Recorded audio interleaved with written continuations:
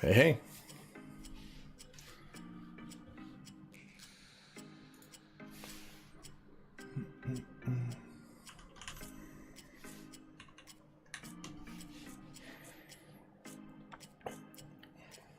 Didn't edit my stream title. How you guys doing today?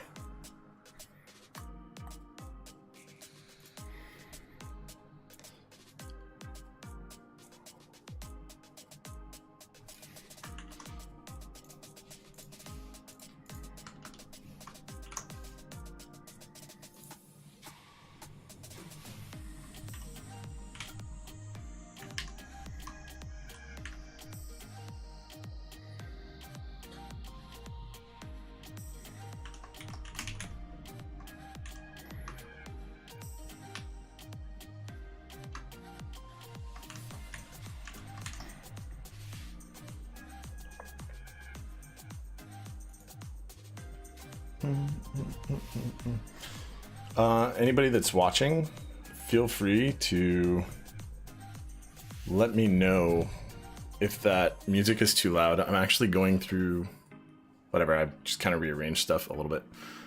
Want to make sure that it seems like it's all right.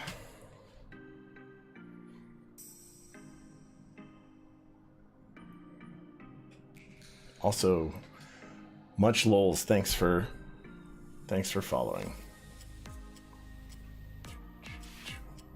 So today we're gonna build a couple KBD66s. 66s, yes. Actually, a customer totally intended on sending me different boards to build and literally packaged up the wrong thing. So I guess we're building a couple KBD66s today. Should be interesting. I don't think I've actually played with those boards from KBD fans. I mean, I've played with some of their other stuff, obviously, but not these ones. I don't know if you guys have any experience with their stuff or not, or like experience good or bad with their stuff. I think I have a little bit of both. Just a wee bit of both. Only a wee bit of bad. Tiny little bit, and they made it right. So honestly, in my opinion, KBD Fans is a great site. A great business. I'm excited to see their new TKL. Well, I guess you can get it. I know you can get it in wing keyless. I think you can get it in wing key also. But either way, I'm really excited to see that. Should be pretty exciting. So yeah, I don't want to burn too much time over here. Oh, also I got this today, literally today. So hopefully it all works really well because I just used it a tiny little bit. The TX84 SE. I never actually played with the SE until literally right now. Like I have another TX84, right? But it's not the SE. So anyway, I'm gonna move us over to the soldering station and get set up so we can start this build. We're gonna be building them up and doing it with LEDs also, so should be kind of cool. All right.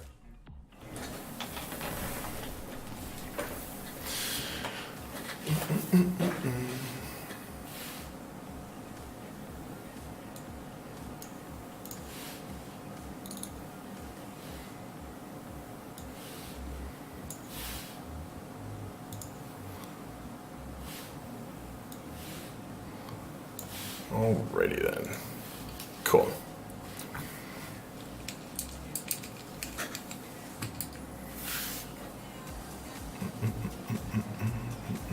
Hey, what's up, Jackstastic? How you doing, man?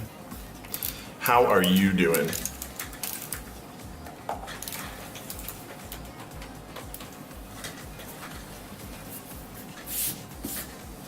Like I said, if this music is too loud, somebody please let me know.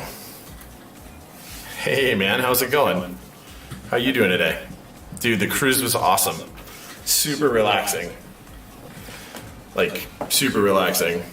Didn't even think about...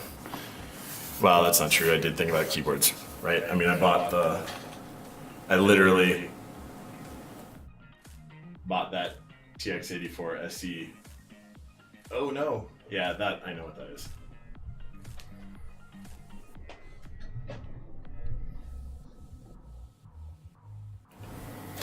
I'll fix the echo right now. That's actually really easy. The mic was just far away.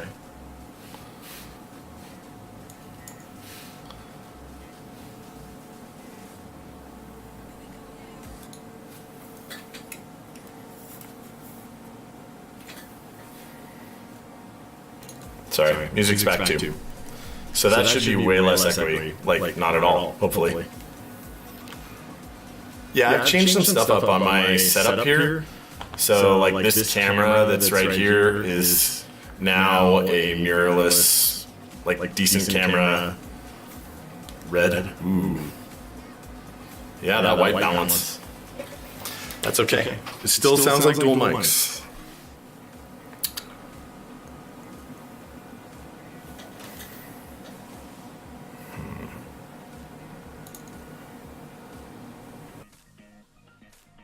Okay, that might be better.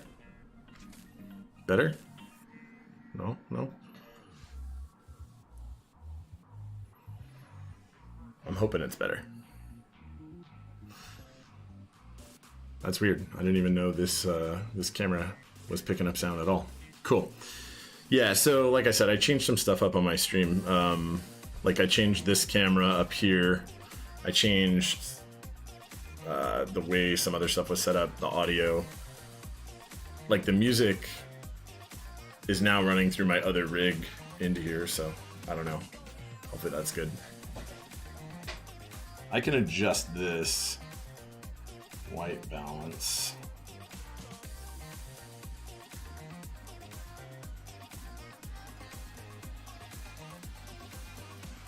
Oof.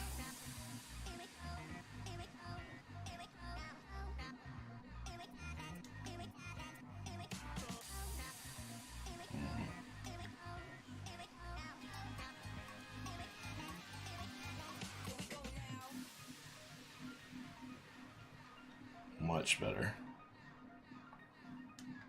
Okay, that should be better. Anyway, and without further ado, we will start this build over here of these two KBD66s with their LEDs and stuff. Like I was saying, customer accidentally sent me the wrong boards. Weird. Kind of sucks because, well, maybe it doesn't suck. I don't know. I mean, I guess he needed these built too, but it wasn't what he was planning on building initially. And then once they got here, we were like, what's going on here, buddy? Like, who are these even from at first? So he was like, yeah, I guess just build those and we'll look at the other ones after, which is pretty reasonable. Yeah, super funny looking planks. Right, dude? Right? I'm glad you're watching, by the way. Also, I mean, these are going to be fun. So, these are both black. The instructions that you sent along mentioned two different colors, but these are definitely both black. But that's okay. We'll do two different layouts. Is it gunmetal? It looked the same under the lighting that I saw, and they're labeled black. Like this one definitely says black. There we go, black. No, I mean, it's fine. Here's the other one though, right? And it says black also. But L-shaped enter, let's go. Yeah, pretty much.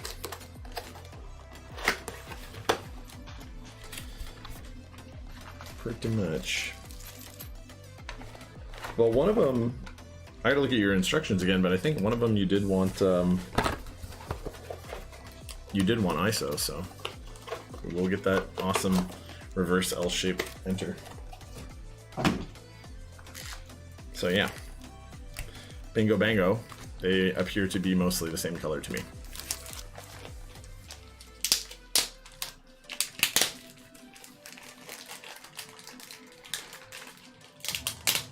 I know, right? ISO.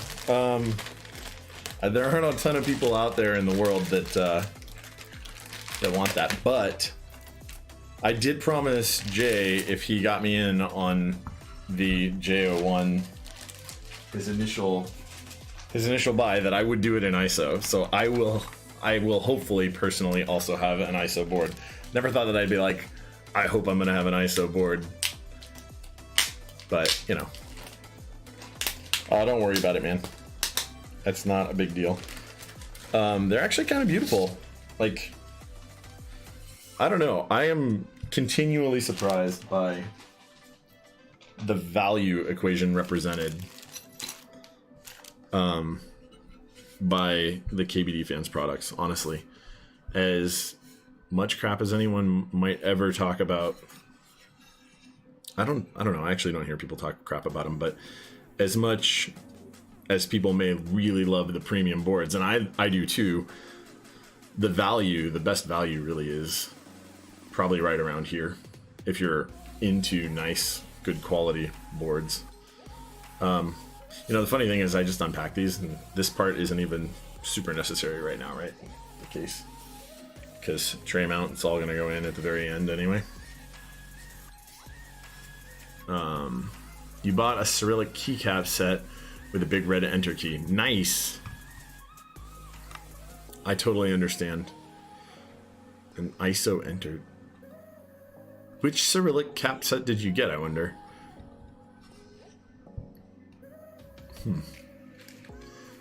Totally makes me curious. Anyway. Let's set this back over here. So they are out of the way.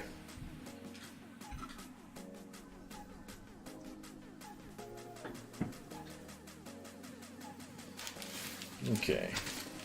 So some of your extra LEDs, by the way, in your box, or going in there afterward. Right, so got these two nice plates right here. I haven't actually pulled these out and looked at them. I wonder what the finish is like on them. Some brushed aluminum, it looks like. I know that there's still some glare on this, but I hope that this image quality is better than before.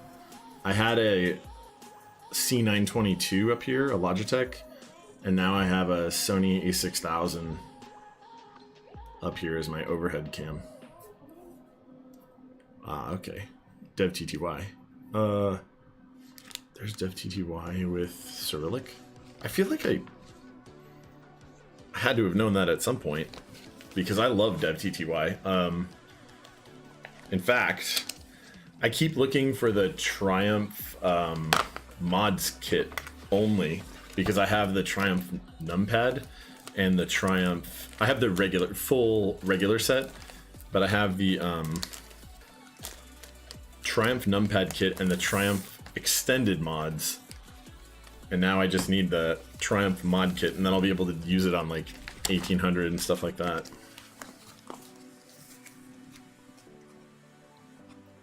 I'll totally look at that.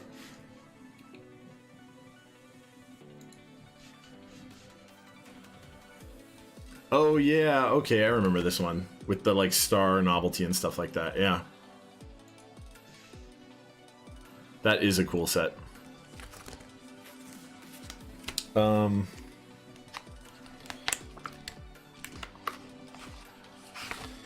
yeah, some interesting like, plastic residue came off of these somewhere, unless that was just junk that's left on from my last one, though I do not believe that's the case.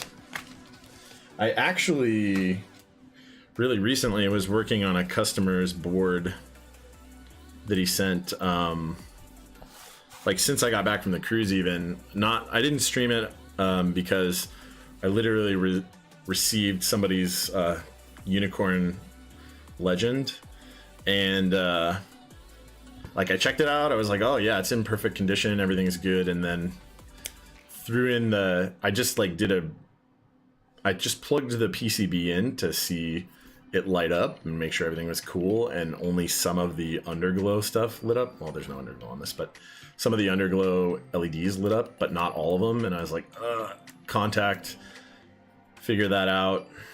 And looks like his PCB is damaged, which is a major bummer. I was actually looking forward to that build.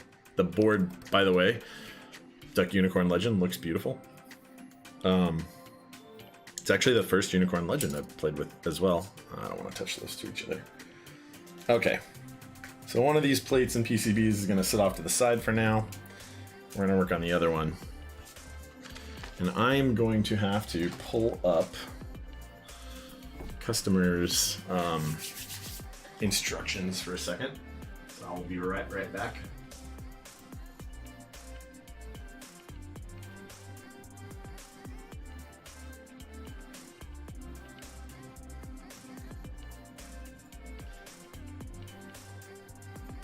Sorry to make you guys wait.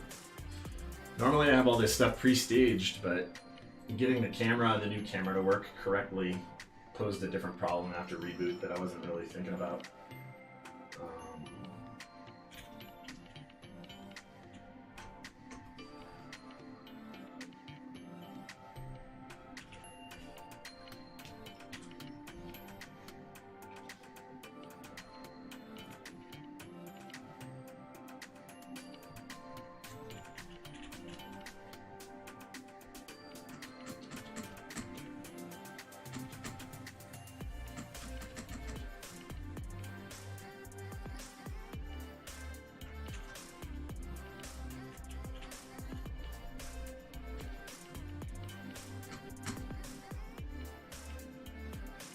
Okay.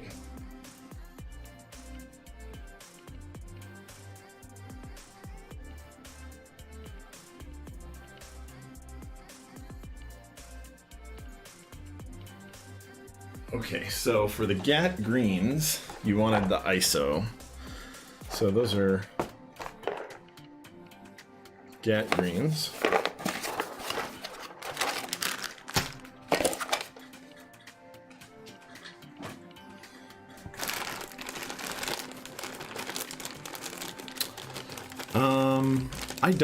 I don't have a Twitter. I'm gonna set one up though.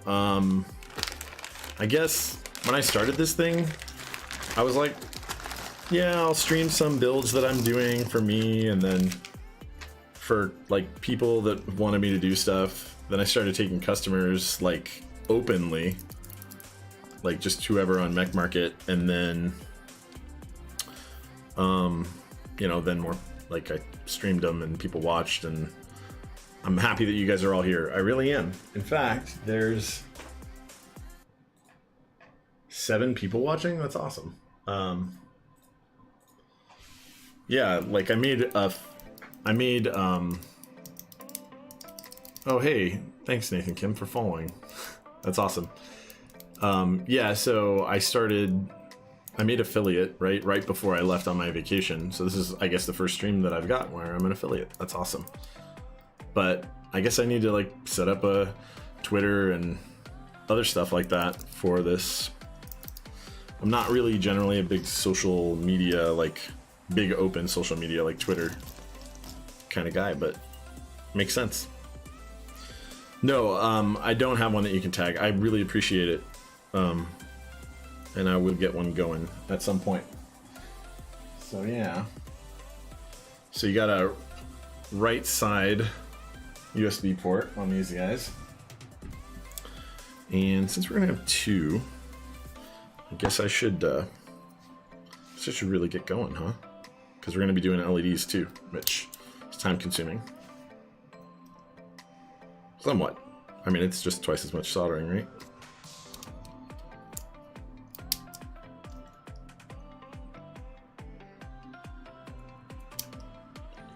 So I'll get some of the fixed pin position stuff in place. As usual, right? Tack down a couple of them on the sides of the board. Tack down a couple real well in the middle, and then just go to town. Yeah, those are really well lined up because they were in a box, which is awesome, by the way. Shipping switches like this in a bag inside of a box so they don't get all their pins crazy bent all the time. I don't know, it's the little things in life that are kind of appreciated, right?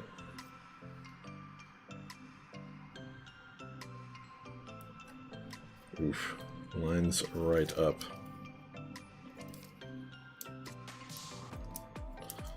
Quite nice. Get this bad boy going. Some soldering iron. Am I still open for commission after this is done? You have more kits, lol. So contact me.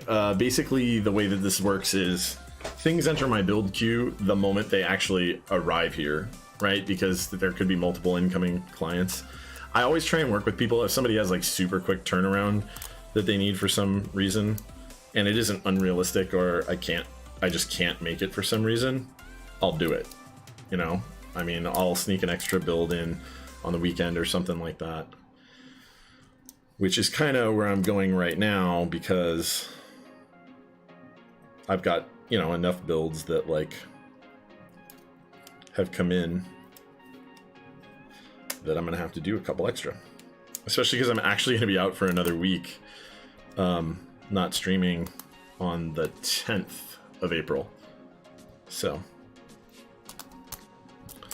all right, I'm gonna tack these corner ones down real quick, and then we can get going. Oh, what am I doing? Did I not put stabs on yet? What a silly, silly, silly, silly guy. Derp. That would have sucked. Yeah, I'm all kind of frazzled today because of the like the new setup and stuff, and kind of getting it going right before I got home. Got home a little later than I wanted to get it all set up. Anyway, so you sent me clip-in stabs because this is like the KBD.fans kit. So just like an FYI to everybody, we're going to be using these clip-in guys, and so they don't require clipping of the actual legs on the stabilizers. They don't have that same springy push-down thing going on. Yeah, man, just talk to me on Reddit. It's really the way to handle it. We'll chat there about it. I'm sure I'll get it worked in. But yeah, just so everybody knows, that's pretty much the way that this goes down. When I receive stuff is when, and if all of the parts are there, that's when it enters the queue. Because, well, honestly, it's just less chaotic that way. That way, if somebody like lags on sending something or something, it doesn't delay anyone else. Yeah, okay. Cool. Just want to make sure these guys fit in. Yep, dirt. Always. Clip-in stabs are always so weird to me. Yeah, so it's that way. Is it really that way? So strange with clip-ins. It is, in fact, that way. All right, stab wire goes north here. Or the wire faces that direction. Yeah, so anyway, we're gonna do this lube and set up on these bad boys, I think. I did want that.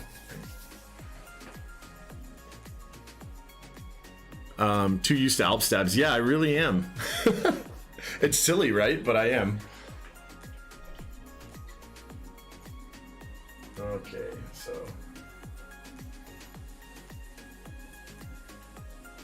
One, two, three.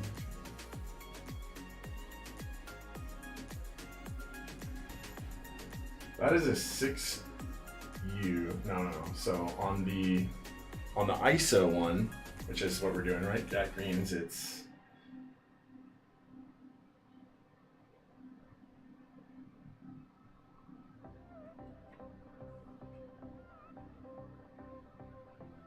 Yep, 6 1/4. Okay. So that's kind of weird, right? You want a 6 1/4, a 6.25U bottom row on this guy. On the other one, you want a 6U bottom row. It's a trip.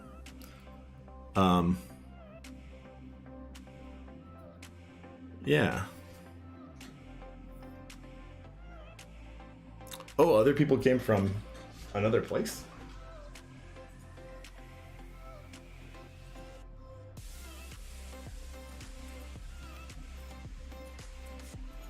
Yeah, so what other builds do the rest of you guys have going? Anything cool? Anything awesome coming up?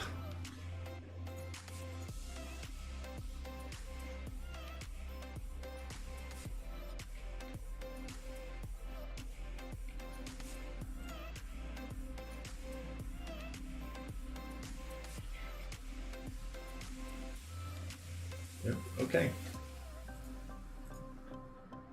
Sorry, I keep referring back to the actual image. It's just I'm so not used to this thing. So yeah, 6 1/4U bottom row, which if I were smart, I'd just have a 6 1/4U spacebar around. That would be the smart way to do this.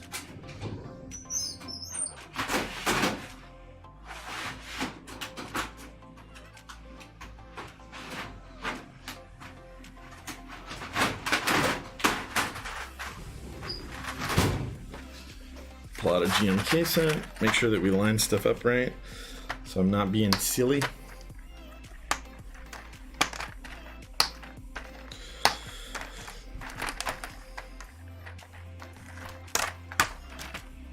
Yeah, thanks guys for tuning in. I appreciate it. So yeah,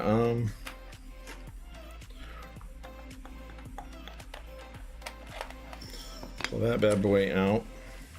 And looks like 1 1/4s across the bottom except for this position, right, which is going to be a 1U. Everything else looks like 1 1/4. Arrows 1, 1, 1 1/4, 1 1/4, 625, and a bunch of 125s.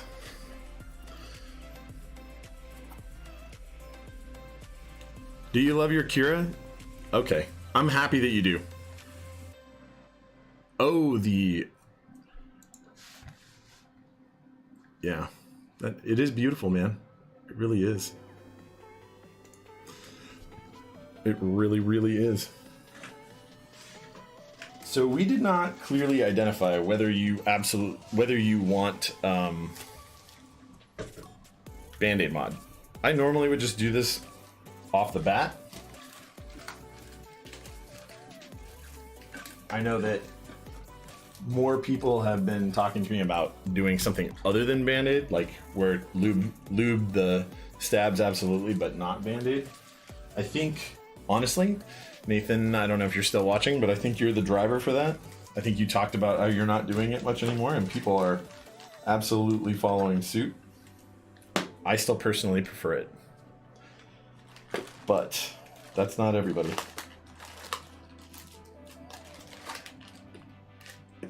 Well, it's not me anyway. I like Band-Aid mod. It's nice.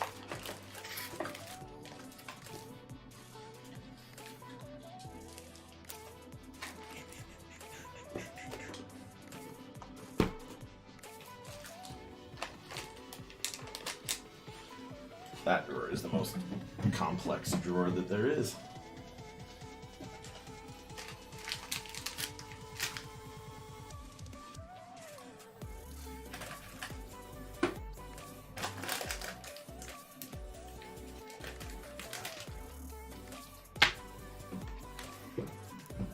All right. In the absence of other information, I'm absolutely doing it. It's the way for me.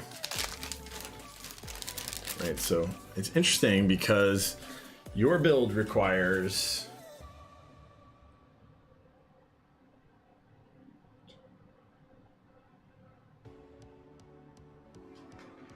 one, two, three, four. 1, 2, 3, 4 sets on one, and then 1, 2, 4 sets on the other. So 4 stabs on each. So a total of 16 of these little strips. Yeah, absolutely, man. Oh, hey, Geek Girl Gamer, thank you for the 100 bits. By the way, Geek Girl Gamer helped me out with some awesome panels on my Twitch, like just some graphics work. I appreciate it very much. That kind of thing is always appreciated.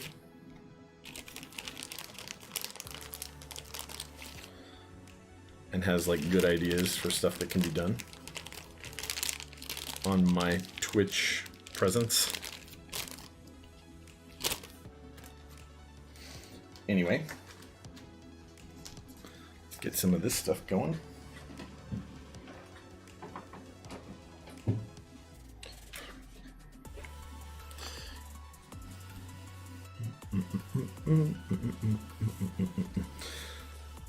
So yeah, man, I don't know. I just got back from vacation and I am... It's interesting, like I'm reinvigorated in a way to like double down and improve the stream quality, and like part of it's that I made affiliate right before I left, right? That's awesome. But like another part of it is just having a lot more energy being back from vacation to do all this kind of stuff. And everybody that's watching now, honestly, all of you guys have like totally communicated and helped make stuff, helped make me want to like take this really seriously. Not just the business part. The business part I'm gonna take seriously because like people are trusting me with their stuff, and that's, you know, you just have to have pride in doing that kind of work. But the stream part, it's I never really expected, you know, people to be that interested in just some schmo building cubes, right? Oh, nice, dude. You go on vacation. That's awesome. Where are you going? Anywhere cool? I mean, vacation's cool regardless almost of where you're going, but where are you going? More to come soon. Totally, and I appreciate the awesome help. I really do. Like, really. I think you know that. I've tried to tell you that outside of here, but I do. It's really, really good.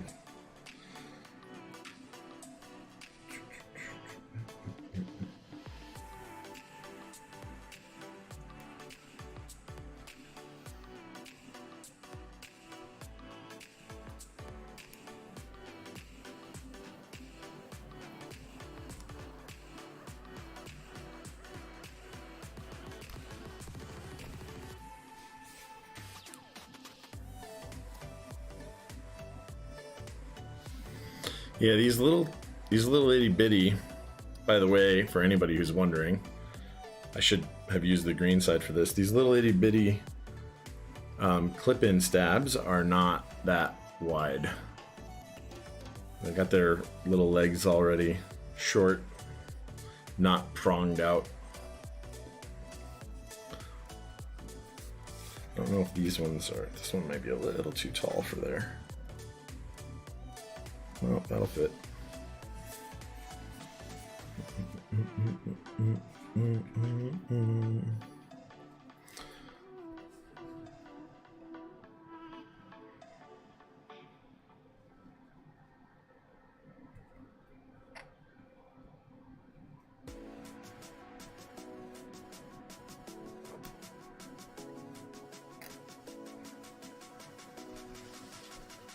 Headed down to Portland. PDX Land. Oh, okay, that's awesome. And then you fly to Boston for PAX East. Dude, what? I mean, you don't have to tell me, but I'm curious now what industry you're in, where you're going to PAX East and PDX Land.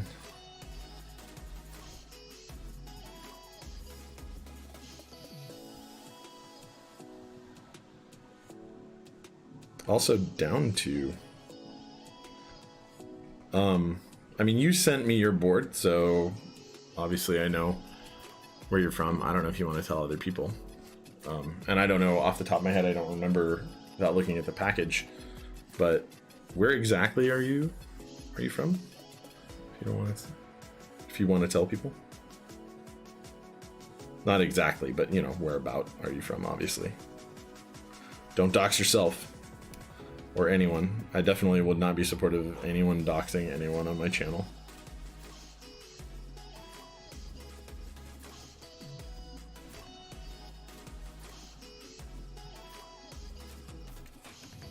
Don't dox me, bruh.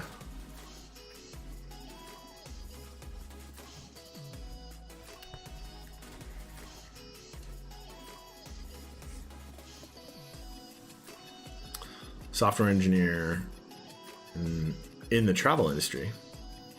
Okay. I was gonna say, for me they would be for fun, because I don't have any kind of a real need to go to PAX, right? I guess now that I'm starting to do anything on Twitch at all, I could maybe like justify to myself the like going to TwitchCon. But TwitchCon also isn't very far usually for Californians, right? Because it's nearby.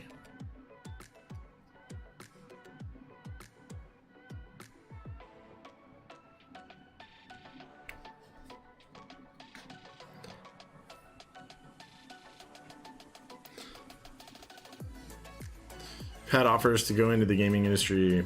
Don't want to make gaming your job. I kind of agree with you. I haven't had offers to go into the gaming industry, but I have thought about applying to like Riot Games or something like that. It doesn't seem like it'd be a bad place to work. I mean, I like my job, and I really like gaming, obviously. It's fun. But yeah, gaming is something I do to relax, so I totally understand. I wouldn't want to do it or be involved in gaming specifically for my daily. It would probably take a lot of the fun out of it, especially if it were for a company that made a lot of games that I actually like already. I'd just be like, ugh, now I don't like these games because work is hard sometimes. Pretty much regardless of where you work, right? I'm always curious, honestly, about what people in our hobby, like, what it is that they do. Because everybody kind of does something a little bit different. 1, 2, 3.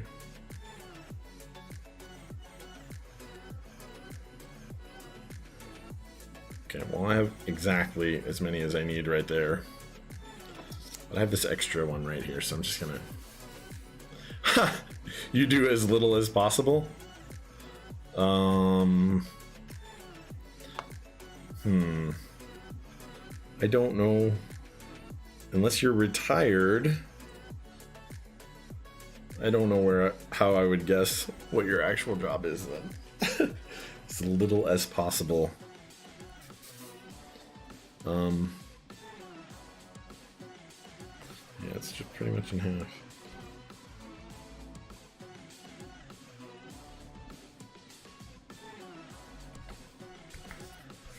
That looks a little too tall to fit in. Nope, just barely enough.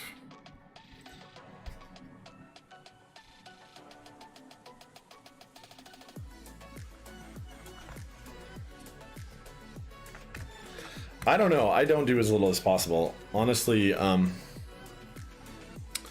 my job, at my daily job, I have a lot of stuff to do, and I like being kept busy in that way. I mean, it's chaotic sometimes. A couple of those are a little too wide, but it doesn't really matter. They're not too wide, like they won't work. They're just wider than is necessary. That one's a little bit wider than is necessary, and these two will be, but whatever. They will still fit and work and be fine. Okay. Band-Aids for Band-Aid mod acquired. These ones need to be cut up, honestly, but lazy. We'll do them for another build.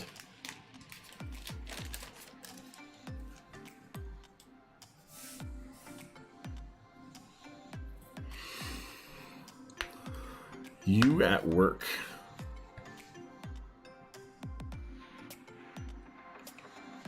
All right, man, I'm gonna open this. Hopefully it's not crazy loud when it opens. Oh, oh man, what movie is that from? Oh, Fifth Element. Duh. I was like, I totally have seen that a million times. Whatever that is. Totally forgot.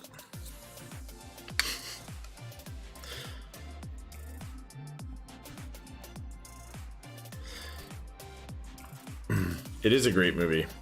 I remember when I was young and that movie, I don't know if it was when it came out, but when I watched that movie a bunch when I was younger, I remember I loved the blue alien opera scene like so much. I actually had the music. I had one of the first, actually had the first commercially available MP3 player that was ever available. Maybe I was spoiled, but either way, it's a Rio something. You can look it up. Personal music player or something like that, if I recall. I'm surprised I remember that. I have a terrible memory for stuff like that. Then I also had like a really cheapy like SanDisk one that took like early SD card. So your first layout is full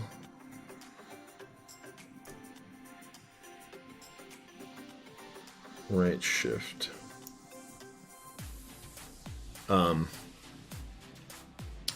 Rio, yeah. I think it was like Rio PMP, like personal music player. I think that's what it's called. I'm probably terribly wrong. Or Diamond Rio? I don't know. I'm trying to remember. I had a few products made by Rio. No, not a few, but maybe two. Arcos PMP. That, man, I wanted one of those so bad when those came around. They looked so cool, but they were like super short-lived, right? Because there was other good stuff shortly after, like within a year.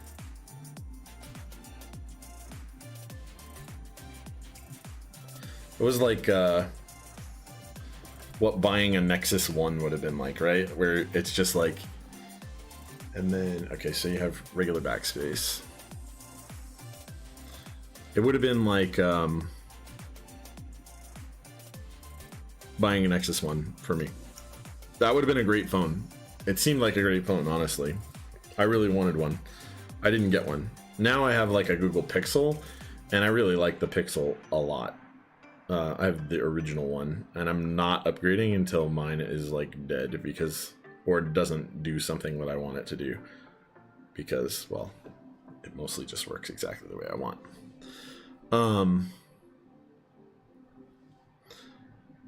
But that one actually looks a little, oh, it's not too short.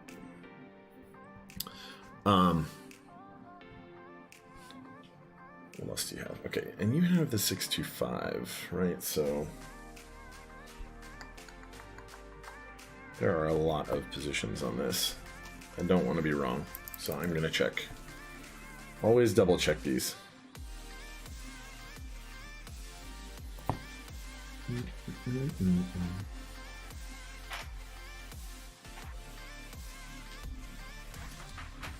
Oof, do not drop.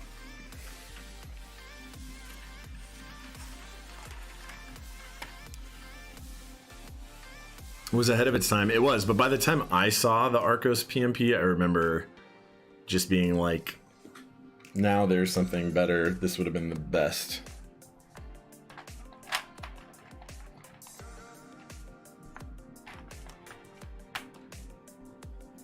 Like iPods eat your heart out.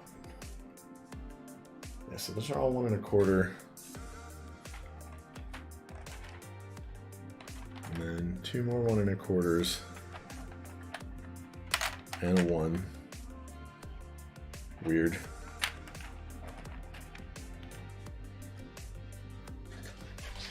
Two more 1 1/4s and a 1.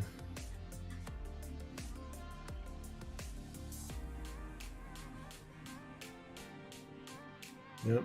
2 more 1 1/4s and a 1, and then 3 more 1s, right? Trip.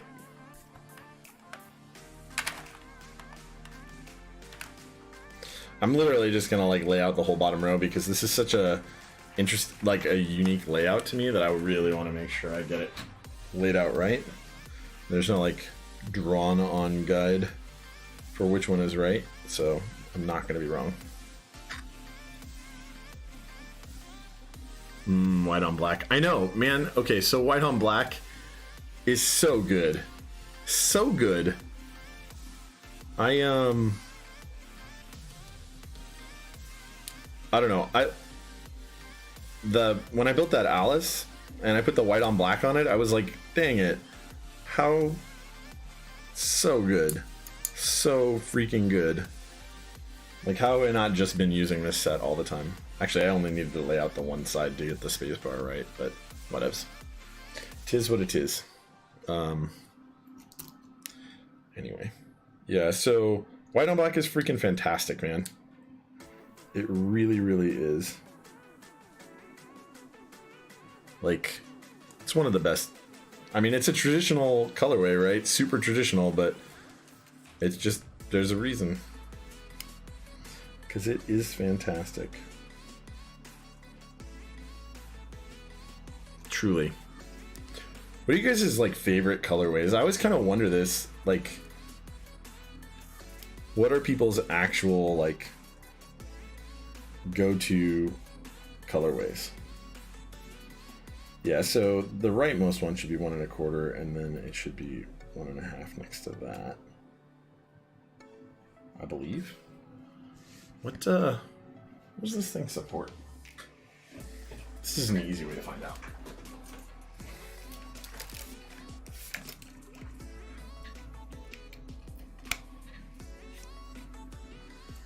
Oh no.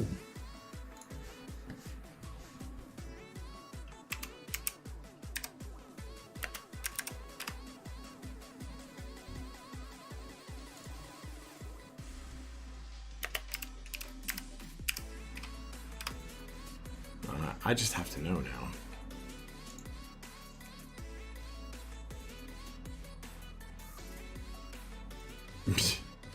This thing supports every bottom row configuration. Holy wow.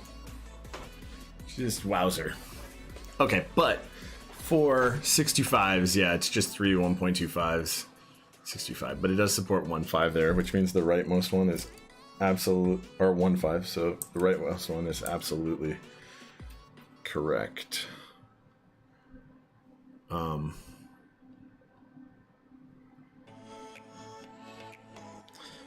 Yeah, I feel bad. Normally I have like all of this stuff laid out in advance. I know exactly what goes where.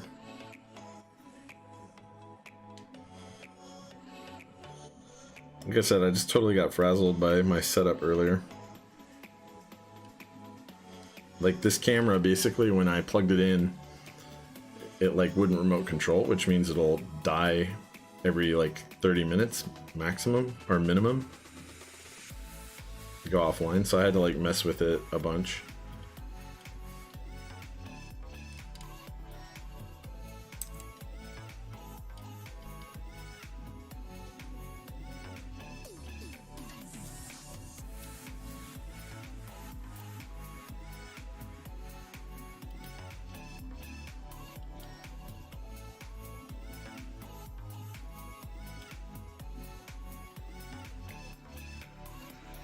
That's a crazy number of bottom rows that it supports.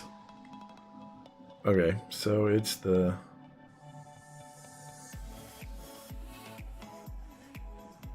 Yep, second one over, first one over, second one over, first, second, third, third. First, second, third, third.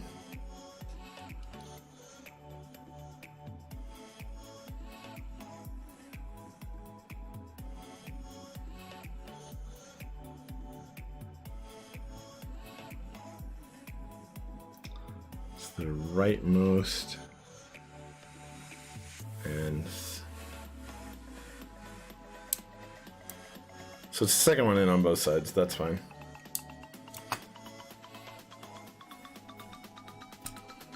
Anyway, I have a KBD75. I do, and I like it a lot. Like, absolutely. I recommend it, in fact. If you like 75% layout. And you want to, like, stay in... I mean, if you want, like, the best 75s, right? It's still not going to be that, but... It all comes down to, like, money. How much you're willing to spend on it. I'm trying to think of, like... There was a Singa that popped up, not a polycarb one, that popped up on Mech Market yesterday or today or something like that, and I was like, cannot afford to buy that board right now, unfortunately. And honestly, even if I could and I bought it, I couldn't afford time-wise to build it, because it turns out I have enough customer boards lined up, and I just got that TX84 SE to where it's like, nope.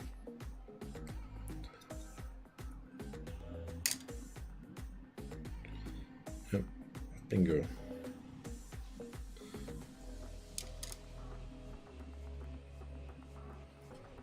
Yeah, so like I'm just not gonna do it. But that's where I would go with it. I don't know. I think I'm interested in a 68, maybe, if I get a compressed one. Another condensed layout of any kind. What I'd really kind of like is a full-size custom. So I've looked at the LZ Stan, right, which is pretty fantastic looking. So before I do this, is there a trace under there? There's not.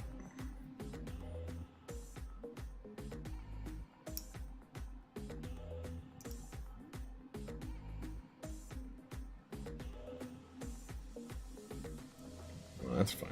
I'm not even gonna mess with it. I don't want to hurt. I don't want to peel it all the way off, but you love layouts where one solid mass of buttons. That's why you also got Akira. Yeah, so I totally thought that I would really want that. I did. And then I was wrong.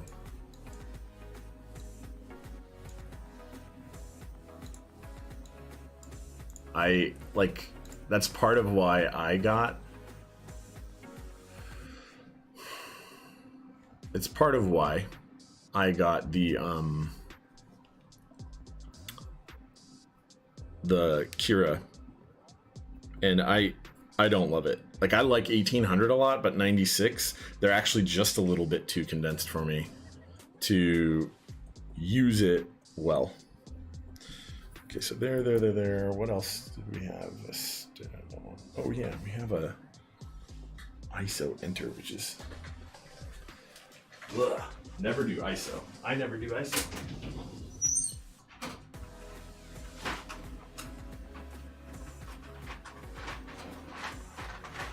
Though, I have more than one set with ISO enter, so I can make sure I'm doing it right. Do I really want to pull the lid off of this? No, this one's a pain. I'm not pulling the lid off of this.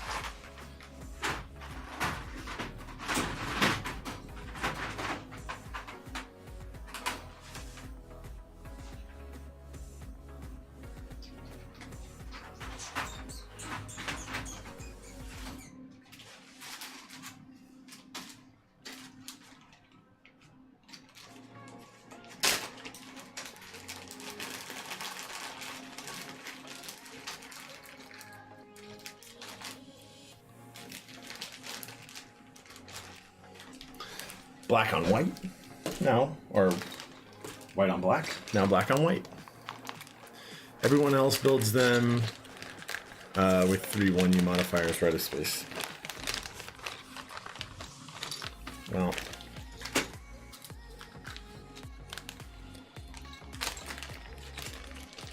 oh yeah, you're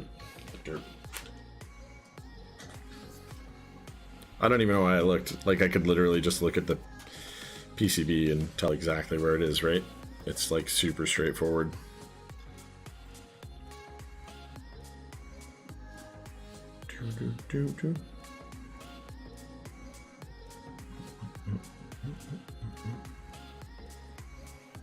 Bingo.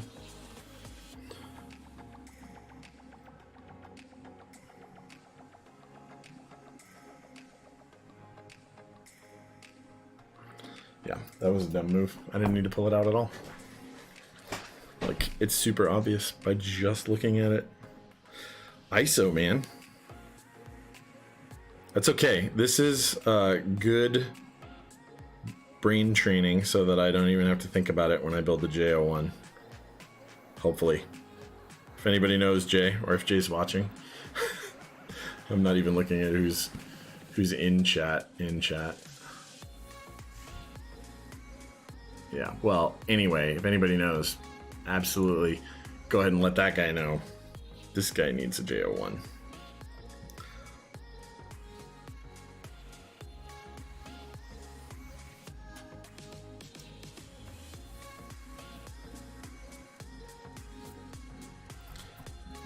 A little bit crooked there, but it's still covering the whole area.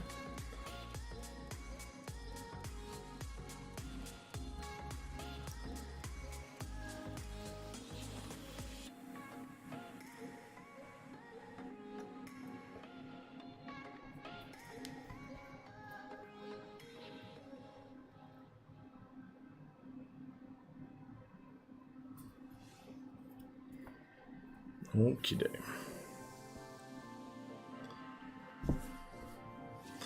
With 3 1U mods right of the space.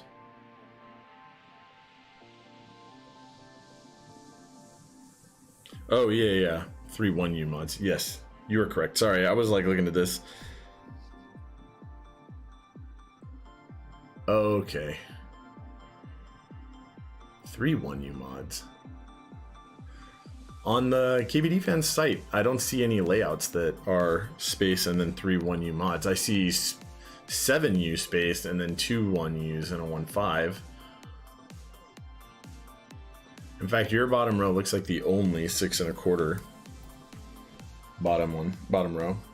And now that this is done, actually, I'm going to do the band-aids on the second one because it's here, and I might as well do it, right? So your other layout is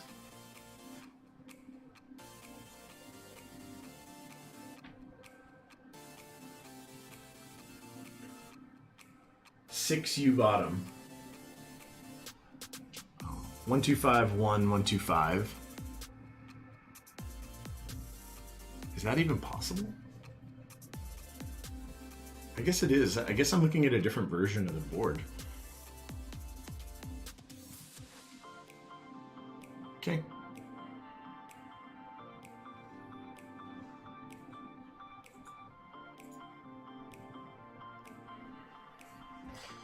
Confirm.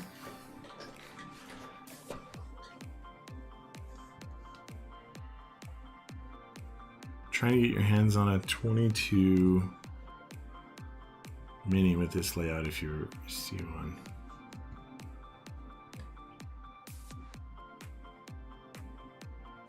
That's cool. Yeah, if I ever see one, I'll let you know.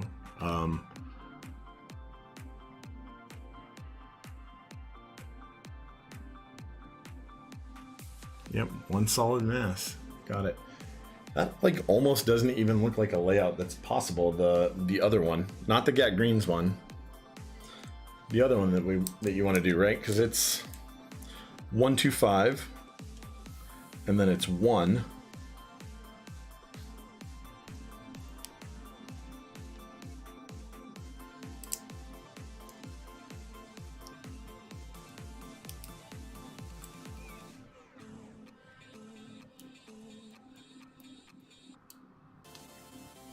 Of course, I picked the one with a bent pin.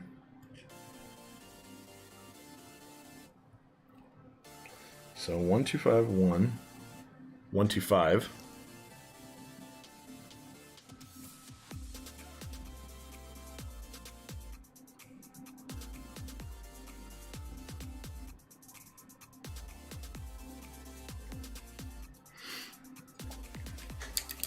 Are you sure that's not a 6?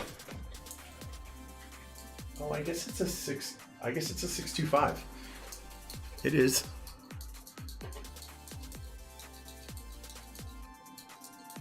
Oh, okay, yeah. It's 625. It is. It's just hard because okay, so he can post the pic if he wants, what he posted to me, but he posted one that's a black board and black on, well, black keys with red mods, so the contrast makes it really hard to tell. But it is 625. It's hard to see where the black plate and case and the black keycap doesn't go. But yeah, this is straightforward. Actually, really straightforward.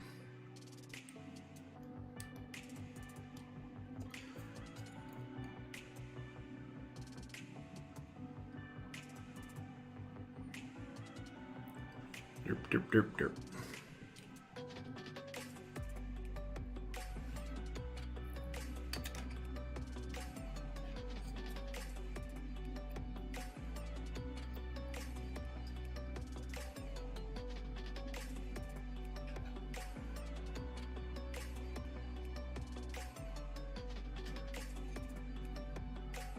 Yep, just one in from each.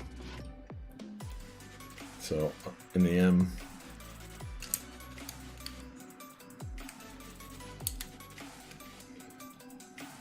the M, and this second one in.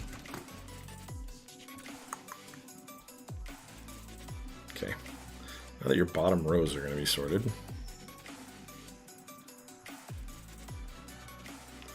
whole thing will be way faster and easier.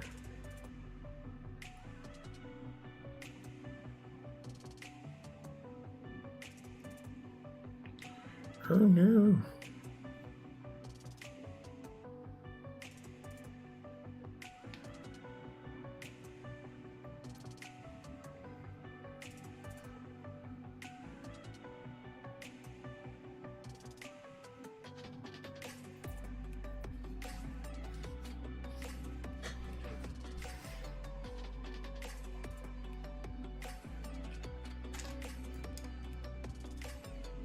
Okay, just making sure. Double, triple check, man.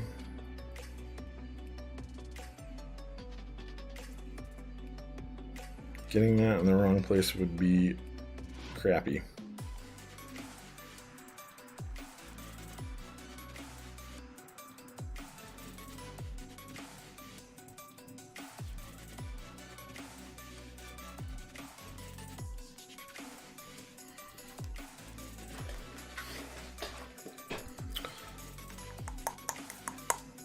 Okay, so you want that, you want anti-enter, standard backspace, and then standard, well, it's really your option, right?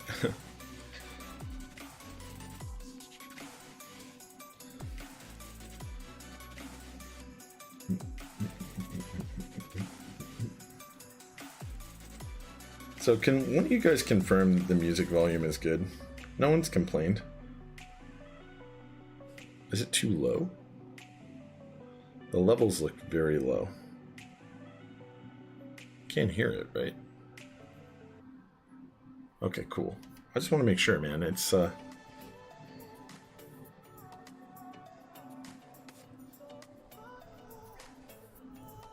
want everybody watching to, you know, be happy with it.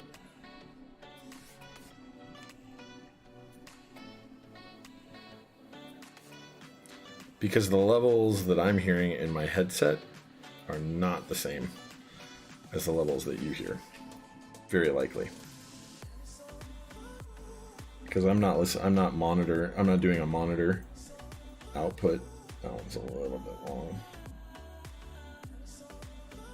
That's fine, actually.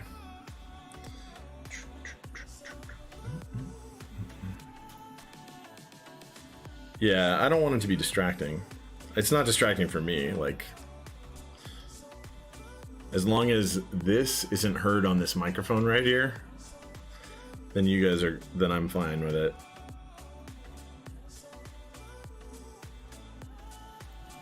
I mean, I still don't want to be hurting my ears or anything, but...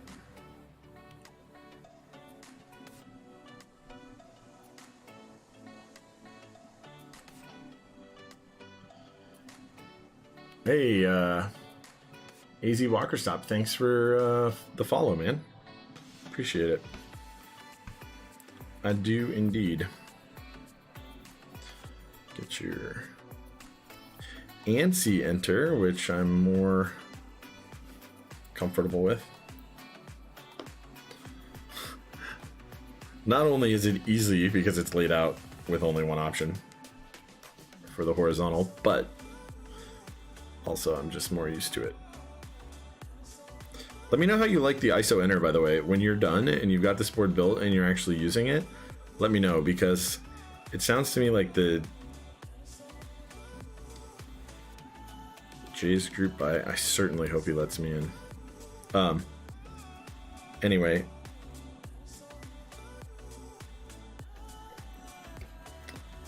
I believe it will be sometime next month.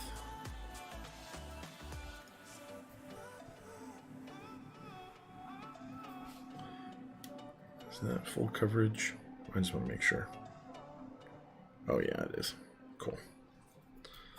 One looks a little small there. Wanted to make sure that it fully covered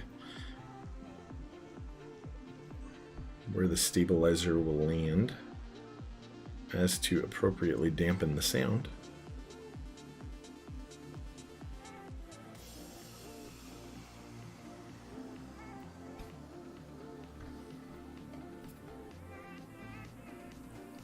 See, this one is a wee bit long.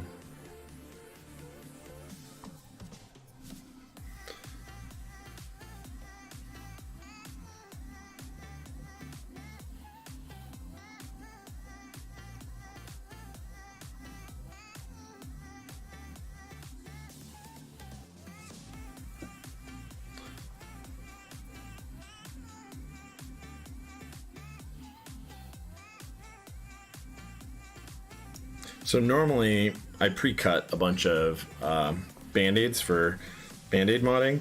Like I had just have them pre-cut and I like used as a template. This one I freehanded it and they still worked, but they are slightly different sizes. It won't affect because it covers the full area, but like usually that's how I do it.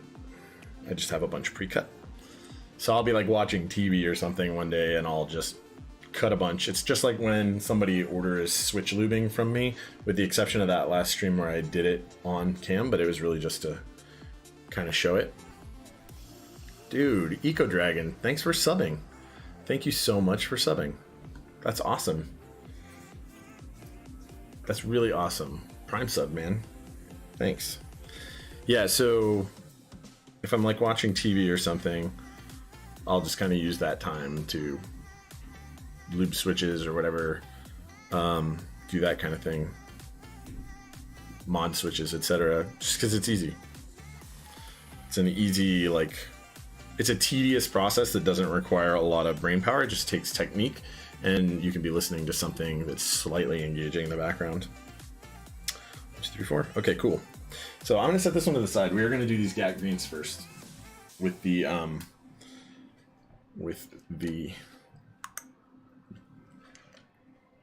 these guys. I'm not going to actually restart that soldering iron because we still know how to lube them, but so Heinebush recommended, I mean, I've been using these for certain parts of switch lubing, but not for stab lubing, and Heinebush said he's been doing it for both.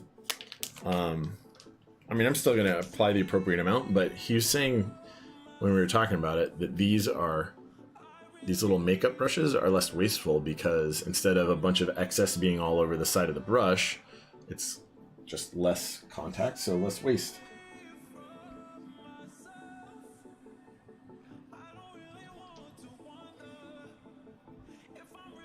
And I'm going to put that to the test because I'm going deep in this jar.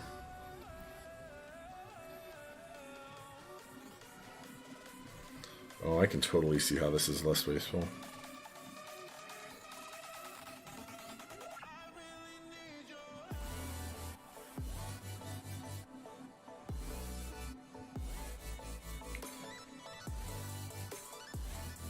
Eco, man, that's really, really awesome. Second subber to me. That's freaking sweet. I'm really happy that I made affiliate. I mean, I guess the bar isn't super high for that. That's like super high, right? But it still feels like an accomplishment because we're a tiny little community. And I know people who have been like established, like Nathan Kim or Top Black or Man of Interest, who I guess is probably also streaming right now. Like, they've been in the community for a long time, and I'm fairly new to the scene, even though I kind of jumped in with both feet and got super into all the things. Yeah, this is way less wasteful, like, and with these newer, not this older one, but with the newer Krailbit containers, I bet it's actually just better all around. Like, way better in terms of waste. Especially when coupled with something like this. No, that's really not enough on there. What crap you want first? Yup. Yarp. So, yeah, I don't know. It feels like an accomplishment, right? Like, because we're so tiny. I guess in a way, it's better because it's niche, so there's less people doing it, which means you guys have less options in terms of watching. So I guess I could get away with being lesser quality. I'm not saying that's my goal. My goal is to be as high quality as I can make it. But I think that's the concept of jumping in, if you're going to try and stream, to jump into a niche that's small enough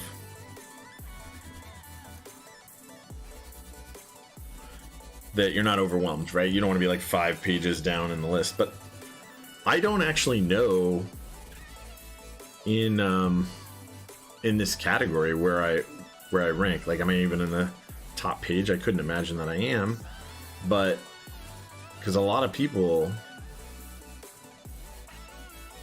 stream in this category, but I'm guessing that there's more people streaming and less viewers on each channel. But either way, it still feels like an accomplishment to me. I guess if you were to try and go jump into like League or Apex streaming, it would be harder even to make affiliate, right? Because you might be like 6 or 7 pages down the list, so no one will browse to you. In this case, for me, Twitch is really good about showing you what your viewer statistics are, like where people come from. So I kind of get an idea of, like, about half of the people that watch came here by browsing. But some of them come from Discord. That's a fair number because it's literally the only place that I advertise that I'm starting a stream, which I guess I should change, right? Twitter or something like that, like you were recommending. Hobseltoff. I hope I'm saying that right, by the way. That's how I've been saying your name in my own head. Hobseltoff? Yeah. Anyway.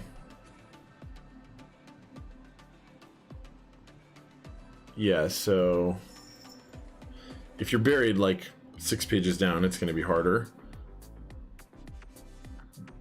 But I think because there's more people, once you get a couple followers or viewers at any given time, you can kind of set up with other people that are in that category.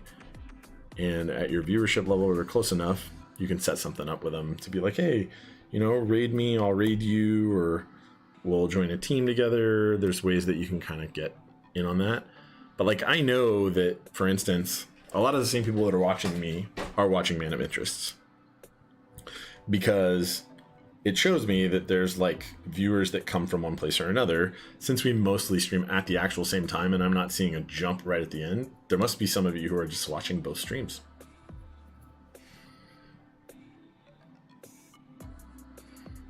Yeah, that's way less wasteful. It even still gets good coverage.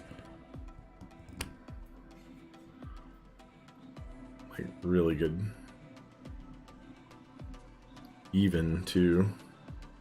I totally like this method. Heine, if you're watching, or if you watch this as a VOD, know that I am now planning on using this method for my Band-Aid mods too. And stabs, probably, because that probably is going to work great too. So Eco, if you're listening, I know that you probably don't know much about this part, about this whole thing. Because it turns out that I know Eco. Well, I've played games with him a couple times. So these stabilizer wire deals. We're lubing these and handling all of this so that your spacebar and stuff doesn't rattle, right? So that none of your so like when the key is there and you like touch the sides of it or whatever, you don't get rattle. And when it bottoms out, it doesn't make like a hard slap, it makes a dull thud. It's all about sound in this case. And when you have a really heavy metal keyboard case, which this one's, it's fairly heavy for what it is, it's gonna make a difference. The sound will be pretty good. Pretty good. Anyway, so yeah, I'll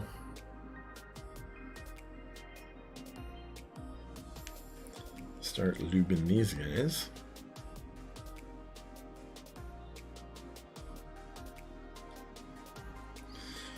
You know, it's funny, I think my Twitch stream says that it's like adult content, so one of you guys can confirm if you browsed here, but it's because of cursing.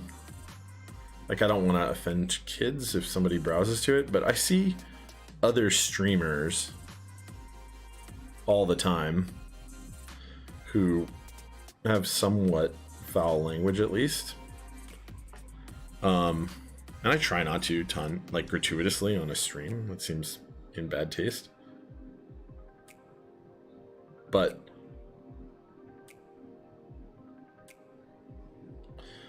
yeah, I don't know what your guys' thoughts are on it. Like, it... That's so true. That is incredibly true, my friend. Like, incredibly true. Only adults can afford this habit.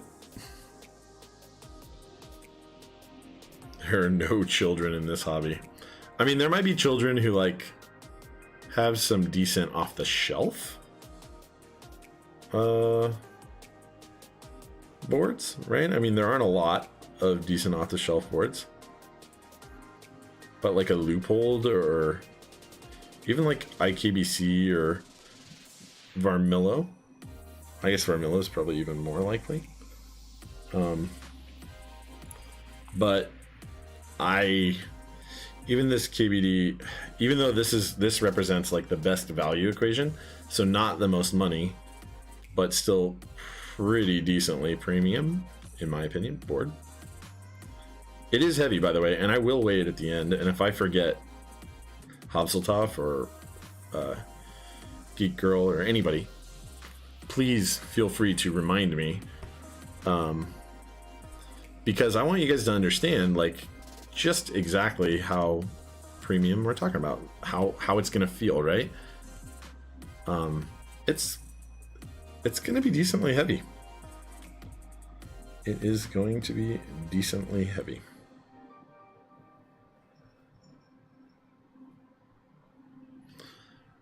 It is indeed.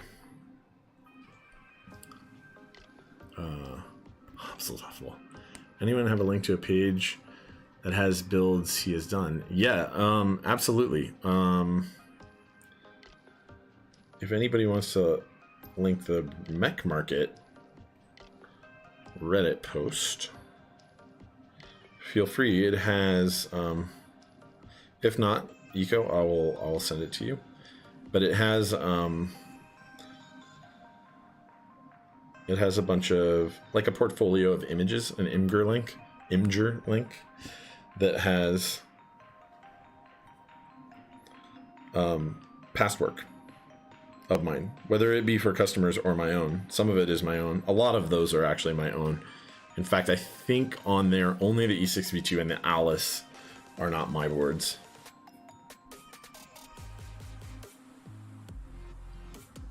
I have love for all boards. Oh yeah, totally. Me too, man.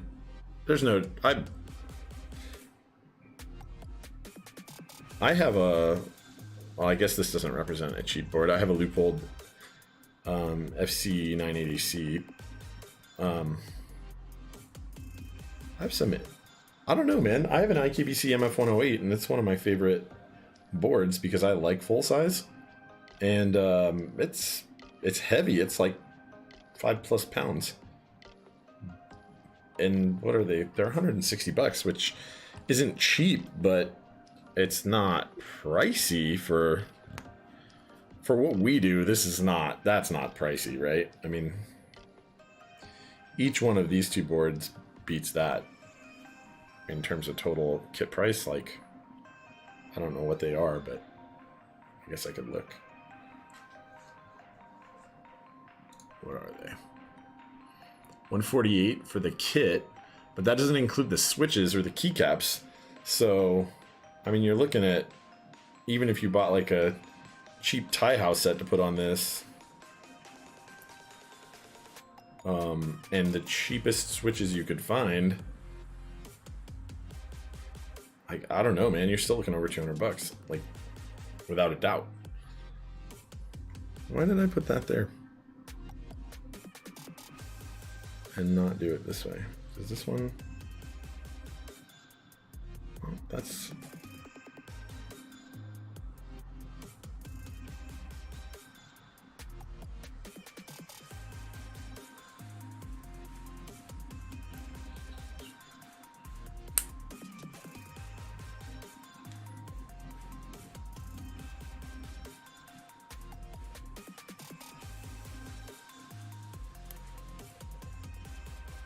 Oh, come on. Why would I do it that way?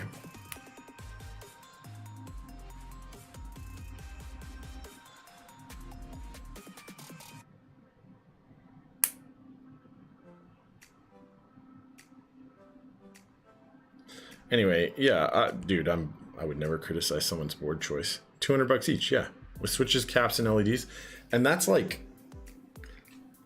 the best value equation. IMO, the best. Hands down, the best value equation that exists is these guys. There's like not even a doubt that the value equation gets a lot better if you want something that's decent feeling quality mechanical keyboard. There's not a question. Zero.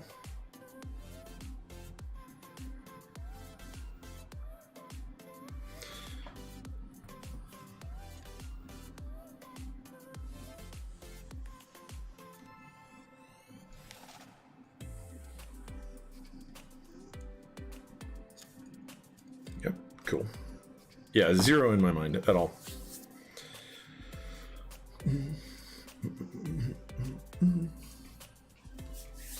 So yeah, that's what I'm saying. 200. Did I say 200 each? Whatever. Yeah, so I mean, I think for the next step up from KBD fans in the customs realm, right? The next step up, maybe like Mech 27, right? Those were fairly inexpensive for what they are, though they had problems, right? This board is not going to have problems, really. Very likely zero real problems that are... I've had one problem with the KBD fans product, and it was when it was brand new. It was a tofu hot swap, where these tray mount screws, like one of the holes, or two of the holes on the same bottom piece, were not on the top piece, right? Because that's a top mounted. Anyway, on the top piece, because it's got an integral plate, where the the hole was not threaded all the way, so this wasn't installed. They came loose in a bag. In this case, right, they're already pre-installed, so you already know that they're gonna pretty much seat down where you want them to. But either way, like, it wasn't threaded all the way on a couple holes on the same board, and so they use pretty cheap zinc screws, which is actually a really good plan. And I screwed it down and it just snapped the head right off because it bottomed out against the threads, couldn't go anywhere. And I wasn't torquing a ton. It's actually just a really soft screw, and it just twisted right off. And I was like, that doesn't make sense. So I tried another one because that one was in the center. That kind of sucked. But I tried another one and it wasn't threaded either. And I couldn't get one of them out. I could get the other one out. I couldn't get one of them out. So I had a tap that I could have retapped the hole, but I couldn't get the other one out. And they're tiny, so I didn't have an appropriate size easy out. I contacted KBD.fans, and they were like, send it back. It's on us. It's our deal. They handled it, right? They did exactly the thing that you should do as a business owner. So while I say that I have had an issue once with one of their products, they instantly took care of it the only way that is appropriate, really, and instantly, without gripe. They weren't difficult to deal with about it. So my hat's off to them, because everyone's going to have manufacturing problems sometimes.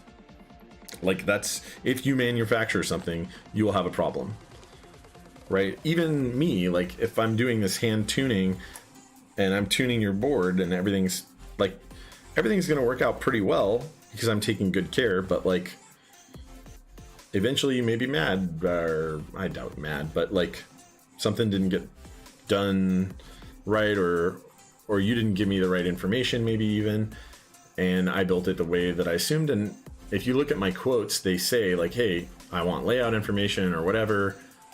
Otherwise, I'll make the assumption if you don't give it to me by the time you send me the board and it gets here.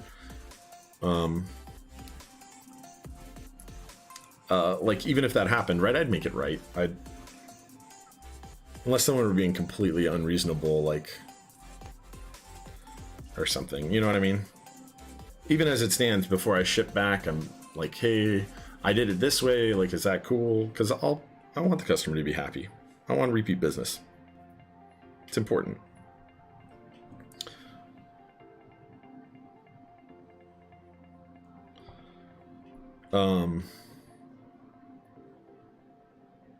It's really important. It needs to be right. And honestly, nobody in our hobby is buying, like, minimum, pretty much $200 on a keyb, right? No one's doing that and not wanting it to be freaking nice and the way that they intended.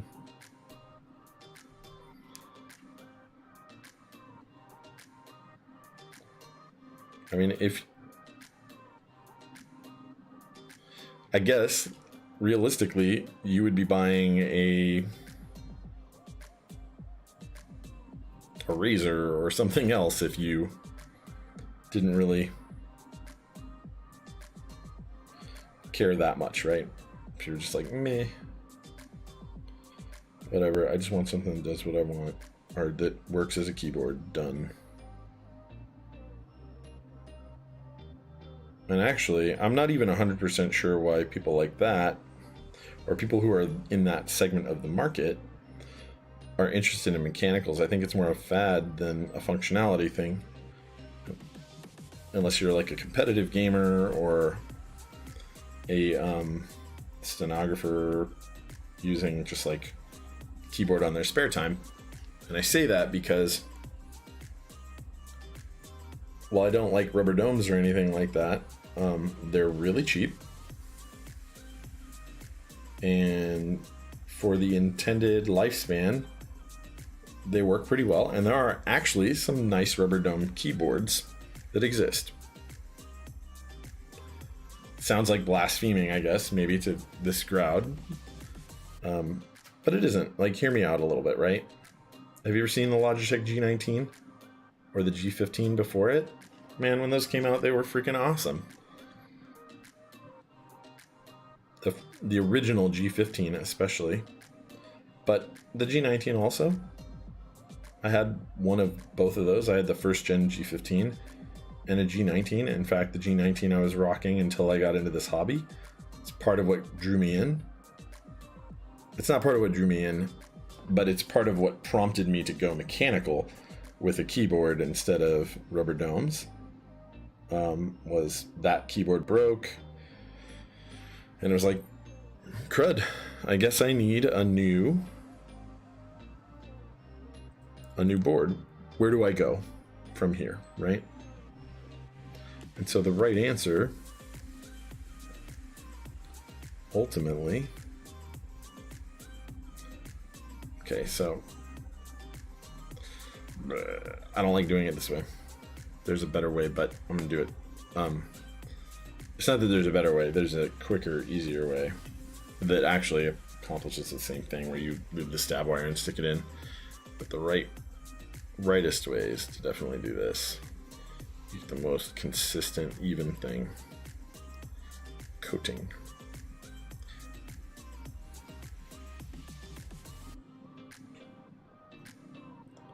And then lube the wire too. But not heavily on the tip. I don't know how you guys lube your stabs. I know how I do mine. I think there's a little bit of technique and preference to everybody's methodology if you do a bunch.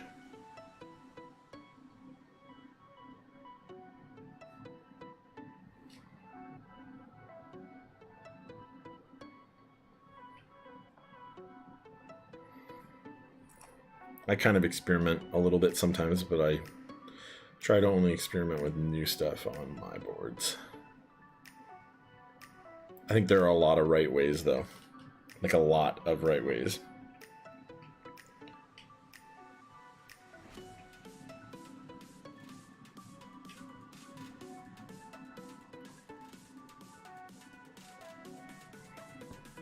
I think people have this tendency to get locked into what somebody like me or somebody else out there says. Only do it that way, and they never experiment with it. There are certain things I'm willing to do, like using this applicator. I use these applicators for other things on keybs. So when Heine was like, "Oh yeah, you should try this thing," literally like yesterday or the day before, just in conversation, I was like, you know what, I'm down. I know how they work. They work really well. I know they can get consistent at the smaller scale. So like inside of a switch housing.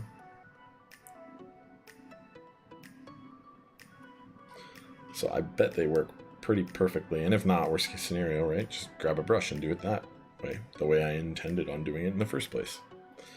Otherwise.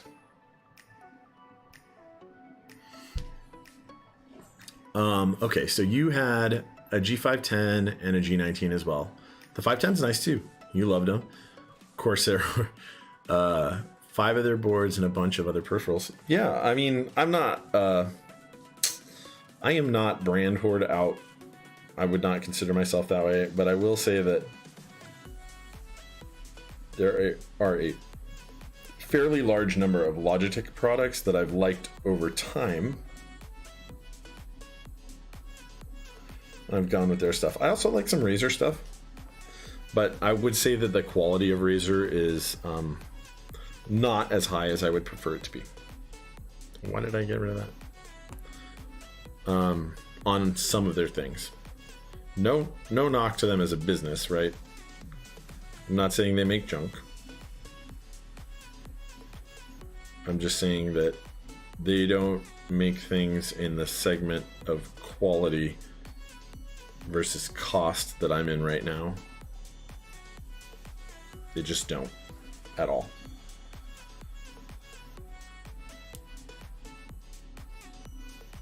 I'm willing to spend more to get something that I feel is a lot higher quality. In some cases, not a ton more. Some of their products are pricey.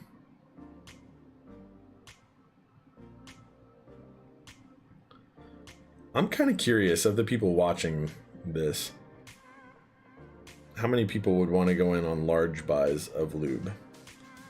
Because I buy a lot of these like little tiny containers. from Crail or wherever else I've gotten them from in the past, of 3204, and I've kind of wanted some 205 grade 0, and I'm honestly contemplating just buying a kilogram of 205 grade 0. Like, are there people out there that want a lot? Because I don't want to do what Crail does, I don't think, and like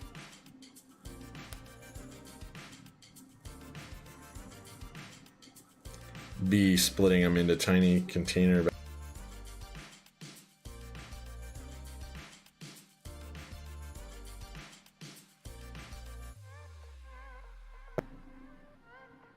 He's got that market, and it's good. It's good that he does. So, but like, my question is really, like, would anybody want to go in on like a big buy, like bigger than we would reasonably get Crail or somebody to split off without asking him to do a custom deal?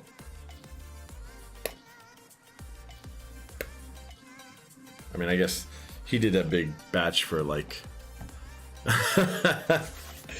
okay, cool. You should talk to me offline, Nathan, and we should figure that out.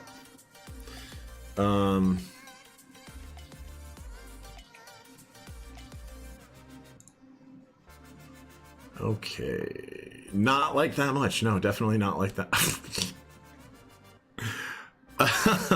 Oh, I has been trolled. The 55 gallon of silicone. That's not the kind of loop I'm talking about. Specifically talking about 3204, 205 grade 0, stuff like that. Nathan raises his hand. Don't you have like a big bunch of 205 grade 0 that Crail broke you off? I'm not saying you don't need more. We should talk offline about that. If anybody is actually interested in that, hit me up, because I have actually priced out and quoted like a kilogram of 205 grade 0. For what it's worth, if anybody's doing the math, a kilogram of 205 grade 0, 205 grade 0 was around 2 grams per milliliter. So that's it was a little less. It worked out to like 540-ish milliliters. Somewhere thereabouts, don't exact. But yeah. So I did price it out. I'm kind of willing to just do it just for me if I need to, but it'd be cool to split it a couple or a few ways, because it's not cheap. It's not cheap stuff, turns out, like, at all.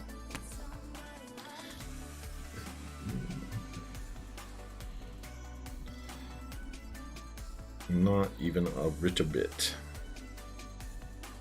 I don't know why I just did the stabs for this one instead of both of them, because that was silly. Because I'm literally going to do the other ones too.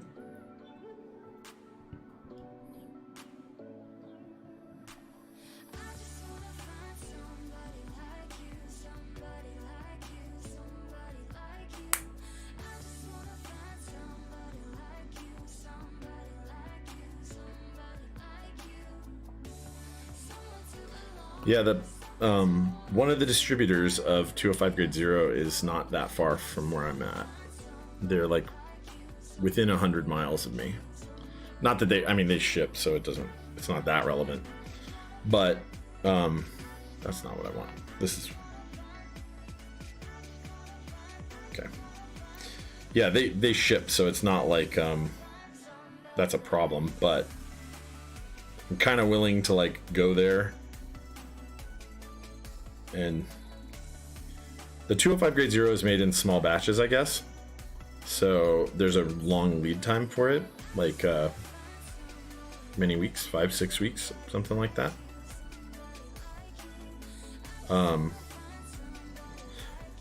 But other things like 3204, not so long. Though I did not quote that yet.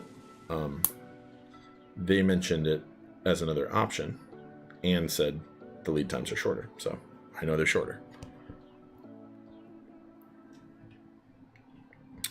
So yeah, if anyone is interested, if you watch this, if you watch the VOD, if you're watching right now, whatever, please feel free to ping me. And then maybe we can get little private, I mean, I guess it's not private, right? Anybody could watch this, but a little group buy going on. I mean, I don't want to split it like a ton of ways because I actually want a fair bit. And I'm guessing anybody that would watch this and contact me would probably feel the same way.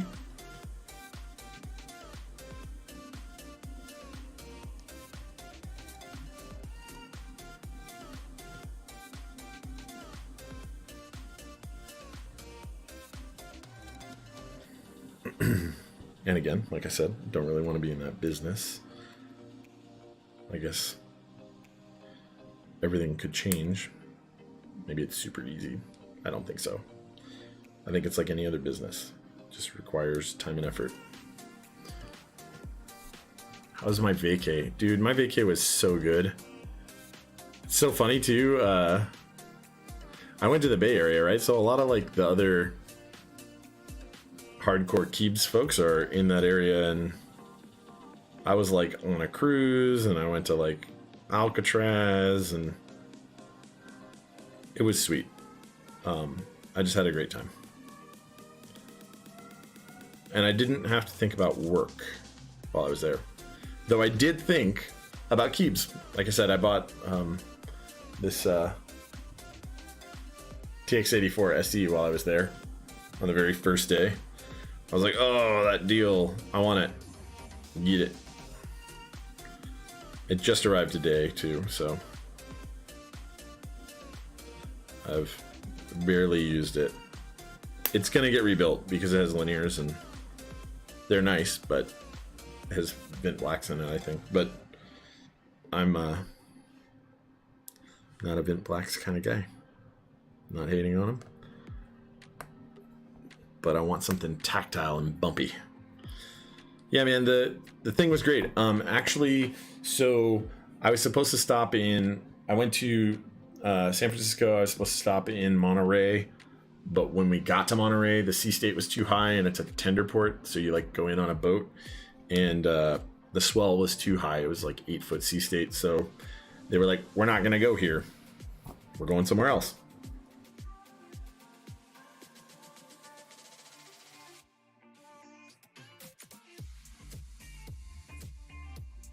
I'm doing it now.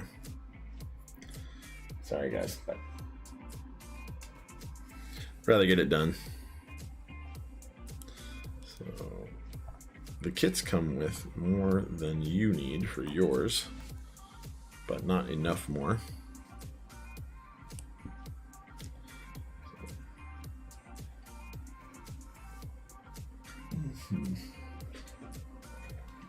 Where's the other kits clip-ins tabs? There they are. No. It's okay, man. It's okay. It was actually, Monterey is cool, but I live in California, right? So these are all places I could drive. It wasn't a big deal at all. So I went. I didn't get to get off in Monterey, but it wasn't a bummer for me because what ended up happening was even better. I went to San Diego. That was the next place we were going to go. So we went straight there, and then we got there at like noon, and then we stayed in San Diego overnight, which is great because my brother lives in San Diego, and I didn't even hit him up when I first went, or when I first planned it. There was no point because he and his wife and his daughter, like, they have, you know, their routine and stuff, and they're just not. Hold on, 1, 2. Yeah, so they're just they weren't going to be available in the middle of the day when the boat was supposed to be there. But because I overnighted there, I got to go to dinner with them. I got to see my niece, hang out, see my brother who I haven't seen in a while, and it was great. it worked out well for me. There were other people on the boat, I think, that did not feel the same way I do about this. But for me, it was fine. And Alcatraz is really like the only excursion that I had planned. And I didn't do it through the cruise line. We were in San Francisco till late. So I went on the night tour of Alcatraz. And came back right before the ship left for Monterey. And so it was a cool experience. I was at Alcatraz until, I don't know, 9. Almost.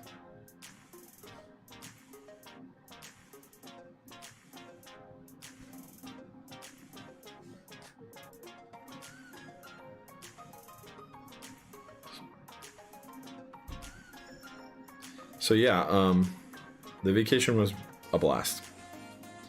And I don't know if you guys are the kind of people that like cruises, right? But cruises are absolutely not about traveling anyway. They are about being on a cruise ship, it turns out. Which switches am I soldering? So these are Gaeteron Greens with a nice little... And then the other ones are Cherry Greens. Cherry Greens.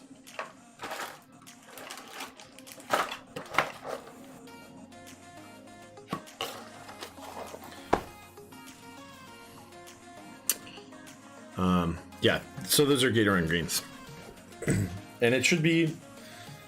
I've never actually played with Gaeteron Greens really in a board. Only loose. So I'm excited to see what they are. And if you guys know or ever watch me before anybody else, right? You know, I actually like clickies. They're not my go-to. My go-to is tactile, which I think is fairly common in our communities. But nice clickies are nice. Don't get me wrong, there's some junky ones.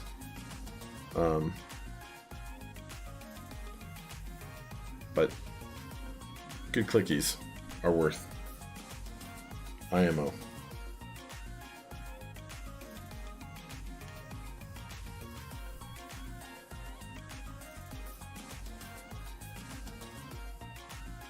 Like Zeliostotles, especially Zeliostotle V2s. Good lord, the V2s.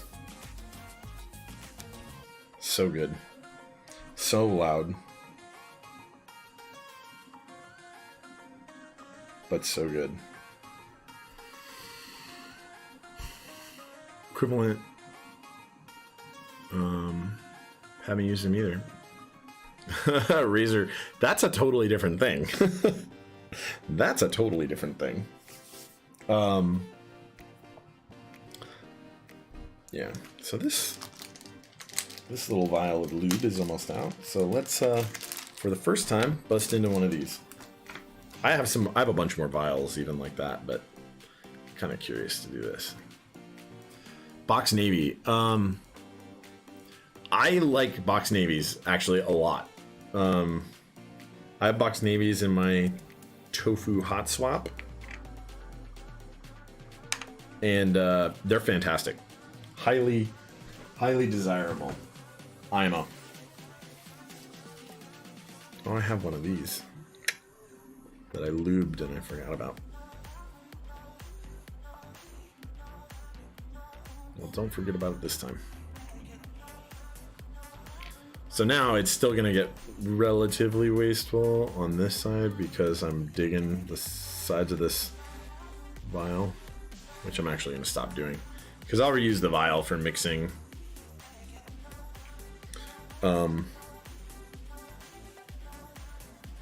mixing greases and oils, which I don't know what your guys' all thoughts on mixing greases and oils are, but it's one of my... This one's Ready lubed inside, that's right. Yeah, so mixing greases and oils is actually a thing that I like doing. I find as long as you don't go too heavy on the oil side, or too light, I guess, by shifting toward oil, as the case may in fact be, you get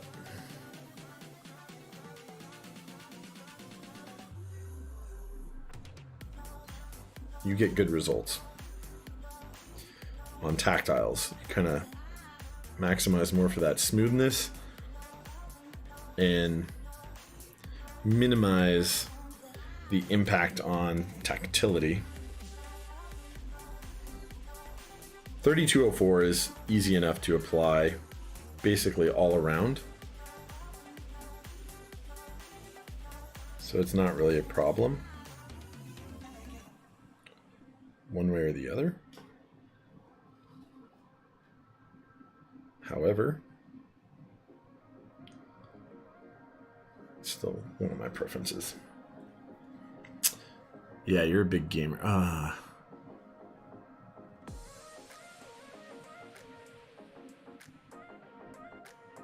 Oof. Box Navy. Okay. You wanted to get Box Jade soon, so you're going to try on your hot swap. Yeah, I mean, the navies are great, so Jades are probably... I've only clicked Jades independently. I haven't actually used a whole board of them, but they're just a little lighter, right? That's my experience with them. Click, click, kind of just loose switches. I think hot swap's a great way to try new switches. I really do. Ordered 50% more than you needed and measured each stem with a caliper. Wow. Yes. I think the new ones are fine. I don't think people are really running into issues that much. Not a huge fan of clicky. Yeah, okay, so I actually am only tactile when I game. That's what I want. Linears don't give me enough, like, enough feedback for me to be of actuation, feedback of actuation via the feel for me to be super happy with them for gaming. So that's why they're kind of useless to me. Then again, I'm heavy-handed, very heavy-handed when it comes to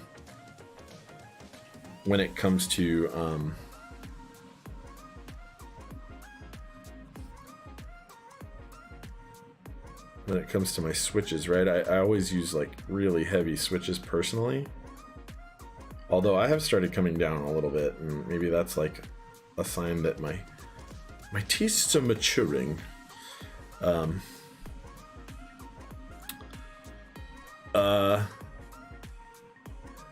Honestly, like the tactiles I prefer for pretty much everything right now are Zelio V2s, Holy Jesus, Holy Pandas. I actually like Zelio V1s too. But after like pretty extensively for the last, I don't know, if Zeal ever watches this, please don't take this the wrong way. I like Zelio V1s, and I like Zelio V2s, and I don't like Cherry MX Browns. However, using the V2 Zelios and then using a lot of Alps Browns recently it almost makes, when I use this IK,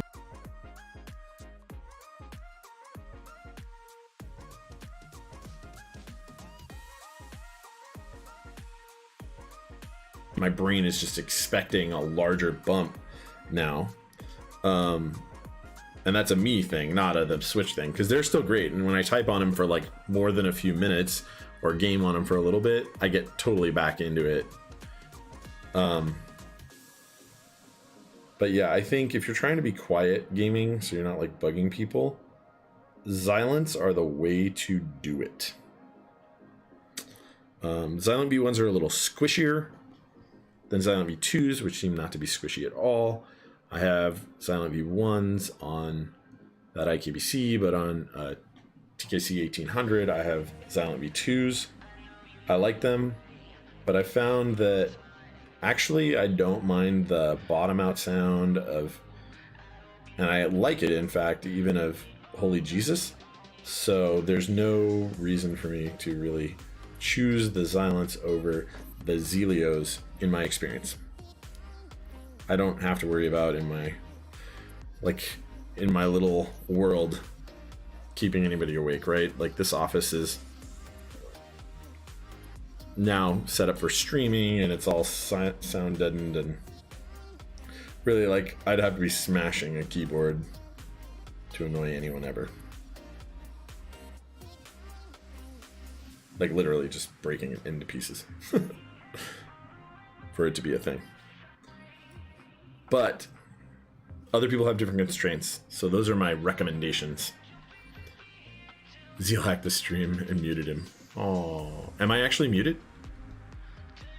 Joking. Obviously you can hear what I'm saying, otherwise you wouldn't know.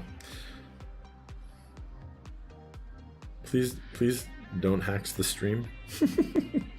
He's gonna totally think it's bad. I don't know, like, I don't want to insult anything that the guy does, because the reality is I pretty much like all of it. I have yet to see something bad of his, or something that I think is bad. Even when I went to NorCal, right? When I went to the NorCal meet, I saw him there. I talked to him a little bit about his whatever boards he brought there. I think he had a Xeno Proto there with Zelio V2s, and Zelio V2s were like new. They hadn't actually launched and become available, I think, at the time. Does that sound right? It sounds right. Either they hadn't become available or I didn't have any yet in hand. Either way, I was playing with them, and I don't know, man. I really liked it then, and I like it more now, and everything that he brought was really cool. I will say that his stuff is premium, but it comes with a premium cost. It does, absolutely. And so the value, wait, no, it only muted the part where you were going to talk about, oh yeah, sure. Yeah. That's true, though. It's just Brown Alps is going to be hard to compete with. But no, so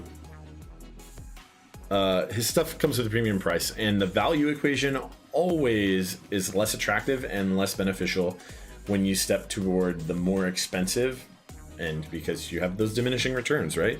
In order to manufacture slightly higher quality and have that slightly better experience, it costs a lot more. I'm not even going to talk about where he sets his price, because I think I've heard a lot of opinions in the community, and I don't, he's running a business and he's benefiting the community at large. I don't think anybody needs to criticize too harshly where people set their prices unless they're obviously gouging. In fact, even then, I tend not to say too much, because that's obvious when that happens. I'll give you an example. I almost posted on the guy who posted the Jane V2 for $3,500. I was like, wow. I was thinking in my mind, right? I was like, this guy has one confirmed trade, and he has a $700 board that he's trying to offload for 5 times what it cost new. I realize there's supply and demand and all that good jazz, but that guy's obviously gouging, right? I thought it was a joke too, but I feel like you don't do that on Mech Market, right? That's not the worst case scenario. He's just being completely inappropriate with where he's making that joke. If it is in fact a joke, but I don't think it is. No, Zeal is nowhere near as premium of a cost as Alps. No, the value equation is way better on Zelios V2s or Xylent V2s or Helios, if that's what you're into, or Telios, than something equivalent in Alps. Absolutely. Like, absolutely, absolutely. Brown Alps is expensive. I actually broke it down for a customer recently. The customer who sent me the Duck Unicorn Legend. Love that board. It was very nice. To build for him. Right, I was actually planning on doing it this weekend. Because he had kind of a quick turnaround time that he wanted, and I actually feel even worse for him because of that. And it's not gonna work for him. But his PCB's like kind of busted, right? Like the switch is all hit, but he's not gonna get the LEDs out of it. And I told him that whatever. I think he's gonna get a PCB somehow. But there was a PCB that had showed up on Mech Market not too long before that, and I had jokingly sent it to him, and I was like, sure you don't want to do that crazy Alps build? Before I had inspected his board. I inspected his board, and it's horked. It's just, the LEDs, not good. So, anyway, I was like, hey man, if you actually do want to do something crazy like that, let me know. And then I kind of like priced it out in my mind because I've done enough Alps builds. Right, you guys have seen the stream, so you know I'm into it. So I've done them, and I spec'd it out, and honestly, it's just an extra $100 to $200 more expensive to do Alps Browns in that than it would be to do it in the Salamander that I have. It just would be. Yeah, I agree. If Alps got brought back, I would lose my effing mind. Like, if a legit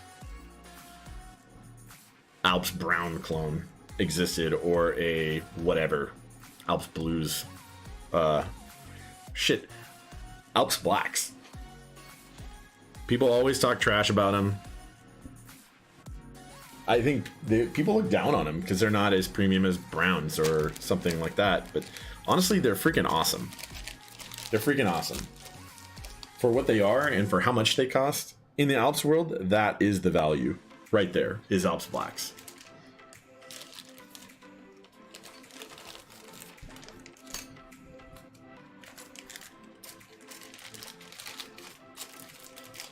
But they still aren't as premium as Browns. If you could make a Brown clone now, an Alps Brown clone, you could, let's say you could in fact bring that back, right?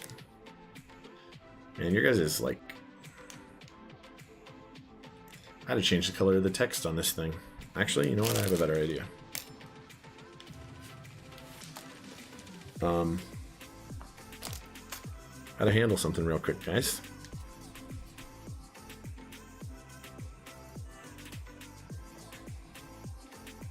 So yeah, if you can make a clone like that, I'd go crazy.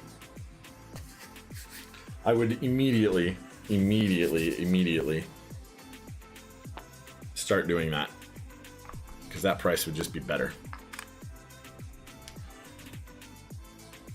Like, without a doubt, better. Neon green. Yeah. Sure. Want to get stuff that's super expensive? Super premium. Super expensive. There's a lot of that, though, right? I mean, there's a lot of really cool stuff, but if you're going to bring back that, right, bring back Beam Spring, and didn't I hear something recently about someone doing a Hall effect?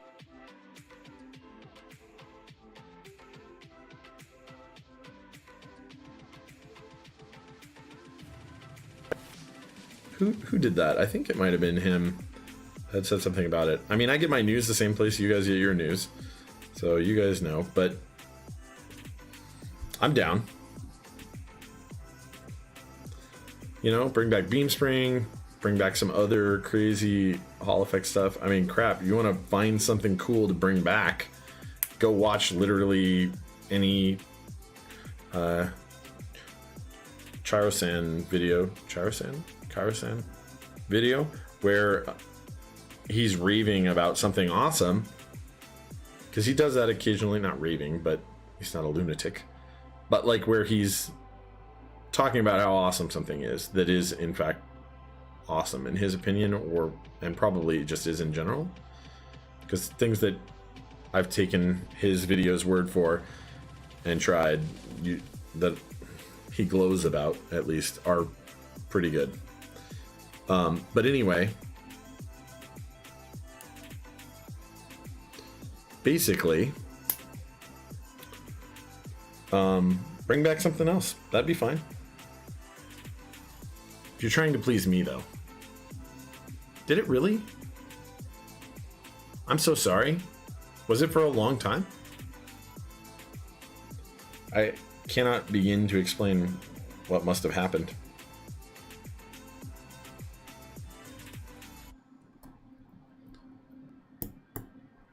I'm sorry. Anyway, what I was saying is oh, helps if I get this the right way.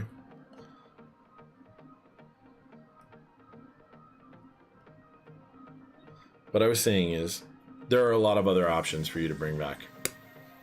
And I believe that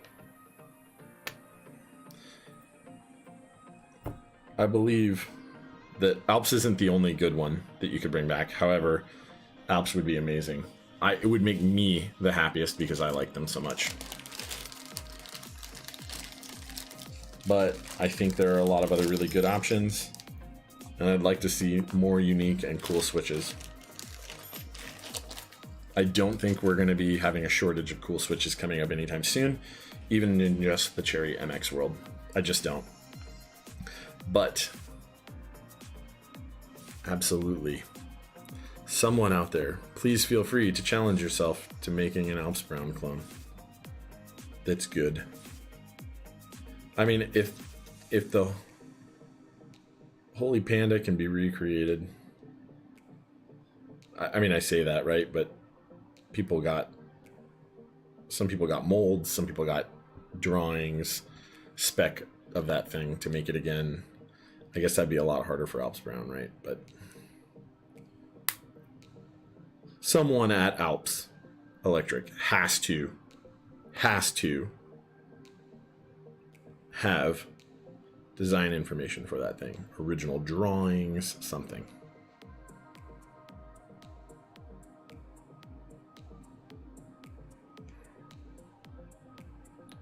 Okay, now I'm curious. Now I'm curious if it can even be acquired. Like, if we can find that thing. If we can find that thing, would someone want to make it?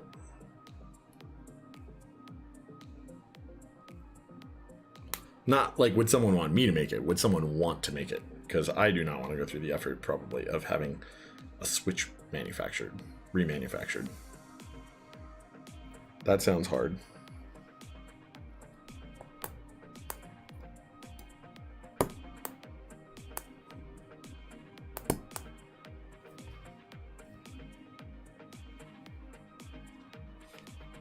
It does. It sounds time consuming and hard.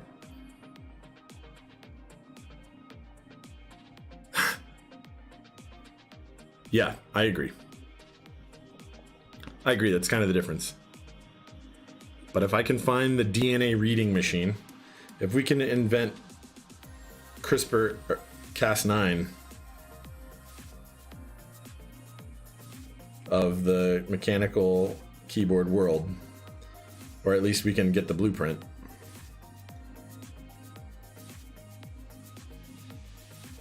would someone want to do it?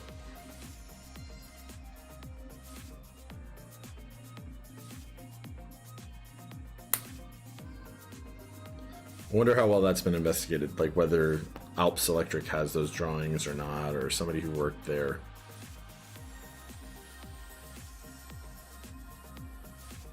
It's a long time ago.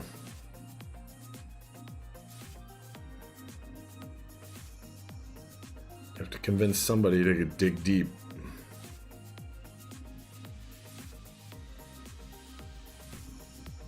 Private, oof, dude. I'll tell you what, if anybody does that thing, you better let me in on the private group buy for that. I'm in for a bunch. Pretty sure. Pretty sure.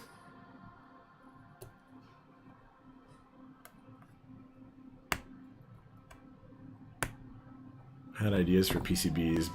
Loathe the thought of doing a group buy. I don't loathe the thought of it. I would do it under the right circumstances. In fact, I've kicked around keyboard designs. It's just I think my tastes don't match. With the exception of TKLs, I don't think my tastes in layout match what a lot of the community wants. A lot of the community wants 60%. A lot of the community wants super compact stuff, and I don't really love compact designs a lot. It's not to say that I don't like them and I don't want to use them. I just don't want to all day, every day, that kind of a layout. And a lot of people do. I can appreciate great manufacturing, great quality boards, and that they're pretty stellar in their own right. Like when people send them to me, and I'm like, yeah, that's freaking sweet. It's just the layouts.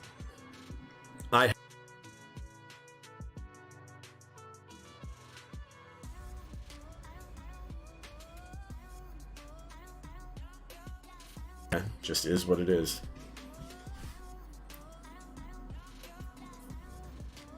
So it's hard. It's going to be hard for me to adjust. So I'll put your little stabilizer.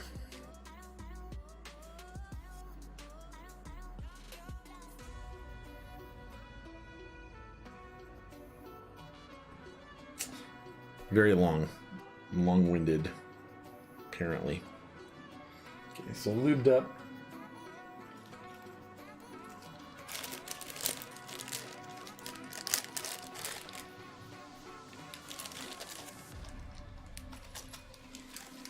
We do not need your extra stabs out anymore.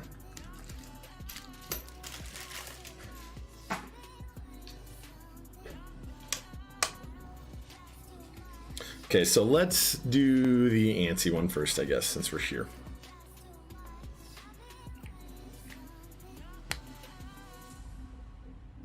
Man, I want that private group buy, dude. I want it. Get it to me. Give me that private GB. No, we're not going to do the antsy one first. We are going to do this guy first. That is happening first. Did I miss? I think I missed one. That sucks. What is your other layout? No, you wanted a short shift. That's right. Okay. Well,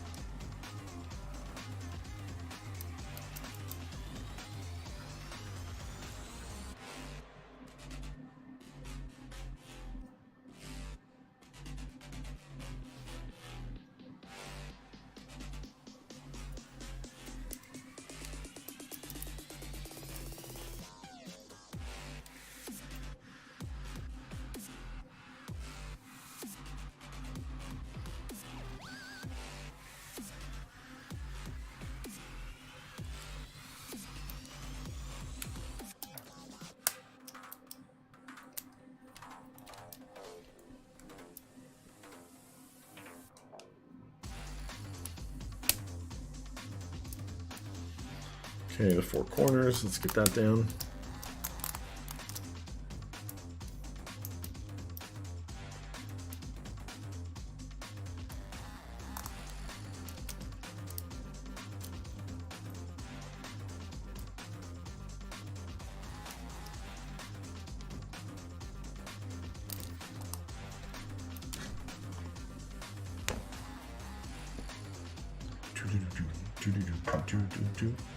Okay, so I'm gonna have to come up with a slightly better method because I don't love this song, and now the music is being hosted on my other rig, so I like have to go over there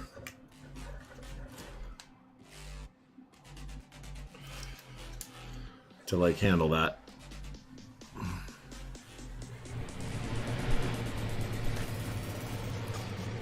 Is that loud? That fan is like super crazy loud or something? If it is, you guys need to let me know. Because I do not want to be that guy.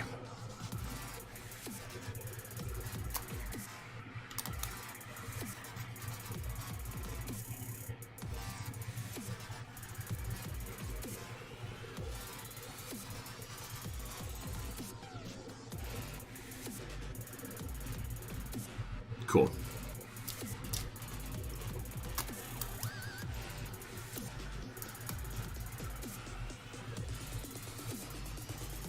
Thank you very, very much for the info.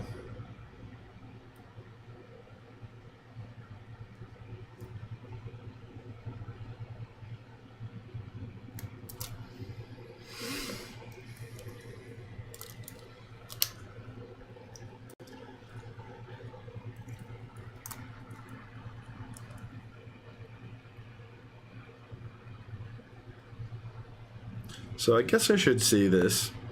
Somebody in the last video, I'll have to look it up. Somebody, I cannot remember who off the top of my head, but if you remember who you are and you're watching again, feel free to say something, because you deserve credit. I mean, I do this thing already, but any of you guys who are soldering boards together, when you're tacking these ones down, the kind of importance is to press down on the PCB and make sure that the switch is still flushly against. And now that I have a better camera, I can actually show you what I mean. So if you look, you want that PCB to be pressed. Yeah, so there's sprue marks on there. So you'll see a tiny little gap between the PCB and maybe you won't, whatever. You'll see a little bit by the eye.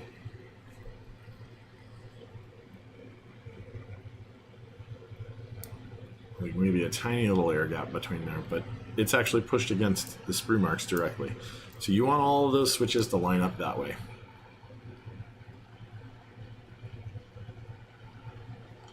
What you can't see is on this corner right here, there is actually a tiny little air gap. You can see that, but you can't really see the sprue mark that well on the bottom of the switch. But it's important for you guys to kind of understand that that's what we're doing here. That's why we do it this way. That's why I push down on it. I'm trying to seat those.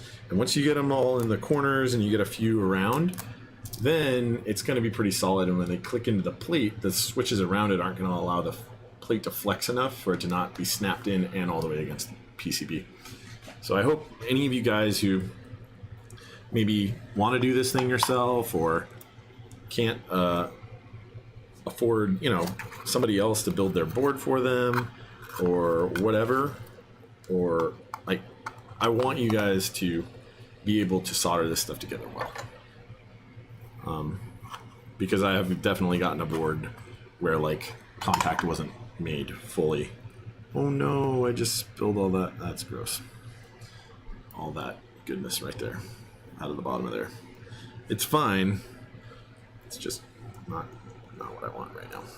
Oh well. I will have to work on that in a minute.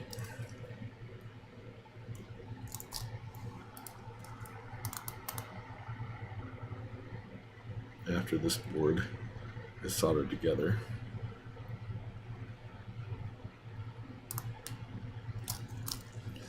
And really, like, the thing that you have to do, oh, come on. The thing that you have to do to fix that onesie twosie as you're going, if it's not, this one is actually together, but is to melt the solder on these legs and go kind of back and forth like this. And now it's together as you press against it. All right, guys, I gotta fix this part. Yeah, glitter. It's gross.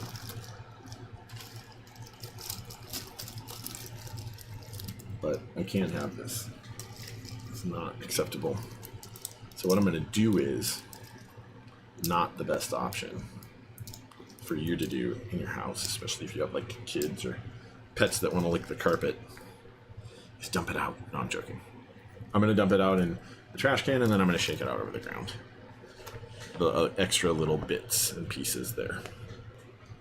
And trash can is good for most of it, and then the Roomba is good for the rest. Okay. So over the trash can, and then over the carpet for the remainder. Dirt. There we go. Okay. You.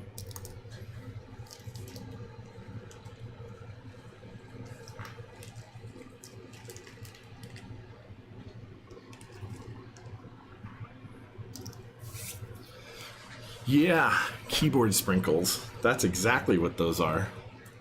They're the best. They're not the best. They're gross.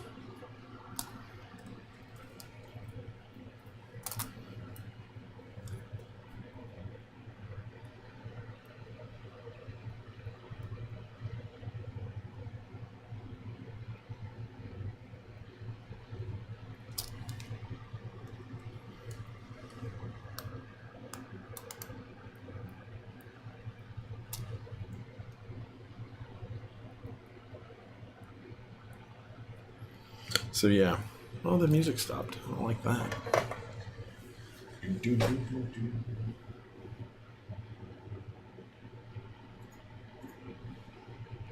We need more.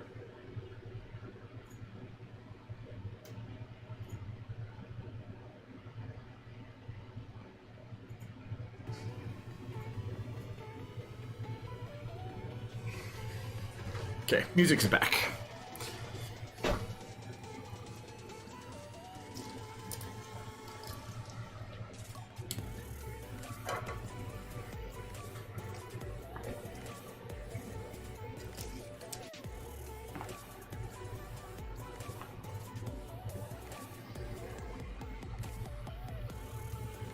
Alright, I don't want to do it this way. I want to do it with my other hand.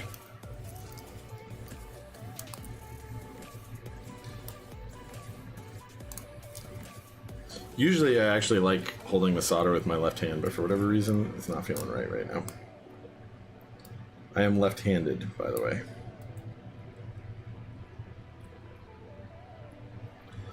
So that's kind of a reason that I usually want to do it with my left.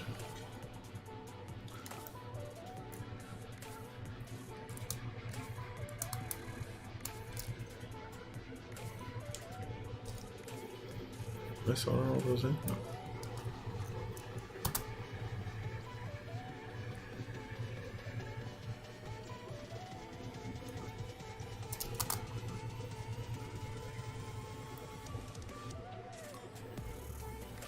So this is going to be a fairly long build stream because not only are we doing these switches, but we're doing in-switch LEDs.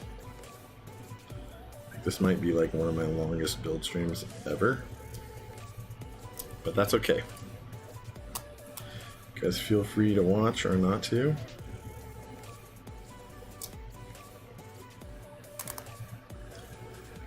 If you can't watch the whole thing now, you know, VOD it up later. I love your guys' viewership. And I love that on Twitch you get to do that thing. Watch later after the fact. That thing is exciting to me.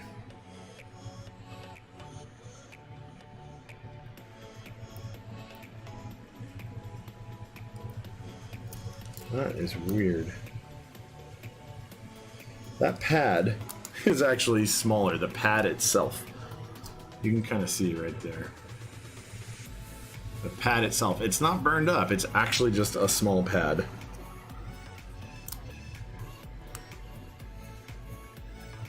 That is a trip.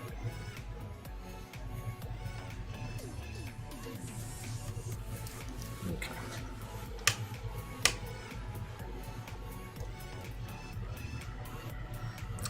So I love this Xtronic 3020 that I use here, but I hate this one feature of it where it turns itself off after 10 minutes. I mean, it's definitely an indicator that I turned it on too recently or too early, but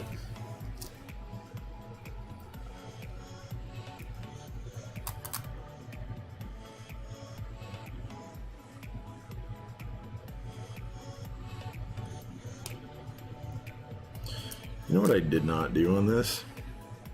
That makes me a fool, by the way. I did not smoke test this PCB. It doesn't really matter now, because now I will buy a customer a new PCB if it doesn't work. At least this one. I will smoke test the other one, no matter what. But I'll at least get a good idea whether it works or not. Yeah.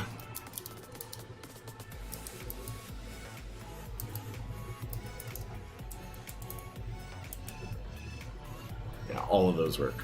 I'm guessing that this is fine. But anyway, that's bad, by the way. That's terrible, terrible, terrible form. Don't ever do that. Always smoke test your PCBs first. Told you, man, I was totally thrown off. Tilted. My setup was all screwy because of the cameras. This new setup. But it's okay. I needed a new camera. I needed you guys to be able to zoom in and have better quality on this. It was bugging me. I'm too into good video, right? As you guys can tell, the other person that I really respect for their desire to have great video, by the way, is Nathan Kim.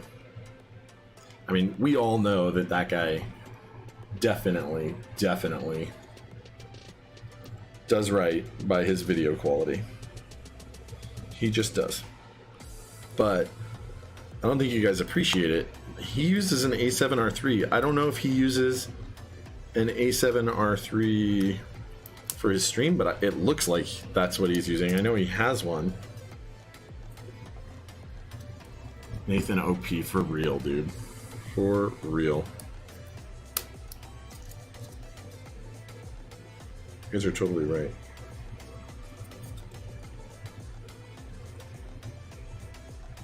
Oh, I had it in the right spot.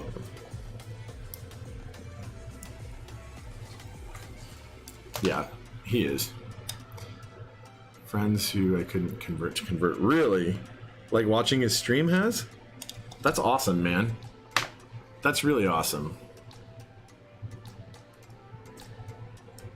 I'm happy that's the case. I really am. My hat is off to that guy. In fact,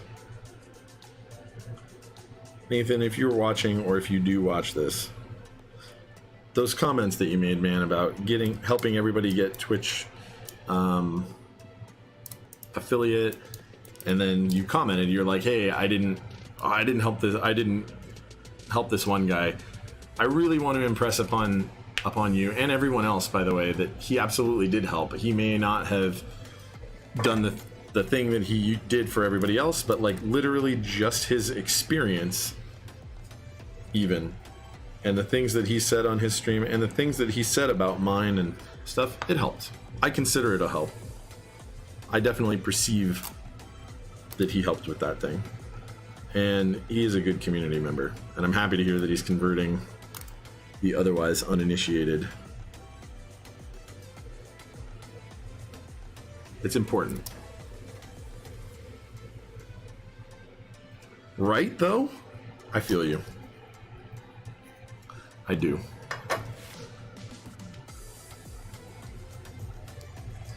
I do, absolutely. So this one is 125, 125, 125. And I'm just going to do it this way again because it was easy enough.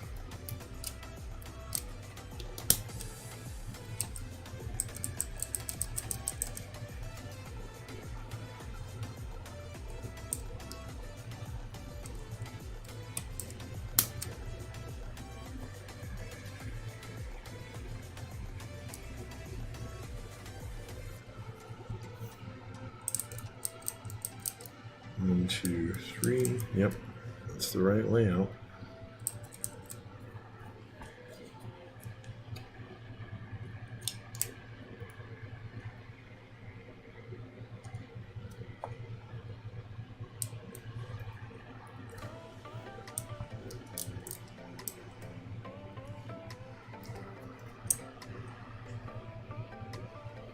Yeah, dude, that guy's a monster in a great way. He's like just a beast. He does a lot of streams. The quality is always great. And he's helpful to the community. It's good stuff, man.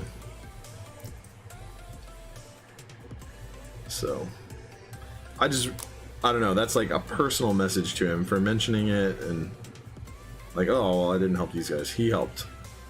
It's important.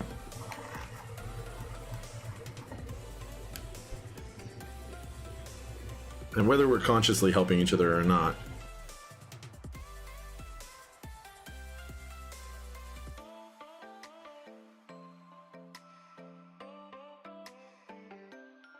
do that, and it's not competitively bad or no one's really like being malicious. I guess that's not a consequence of it being big so much as just bad personalities. But I just don't see that kind of thing here either, and that's great.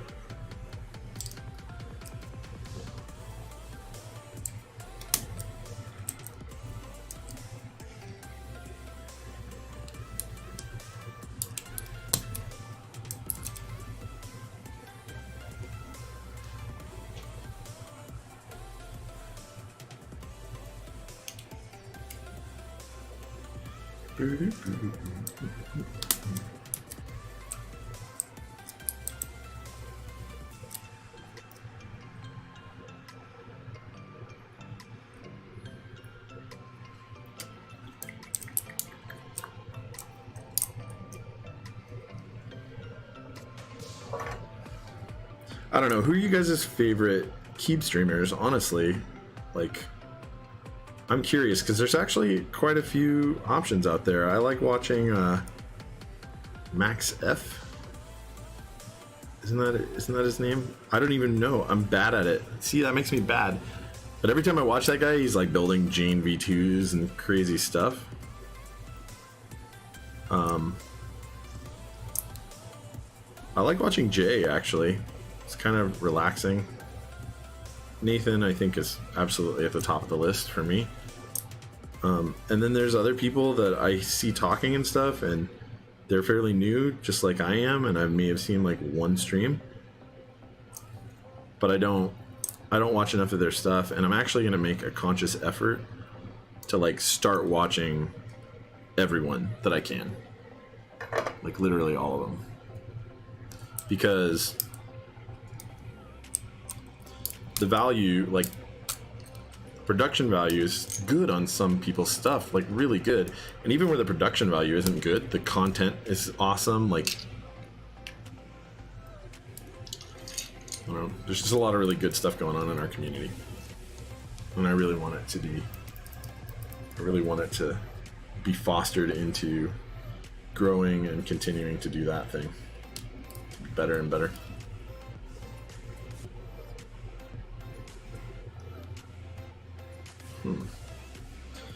Okay, now we're just gonna put them kind of all over. So the layout that you sent me, by the way, is not stepped.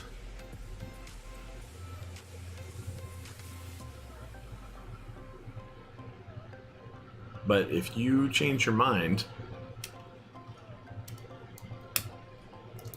Hobseltoff, you let me know. I'm a big fan of stepped caps, so, you know, I'll give you that opportunity while I'm doing this thing. Kelly number 1. Oh, yeah. I do know what you're talking about. Not watched a ton, but yes. It's kind of bad. I'm really bad with names, so like, there's other people that I can think of. I just can't remember what their channel name is, and that makes me feel bad. But like, I'm following them, and if I opened Twitch right now, this is also the first time, by the way, I don't have Twitch up on this computer. I'm not like watching myself. Oh, no. So it's not really. You have non-stepped caps. That's what's in your layout. I just want to make 100% sure that you want non-stepped caps.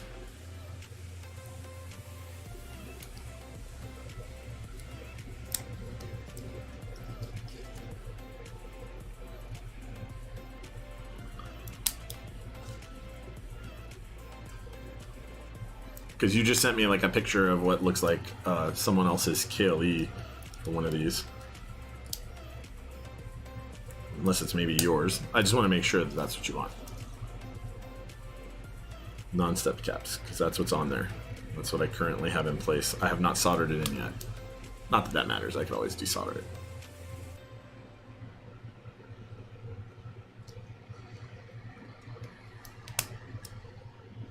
For the ISO enter one.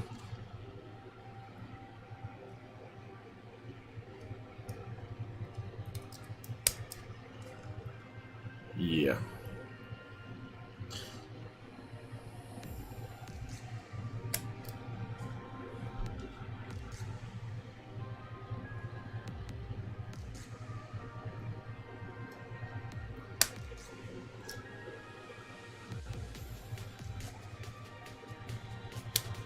Don't worry about it. No, the layout that you sent me does not have it. Oh, you're probably checking your caps.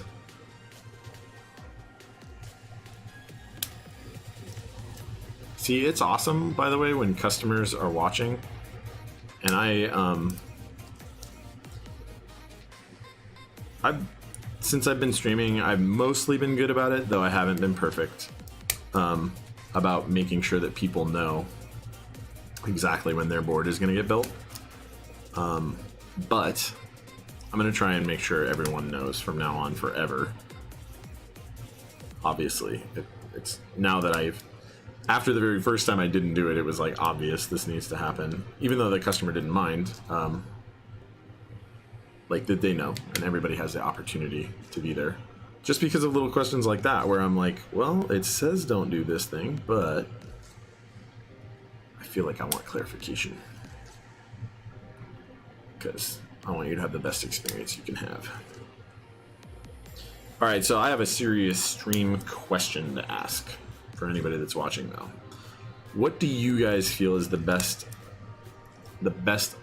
idea in terms of letting you guys know what my upcoming build queue is? Should I let you know what the boards are that are upcoming or not? Like, should I publish, hey, these are the boards I'm going to build and when? Or should I not? I see some people do it one way, some people do it another. You guys probably watch other people. Do you prefer it that way? I think as a streamer, it might be somewhat preferable to not publish it. Because, you know, I mean, everybody's going to tune in when an Alice is coming up or something that they're really excited about. And other people may or may not tune in. Like, it may not catch them, you know, I may not like draw them instantly in, even though boards like this are actually super cool, right? I just want, like, I want people to watch. I also want to give you guys the best. I want you to have the right amount of SA, situational awareness, right? The right amount.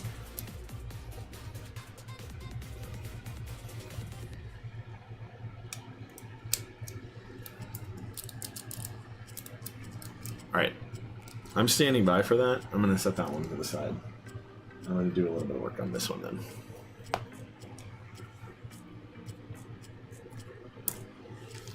There are only a couple extra switches in this kit.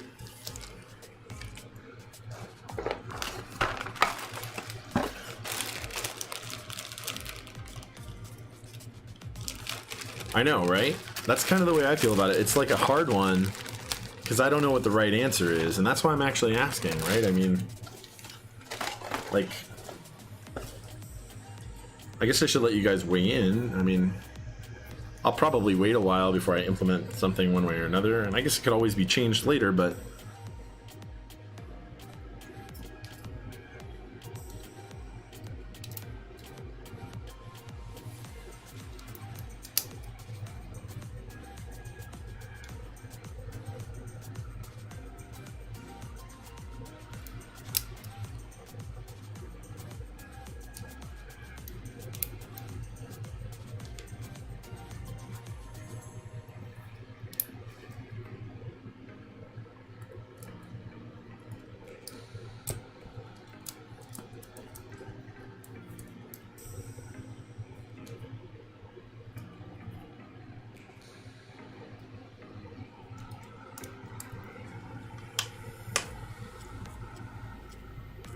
It's not stepped. Okay. I will not do stepped. Oh, that's right, the Russian set. I should have just looked it up. Shouldn't rely on you to be here. Every time I do this, I'm finding ways to better make the customer build stuff go well with the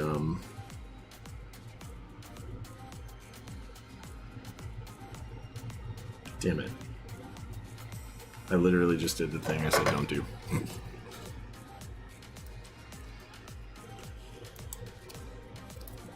Again.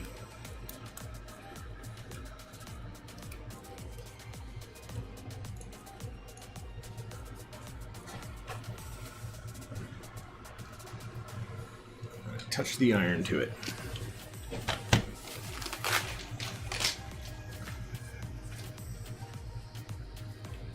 But I'm still gonna just do this.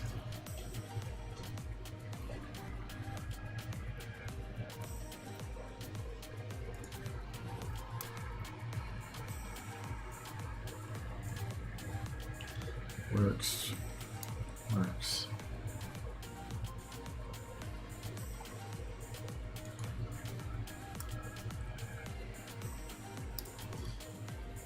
I guess I should do this.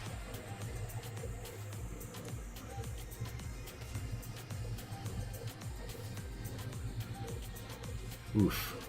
That does not work with the chat. No.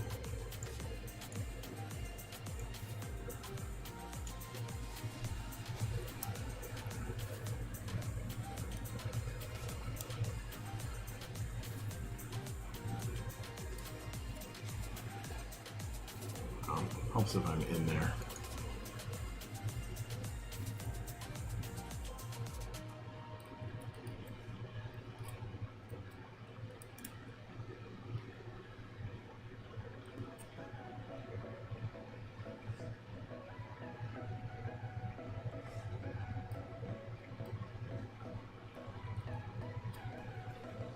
Keeps clicking off, that's weird. Oh, that's why.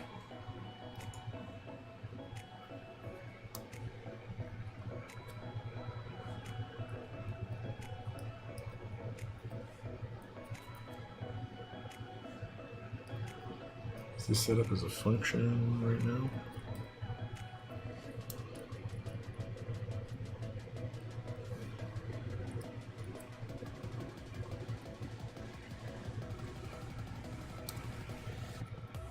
Must be.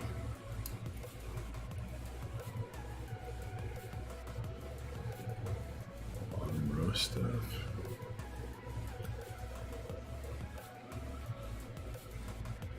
Oh, that's up. Derp, derp, derp.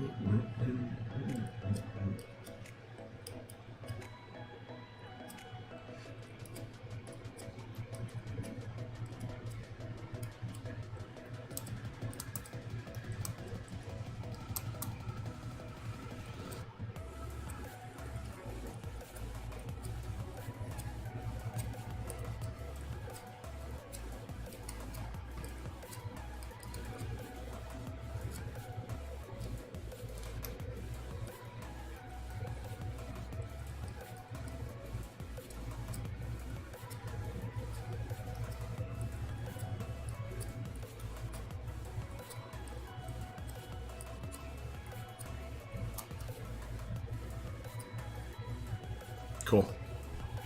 Well, I'm happy that that worked all the way I wanted it to. Yeah, I have the LEDs that I got for the planks, but you said to use the ones that came in the kits. Do you not want that now? Because I can absolutely use the different ones. Right, because the kits came with whatever these are. Robo LEDs.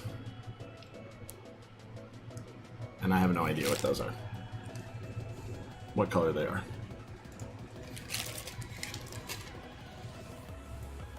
But I'm willing to Do whichever ones you want. But we aren't there yet.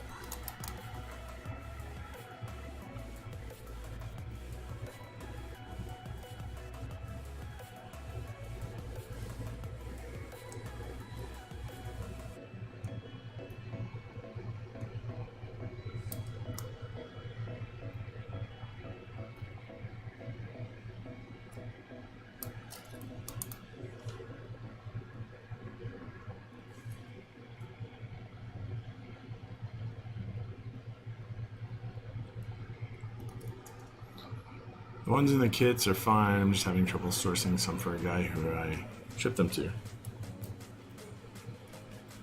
Or the guy who you shipped what to? Oh, the planks? Did you? What are you talking about? Confused.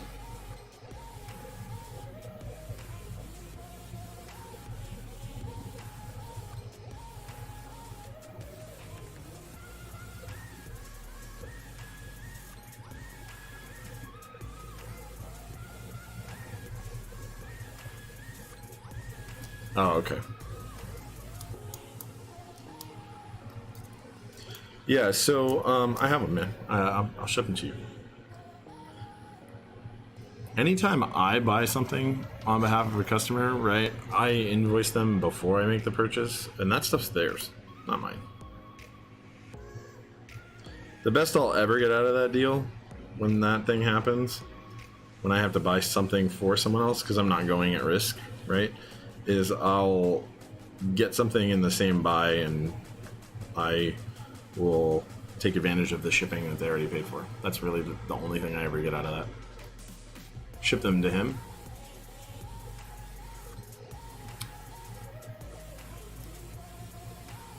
Kono dropped off the face of the earth? Or the... Yeah, what are you talking about? I'm pretty sure Kono's still there.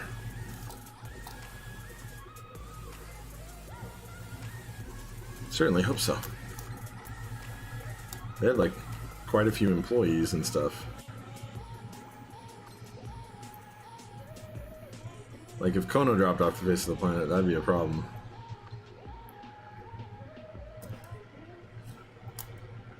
I would not be happy with that. Especially because I'm part of some other group buys too. So if nothing else, that would suck.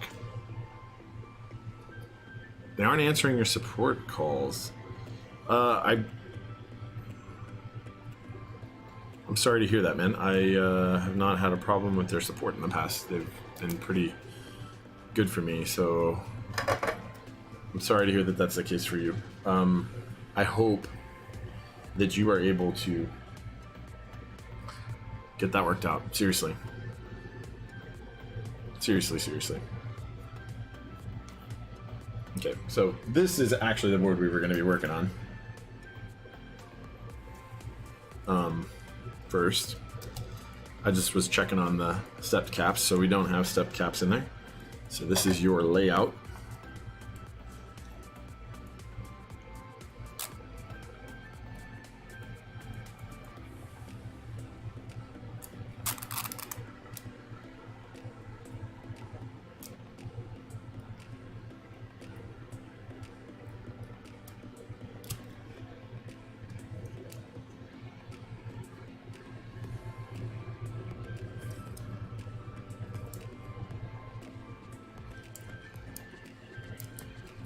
Everything is lined up, man.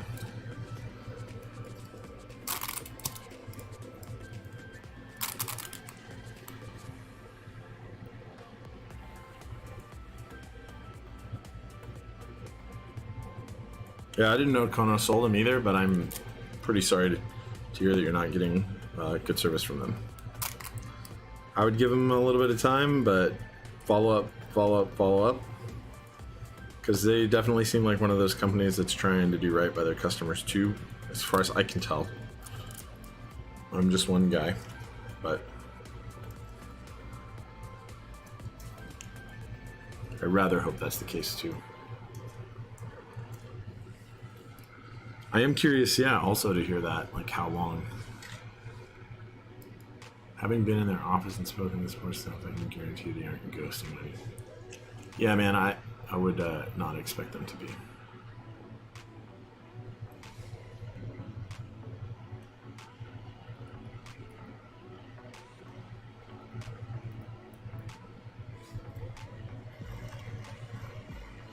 I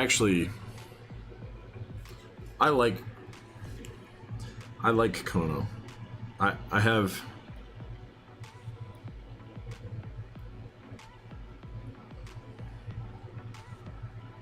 very few criticisms of their stuff. I mean, I can criticize everybody's thing, including my own. In fact, probably I can criticize mine the least well, and I see tons of stuff with my own system that needs to be improved continually, and I try and do that. Every time I've interacted with Kono or heard good stories, I see them trying to do right, to make an ethical buck. I hope that you end up getting serviced by them sooner rather than later.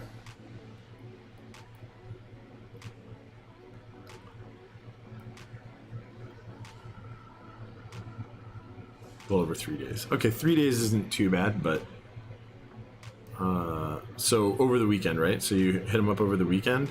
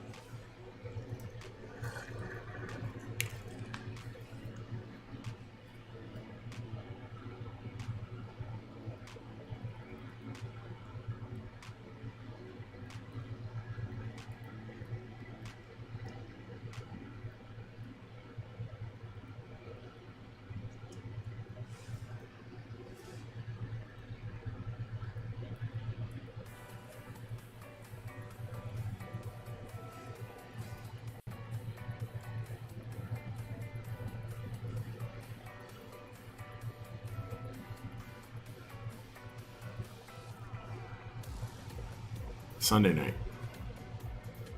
So Sunday is a wash, right?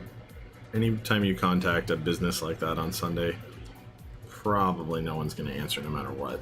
But Sunday night,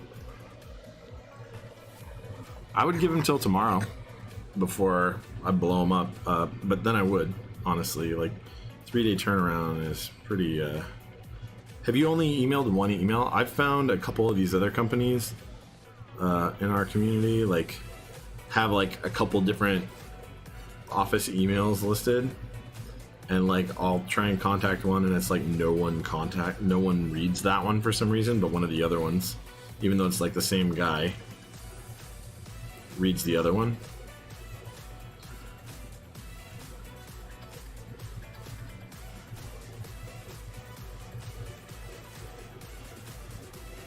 I'm not trying to defend him. Like, I don't know what's going on, but I would say 72-hour turnaround time for something like this right after the weekend is probably pretty reasonable, but much beyond that is a little bit intense. I wonder if they have something going on that's super crazy right now. Like, I'm trying to think of what's in their lineup and what they're doing right now that I know of.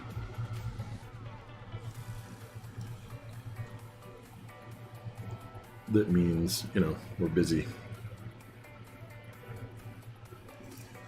I mean, I guess you could look at their weekly updates and see where they're at. In fact, my only criticism, my only negative, well, not criticism that's negative, but my only, because it's constructive, right? The only thing I think they could improve on really would be managing customer expectations. It's something I fight pretty hard for in my build services stuff. Hall effect keyboard, yeah, right? Yeah, the only, like in my builds, and granted their level of business is huge compared to my tiny little thing that I mostly do for fun anyway, and they have like 9 employees or 12 employees, I don't know, somewhere in that range, right? But anyway, like my thing is part-time gig on the side for fun and some extra keep funds. Theirs is and now with the stream just to kind of help the community, but theirs is like people's livings and stuff like that. The only criticism I have of them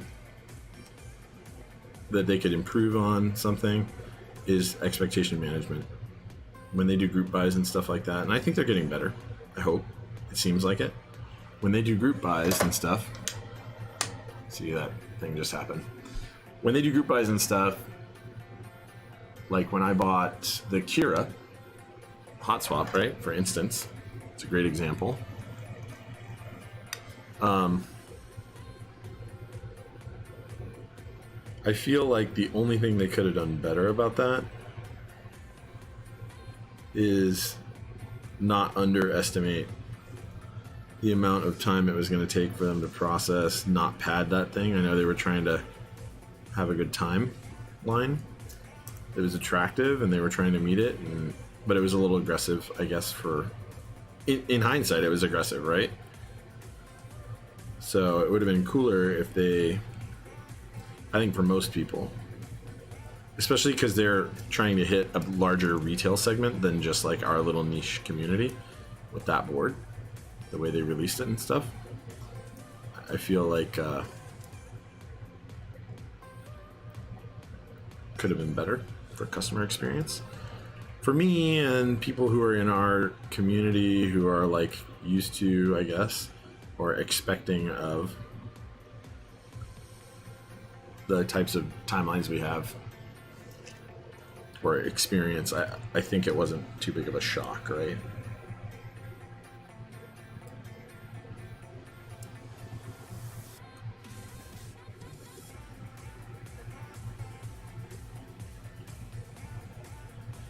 And again, every company or every person should always be learning something from their experience, and I'm sure that they've learned from their experience with that and some other things, and they're trying to adjust.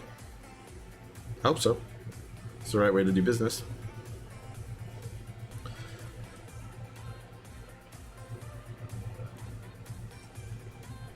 Honestly, I think the biggest straight mistake that I've made in any of my stuff is actually literally not testing this board. And as far as a mistake, it's not the biggest improvement I can make, because that's actually part of my process. Like, usually I have other resources up on my screen at any given moment, like the actual quote that I send to a customer, which includes the exact step-by-step that we have, and I don't have that up right now. That's a problem. So I skipped part of my own process because of time, which is a mistake. Hasn't been a bad one because nothing terrible happened or anything, but like if these boards had been trash, it would have been like, oh, I guess I'm replacing them. Anyway, my point is, they're always learning, and I'm learning too. Like, for instance, now I need to stage that the night before. Stage links to those on this desktop on the soldering station PC, which is different from my main rig.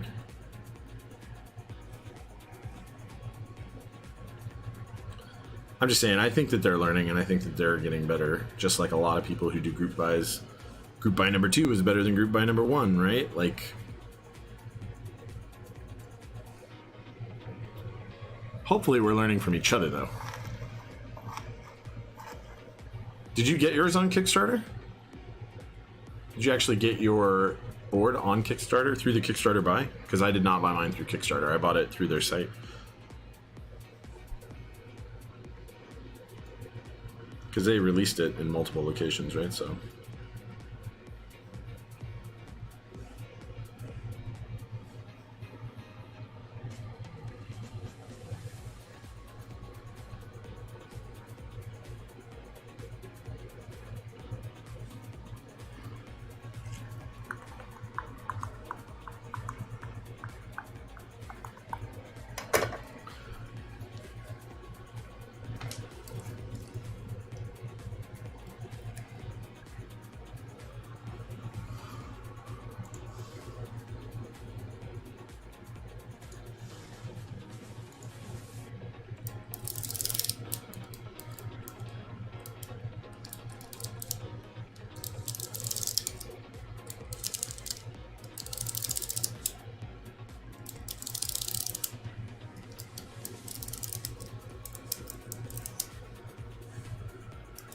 These are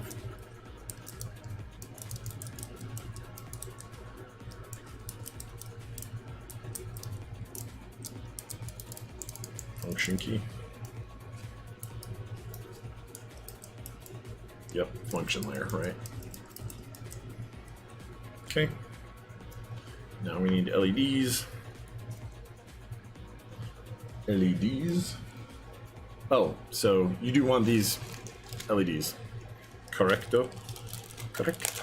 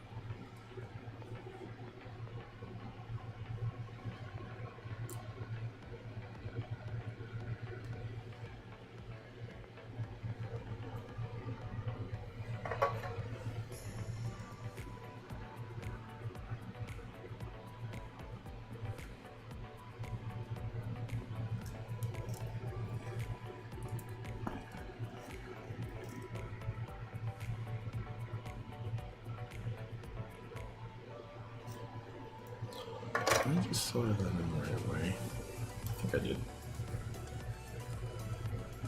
Find out.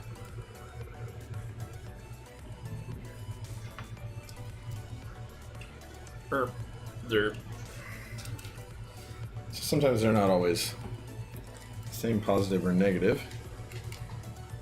We are about to find out. DC voltage. Here.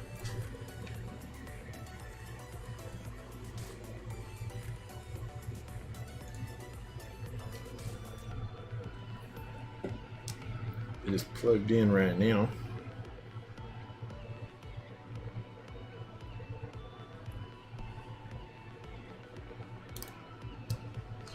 Okay, they're actually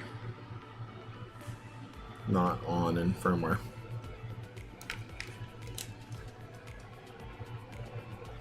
I need to go find out whether they are positive or negative square. Usually there's a standard that I just wired it up right, but I'm gonna look.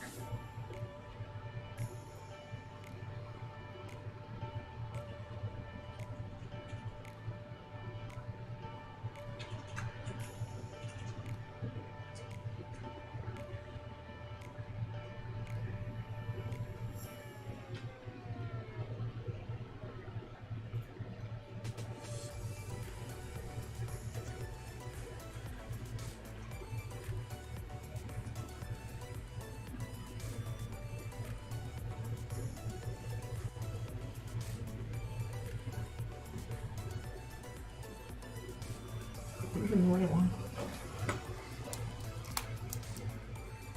I should have, yeah, that looks right.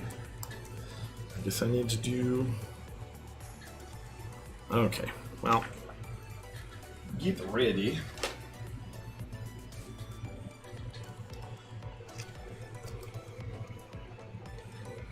You got yours on the Kickstarter.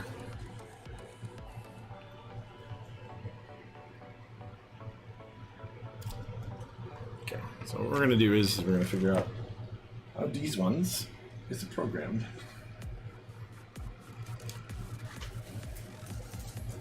I think they're QMK, right? Or are they not? Do not remember. Yeah, so I got my Kira not through the Kickstarter. KBD66.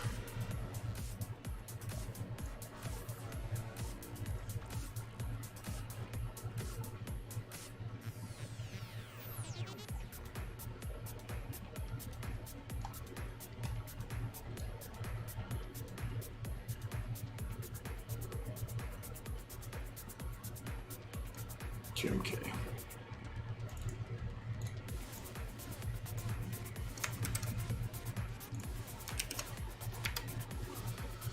Why aren't these on by default?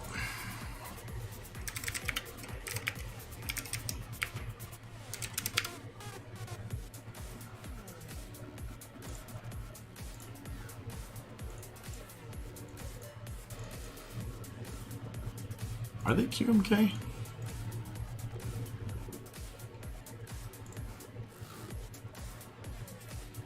Kind of bummed that they aren't like on by default. Love.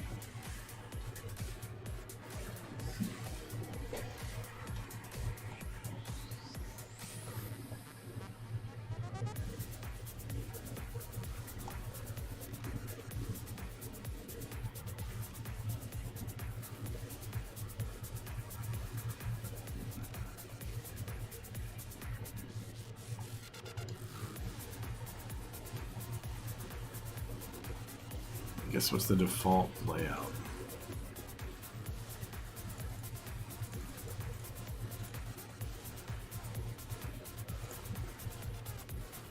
That's irritating.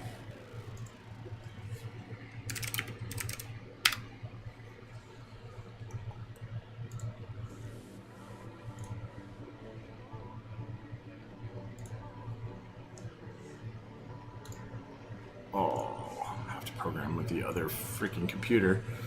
Rawr. That's okay.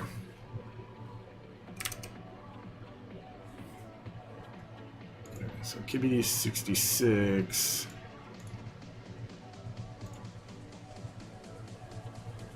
on doesn't show me the default.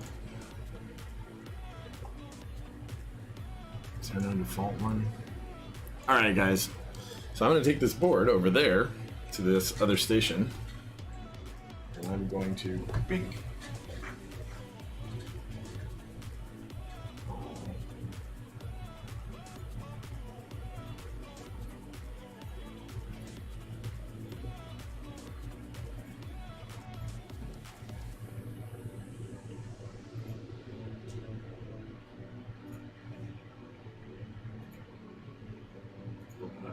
Configurator.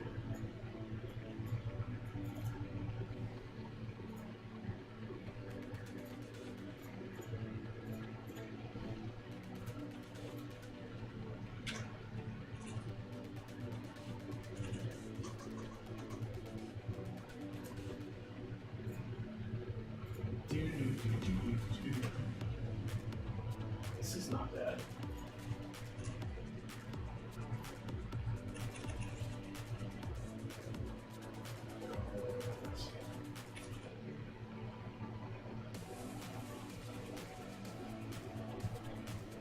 Sorry that I do not have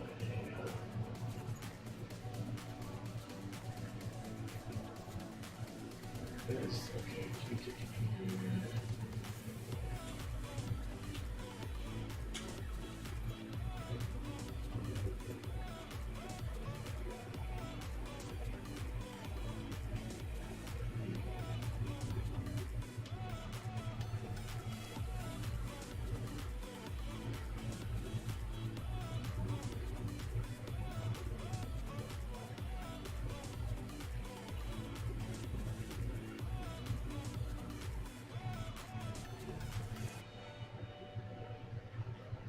I have the default hex, because the default, like, key map default in here. It's kind of irritating. Okay. Sorry to make you guys hang out for this for a sec.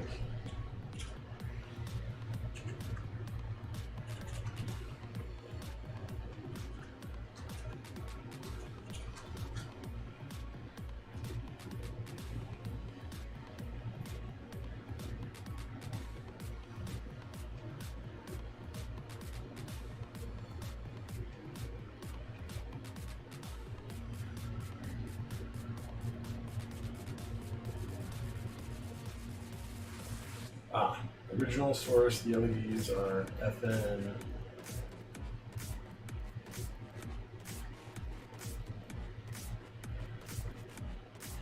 So it actually says with the original ones, okay, so FN 1, 2, 3.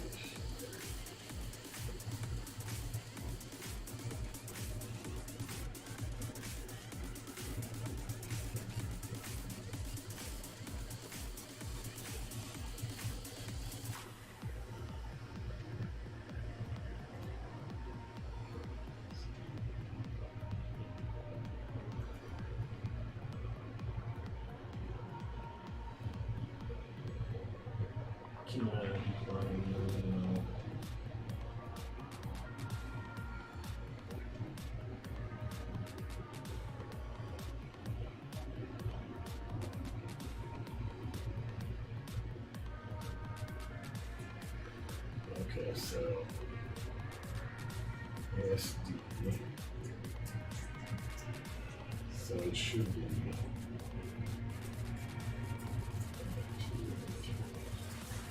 third, fourth, and fifth. Okay, we're gonna try it.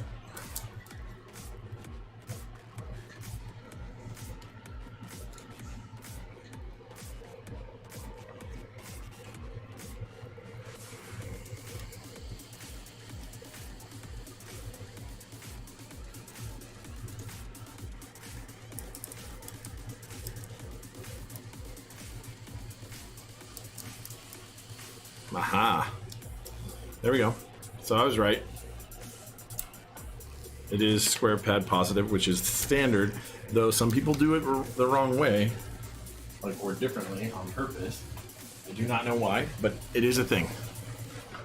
So anyway, so we now know that that is correct. So that's how it's going to be.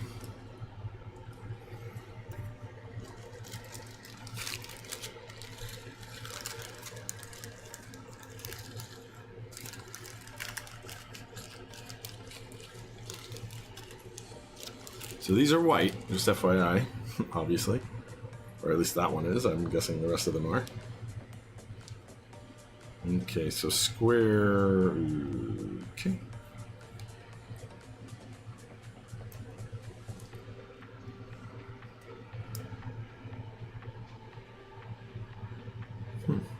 That's interesting.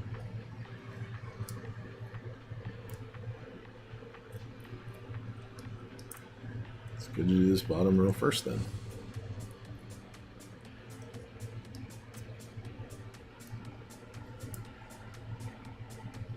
I'm guessing this one actually goes backward comparatively.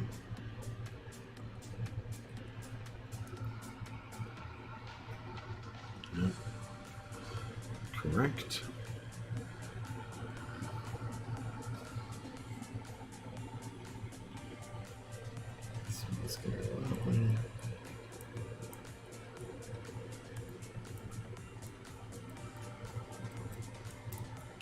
So by the way, you were asking before, you were saying you have trouble sourcing LEDs, right? So I bought the ones that I bought for you off of Flash Cork. I guess the prices may not be like the absolute best. Like, you can get LEDs cheaper, but shipping from them to me is very fast. Why does this one not want to go in?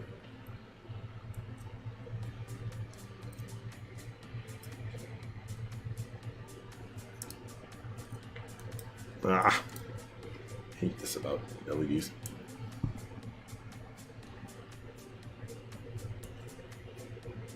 It's really just this bottom row that's going to be hard, or that I anticipate being difficult.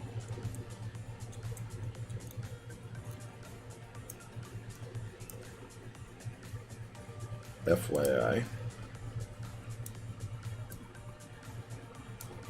And that's because these pins, I'll show you guys, but the square pads and the positive and the negative leads aren't in the same orientation as the rest of them, because the switches can be moved over, and so some anode or cathode spots service more than one position, so they rotate. All these keyboards I have is sick. Yeah, dude. I mean, which ones are you looking at specific? You're talking about on my on what I have posted personally, I'm guessing, like on my build segment, if somebody posted it, maybe Gabby Miggs.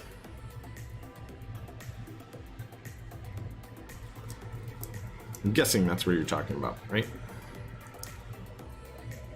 I'm guessing, but feel free to like correct it if that's not what you're talking about.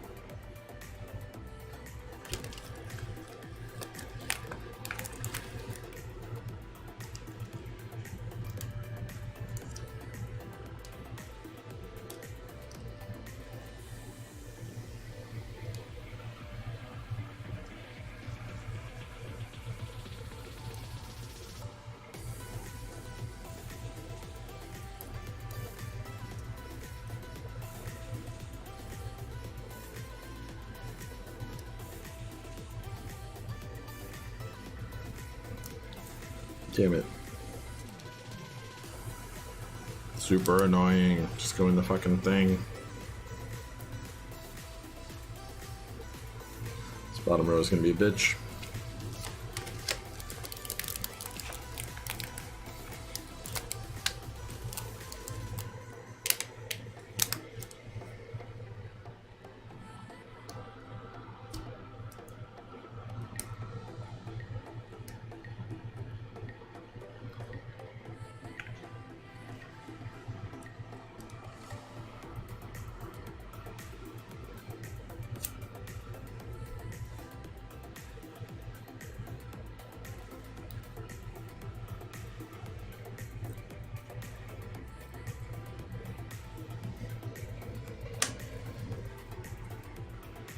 Yeah, I wonder where you're talking about, Gabby. If you're talking about all the stuff that's on my Reddit post that somebody linked or something like that, then not all of those are mine. 2 of those are not mine. The rest are. If you're talking about the boards that you see, like literally going every direction, then with the exception of these 2 that I'm building, everything you've seen here, on these cameras at least, is mine. But that's not very many boards. I mean, I guess it is for... I don't know. Thank you. I appreciate it. I like my keyboards.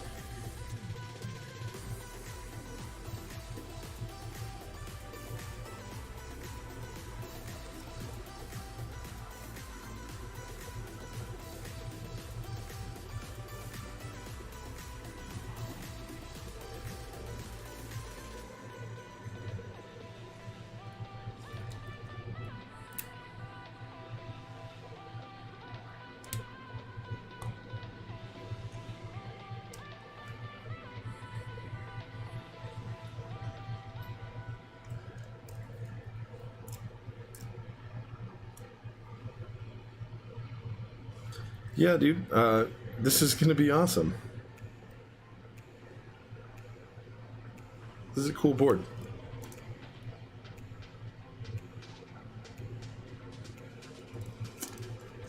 Thank you.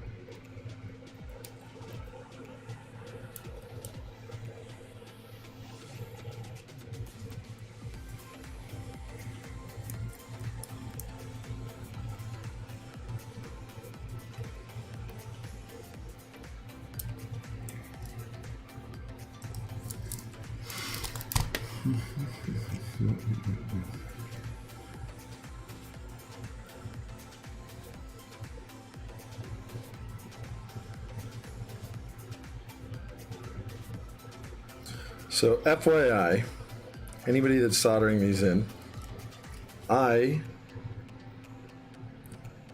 solder LEDs like this in the way you should solder stuff in, with care.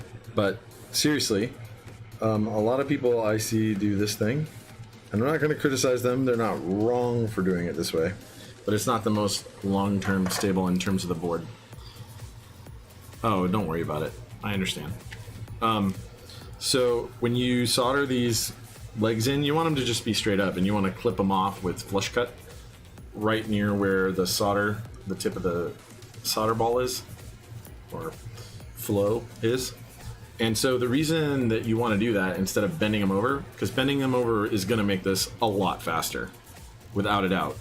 But the reason you want to do that is if anybody ever has to go desolder these, and they're bent over, like, they're way more likely to lift a pad or to like hurt this PCB, right? And you know that when somebody puts something like this together, it's absolutely possible they're going to want to desolder it again one day. Like, in our hobby, that's just a thing, right? So, you know, you don't do it that way. So don't worry, Gabby. This is, oh, well, that would suck. This is sloth speed soldering because of that thing that I'm talking about. The right way, there is a better way to do this, by the way, is to literally use some, like, tape and just put a line of tape down to hold these all in place once I get them in. So, like, put them in all up, right side up. But this bottom row, I can't guarantee that they'll be in the correct orientation. So I don't want to do it that way for the bottom row. The rest of these are all going to be uniform. Like, the positive and negative are going to be pretty much exactly where you expect, with the exception of this one, which I have no freaking clue. These two up here, because they're just round. Both of them. No square leg.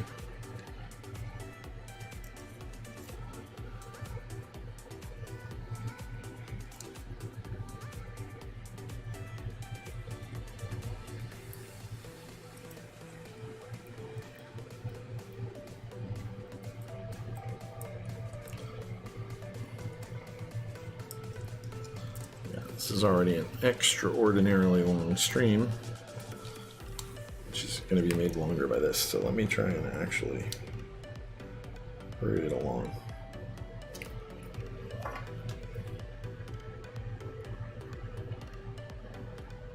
No. So this could be made better, much better, if I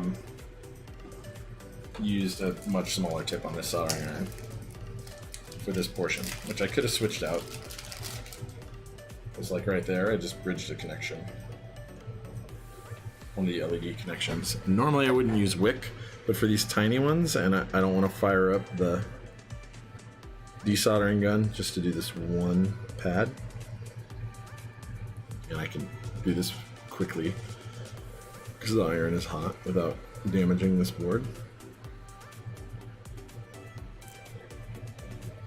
Yep, not bridged. Anyway.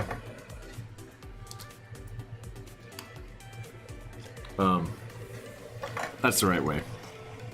If nothing else, at least clean this up pretty good.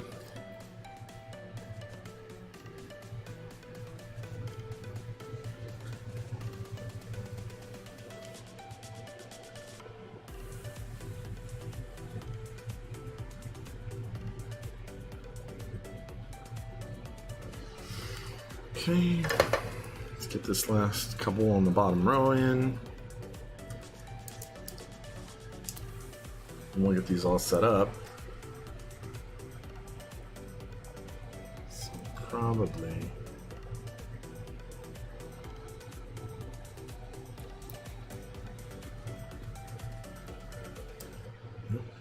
Okay, and this other one.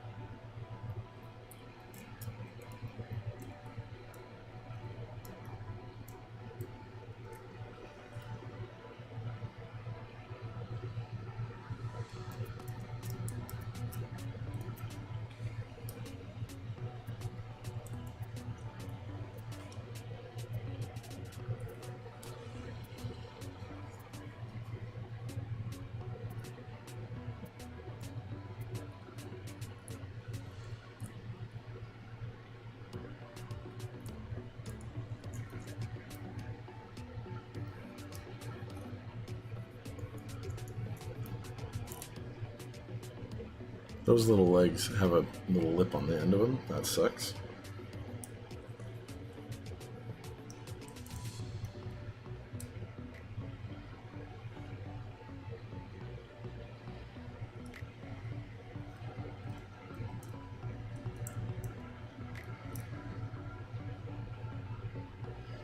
Oh, a couple of these do. That's crazy.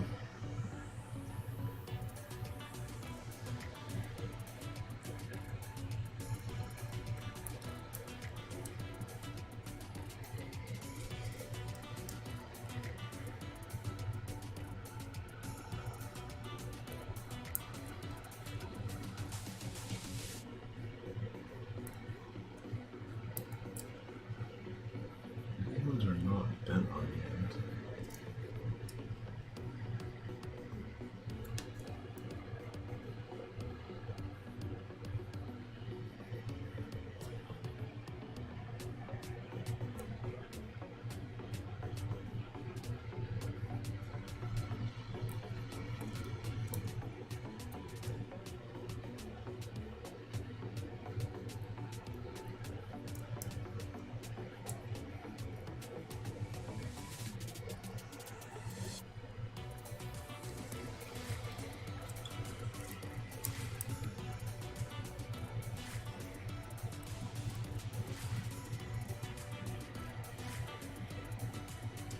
Hmm.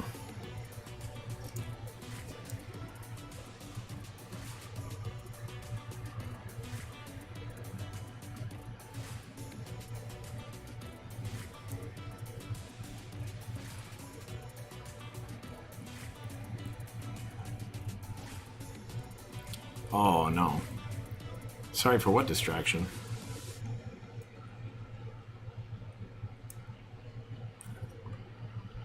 Is there something up with this switch position, maybe?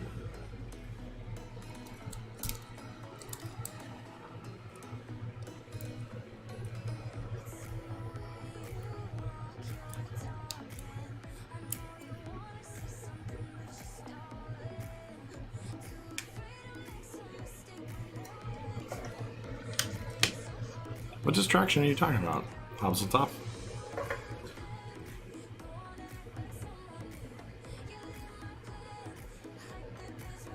I don't think you gotta be sorry about anything.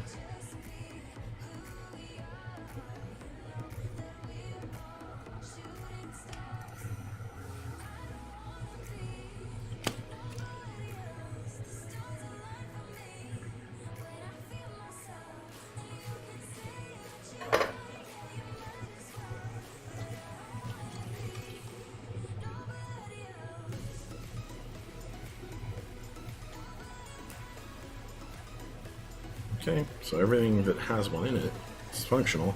I just can't get one in this slot at all.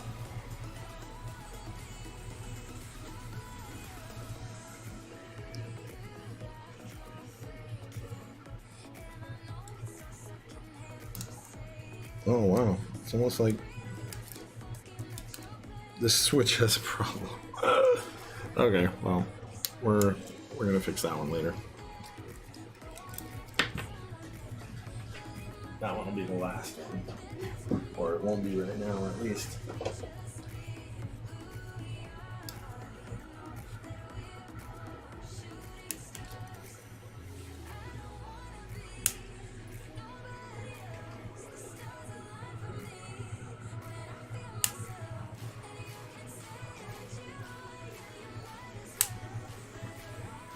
Because now I have to fire up the desolder gun, no matter what.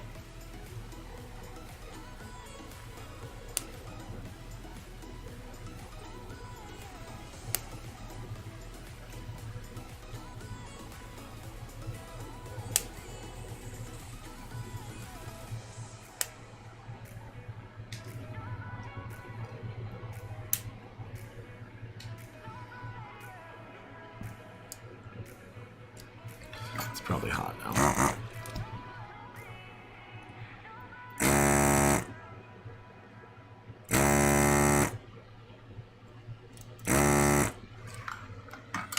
Okay. Now we'll see what's what.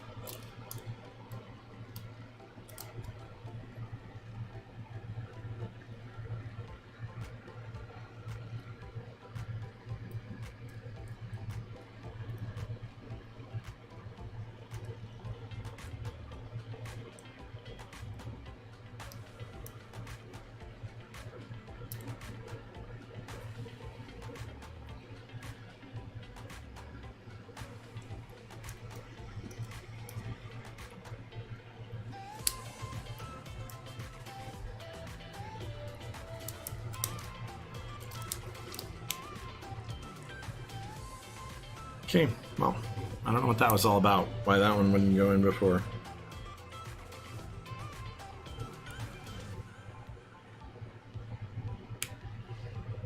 Now the desoldering iron is hot.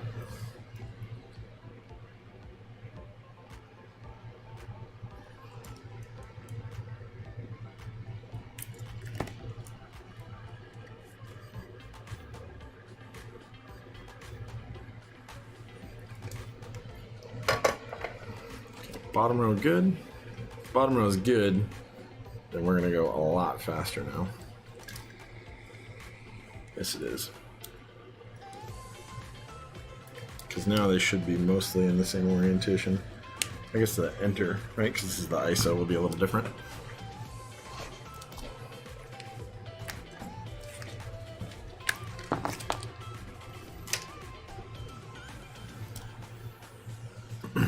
Okay. So now everything is positive that way. Oh, F it. Let's do the freaking enter first. It's positive down.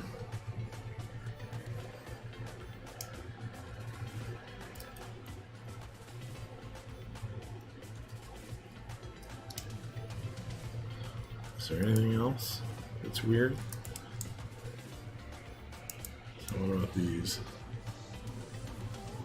Nope, those are all normal. Okay.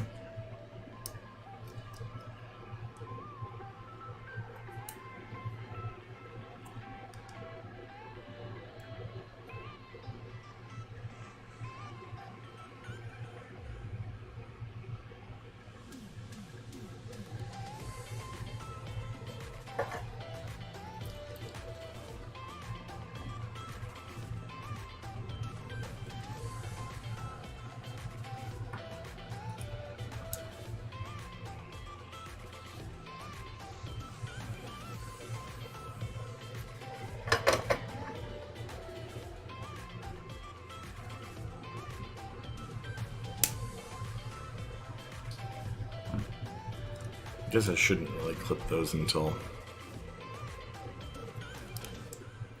they're all on. Yeah, cool. Okay, anyway, now the rest of them are normal. And positive goes to the right. Or to the left, rather. Positive to the left.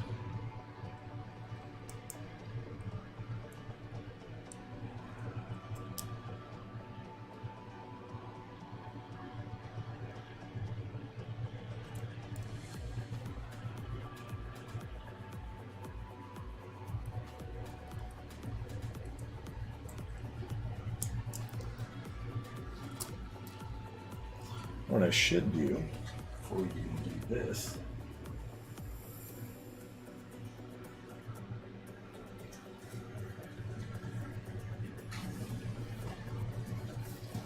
Yep, cool. Flat surface. That's what I want. Something to flatten it out against.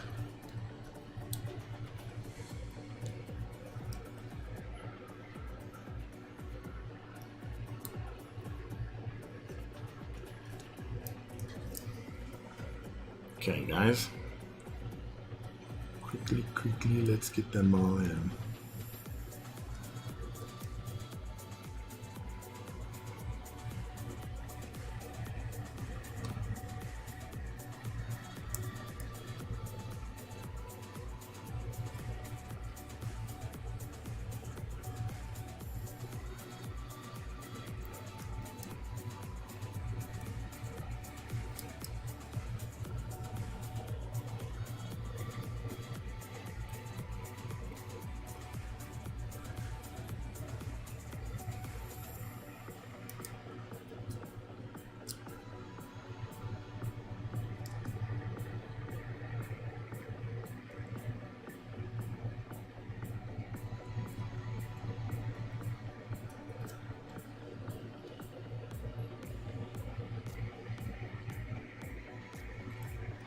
So, Gabby Meggs, right? You said you are pressed by the keys or whatever. Do you have any mechanical keyboards? Are you into the hobby? Right. What brought you over here?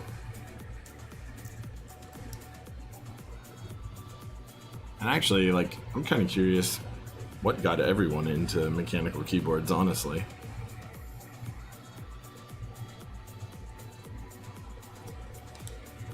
Like, what was the precipitous for it?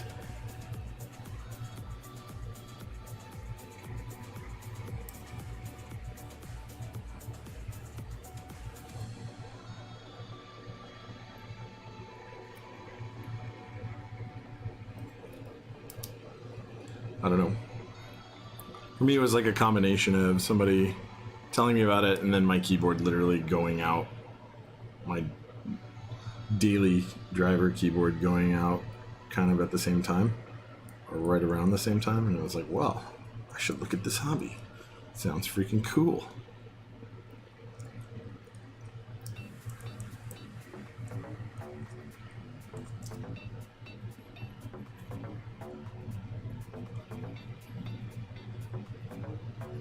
I really like beige and the feel of old computer keyboards. Favorite color? Beige. All right. Nice, dude. That would be, I like old computer stuff too. I think it's cool that we have some cool old vintage keyboards and that there's a group of people that are into that kind of thing. That's my kind of people.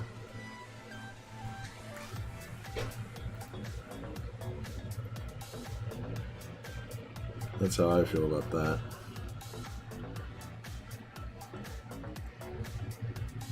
That's not gonna work.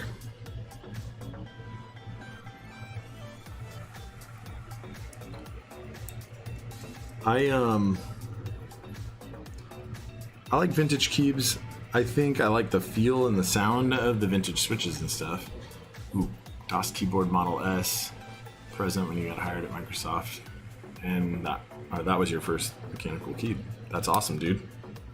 It seems like a good investment too. You know, the funny thing is, I've never actually played with a DOS keyboard. Never, not ever. I've seen them in person even. I just never have like walked up to one and played with it. They seem really cool though. I don't know, like if I handle one, maybe I'll like it a lot.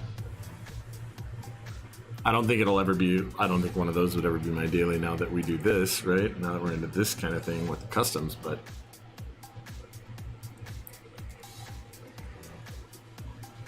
it's still a pretty bitchin' first key.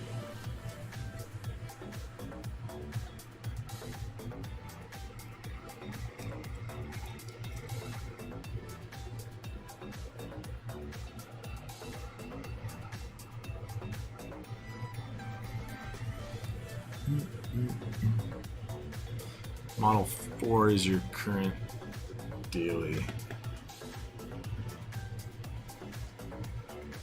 Ooh, recently started doing research on keyboards and found yourself watching tons and tons of YouTube videos.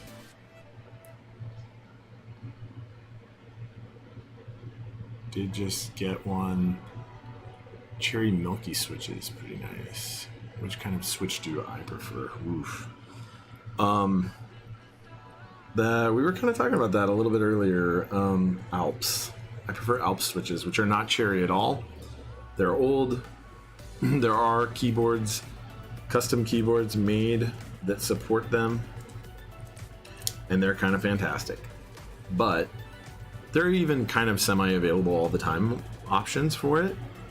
But you have to harvest the switches from something else.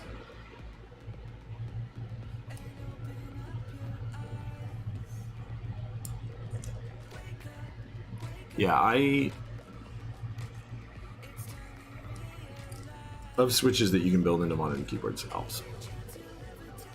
There are some cool old buckling spring keyboards, but nothing I would probably daily drive. I guess if I found like a Model M or something at my work, I would probably consider daily driving that. It's not even just the vintage style, it's actually the feel and sound of some of the old Alps Electric switches are amazingly good. Like they have properties that make them superior to most Cherry switches. Like for clickies, for instance, if you like clickies, hysteresis, right? I mean, like the Alps, some of the Alps switches, I don't know if literally every clone is this way, but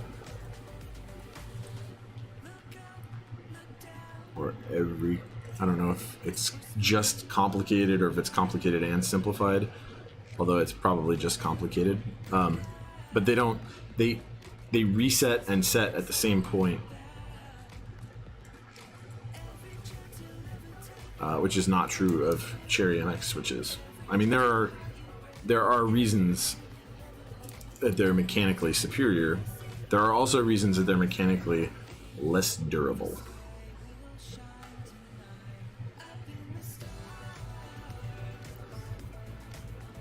Oof, with a teensy mod. Nice. Have you, like, is yours programmed with, like, function layers and stuff on it? Or are you pretty much just using it straight through?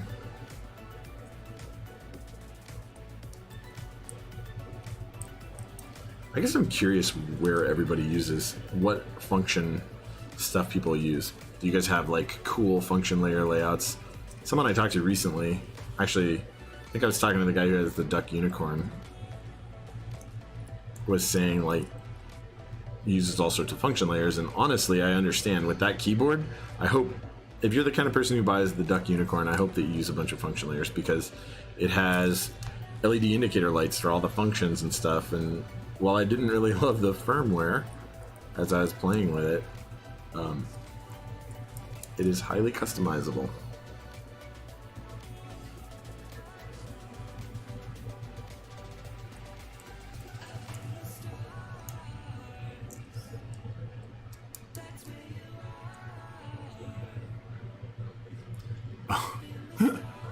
Yeah, the terminal version's huge.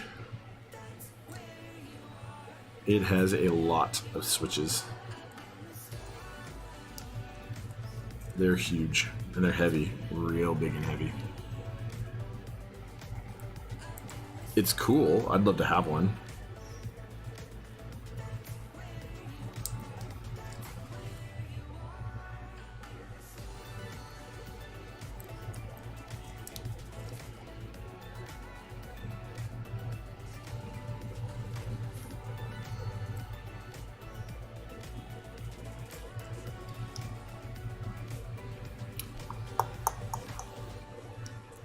This is not a bad playlist. I kind of like it. Okay, so that appears to be all of them, I believe.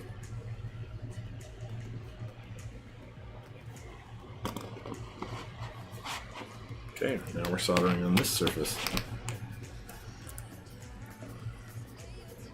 Mostly because I needed some place that was convenient to flip it over.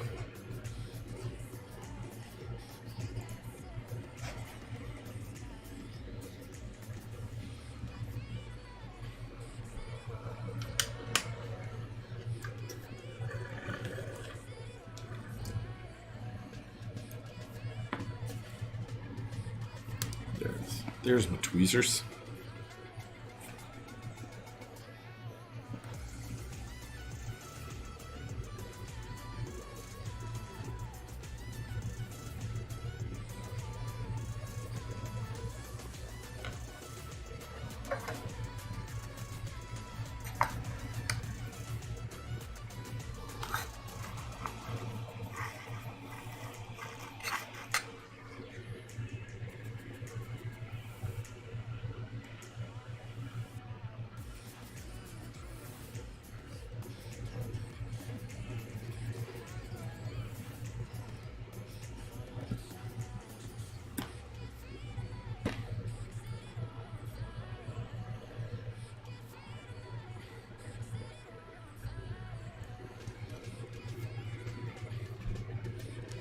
I hope these ones in the corner are good,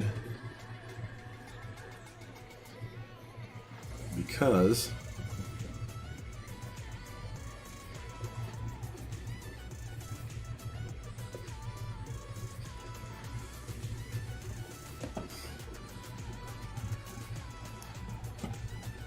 If any of them are going to be wrong, it's going to be these two. Because they don't have standard pads.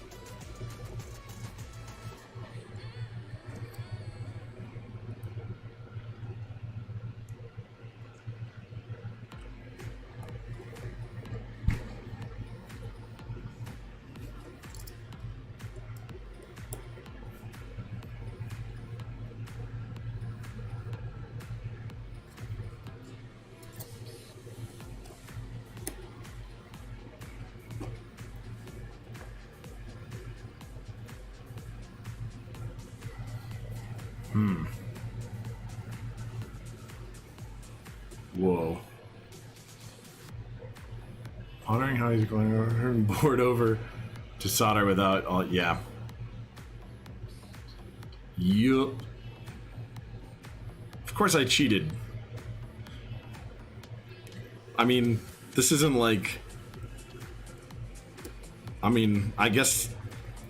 Would I have gotten extra points if I, like, got it all in there and just, like, spun it up and flipped it down? Like a 0G roll, basically, with the keyboard? It definitely wouldn't have... It could have been more disastrous. I'll tell you what, next time when I'm only building one board that has in-switch LEDs... Oh, I'm not going to promise this. This is terrible. But maybe one day you guys can convince me to try and do that.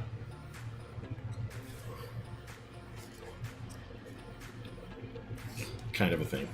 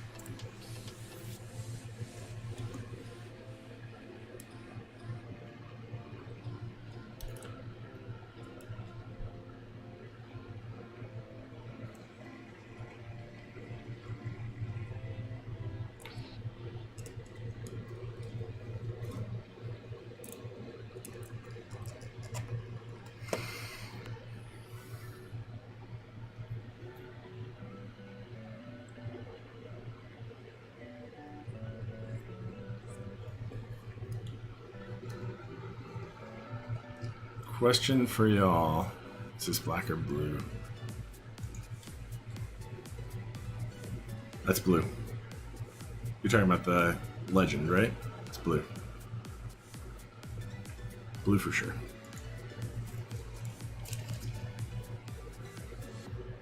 Or the saturation or something is off on whoever took the picture. I mean, I guess you could like put it into a photo editor and see, like, use an eyedropper tool or something, find out what that thinks. But that's kind of cheating too, right?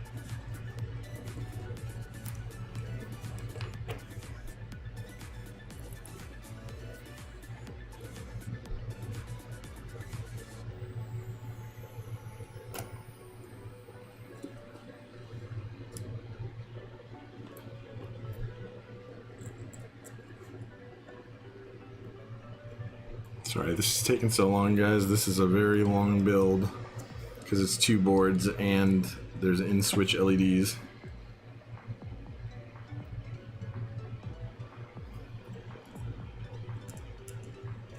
But it's relaxing for me. Hopefully it is for you guys too.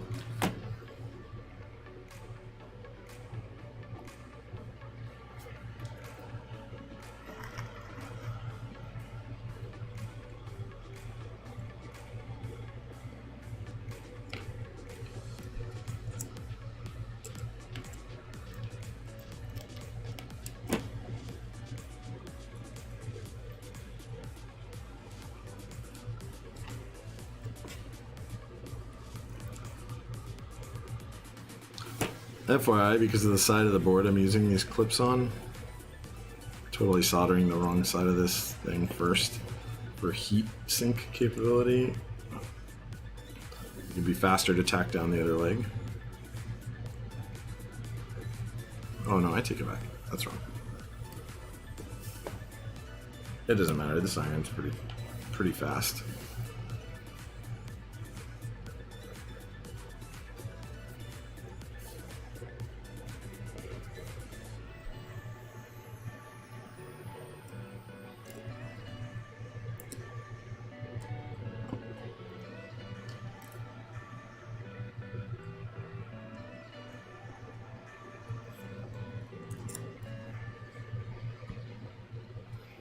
There is yet a slightly faster way to do this, which is to tack them all down like this, and then flip them back over, tack down just one side.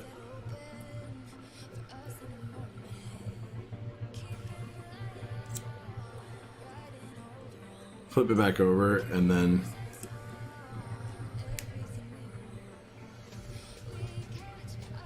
just, you know, touch it and push out on the LED.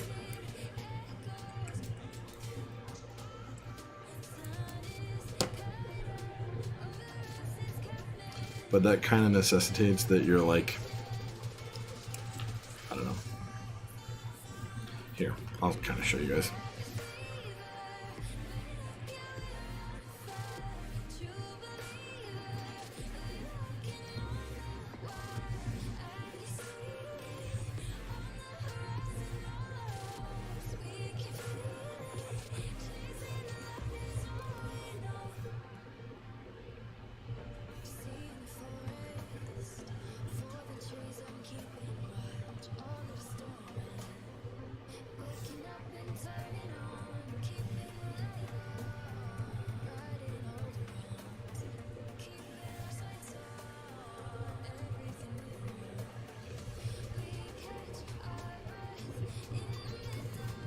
So, I'm curious as to how many of you guys actually make your own keys. I know some of you do, or based on what you guys have said sometimes, it's pretty obvious that you're paying attention to PCBs that are out there and stuff. And what your coolest build projects are. Or even if you don't make your own, right? Like, what are your coolest build projects that you've had commissioned or someone's done for you even, whatever.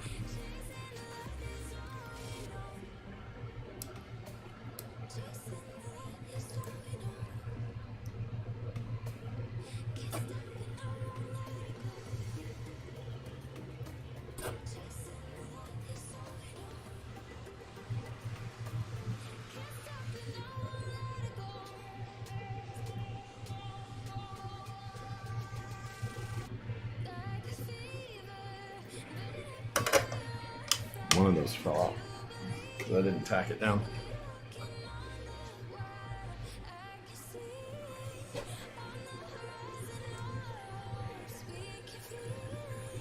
Did it?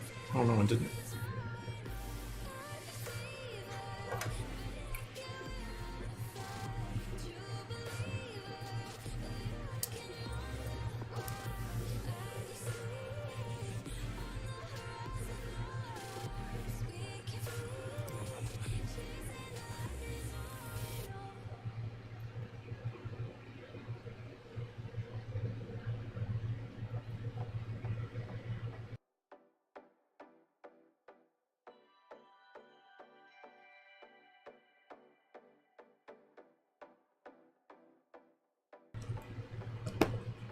So this is the problem with that thing that I was talking about. If you don't flow enough solder onto that joint,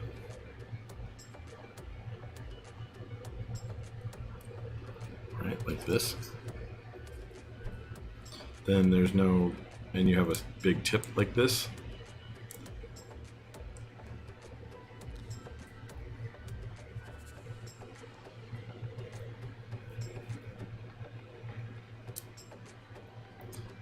then you have to, I don't know if maybe that wasn't obvious, then you have to like really heat that leg up.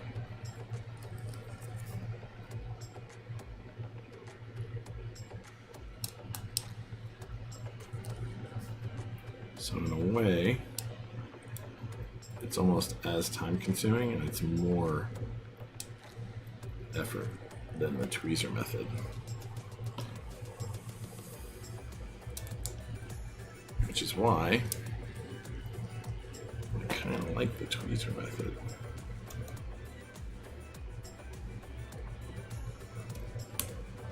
Even if it's like slightly more time, I don't think it is, by the way, but even if it is, it's not as hard.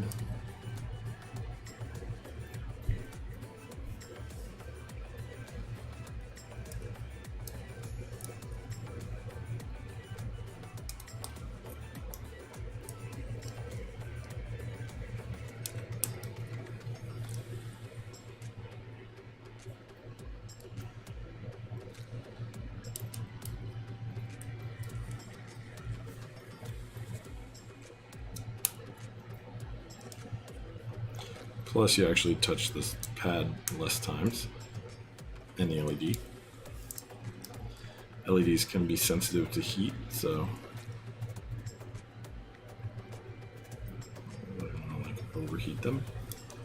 These ones aren't too. This kind isn't too bad, but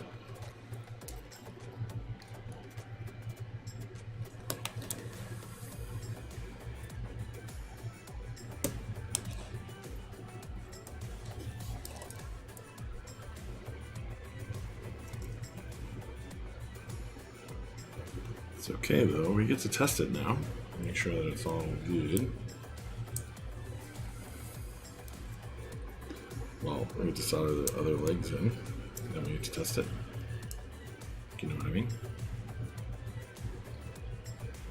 Okay, none are out of line, none are out of line, none are out of line.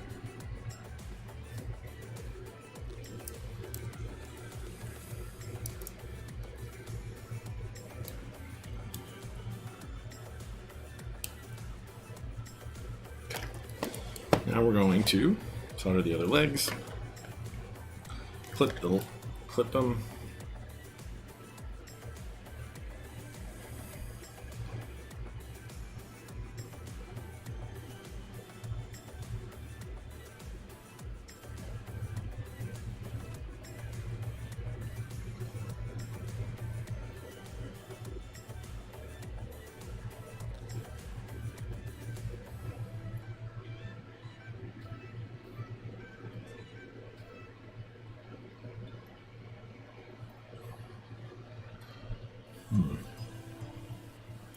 There's still one more board. There is, but it's already, all the prep work is done. Oh, I don't really do customs just because I can't find it in me to desolder my boards. I will desolder if I need to replace a switch. But I got in on the salamander, so one of the keyboards has to go. Oof. What are you getting rid of, man? I know a guy who likes keyboards. This guy.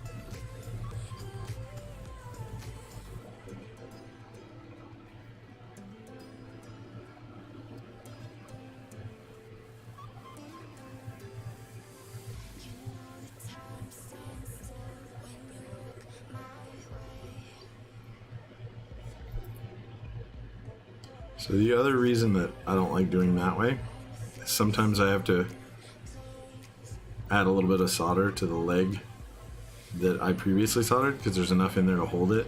It's not enough to look like a good joint.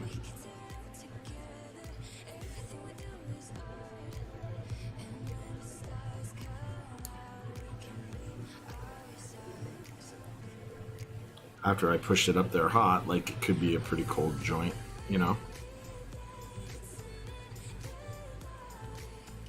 So it's not improper to do it that way. It's just not my favorite way. It's more likely to lead to problems.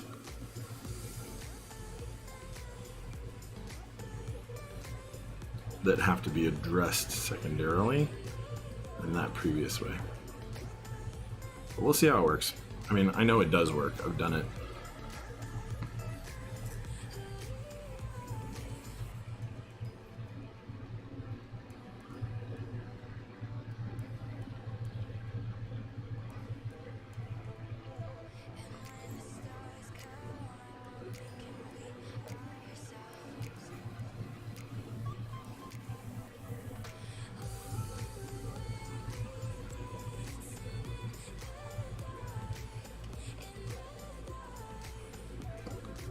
It was actually a little bit faster though, I think, in this case.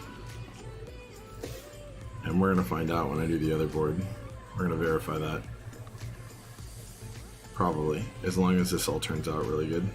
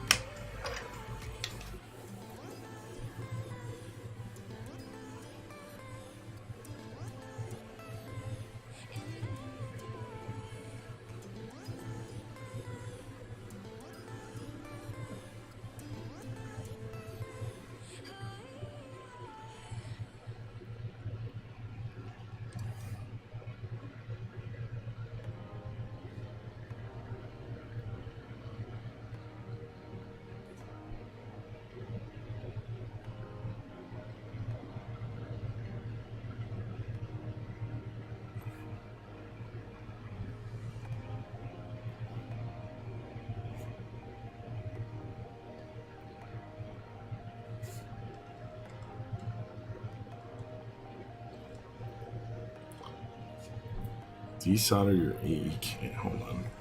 I want to read that whole thing because looks like there's a few messages. Oh no. Probably going to desolder your AEK for one of those orange Alps. Wait, I'm confused. How many orange Alps are you short?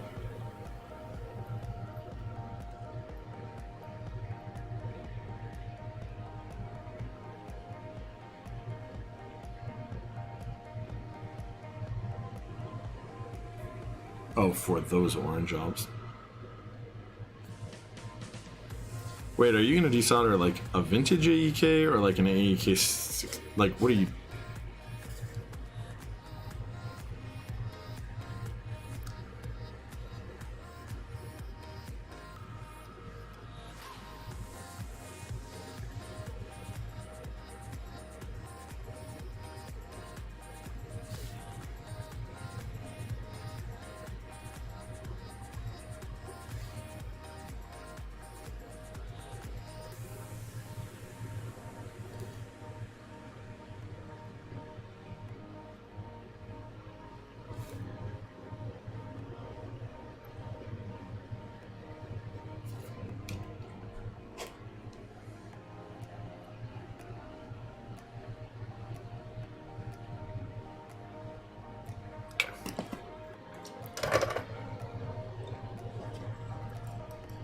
No orange Alps. Yeah, but so are you talking about like an MO115 AEK or? Oof, they all light. Okay, we're done with this guy. All there is assembly. Throw in some caps. But actually, what we're gonna do is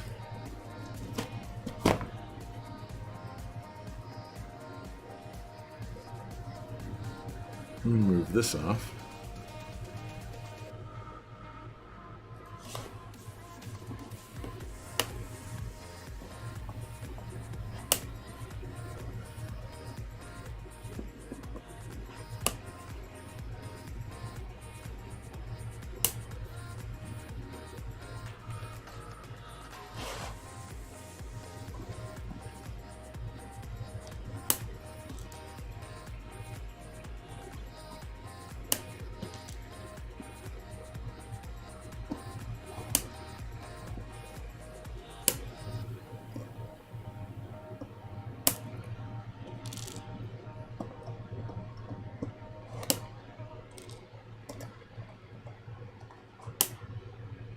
AEK2. MO AEK2 is M5101 30 3501 32. Man, now I gotta look it up. Whatever, it's not MO115. MO115 is original AEK. Also, AEK2 never came, I think, with orange Alps, right? It wasn't it only cream damped and salmon? Maybe I'm wrong on that part. I have to, like, I don't know, to think real hard about it, and I can't do that while I'm doing this, apparently. Like, either that or look it up on Desk Authority, right? AEK2 has the foot that extends out the bottom.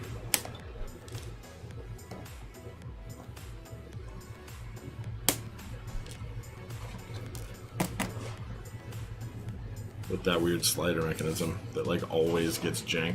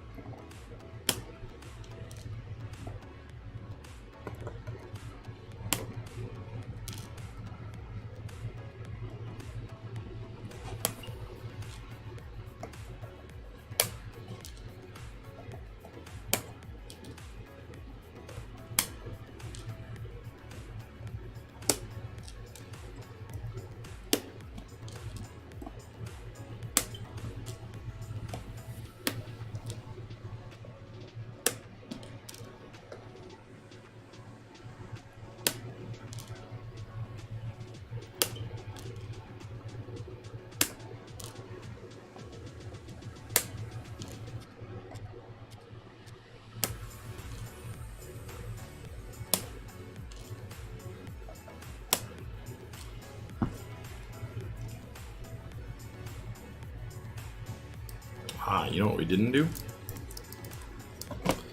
We should have. Solder this one switch back in place.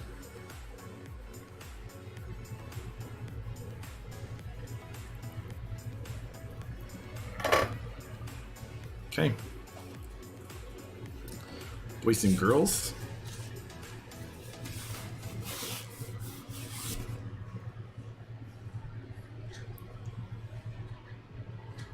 Oh, okay, yeah, you have it. Yeah, salmons and creams. Yeah, okay, cool. We're right. We are on the same page.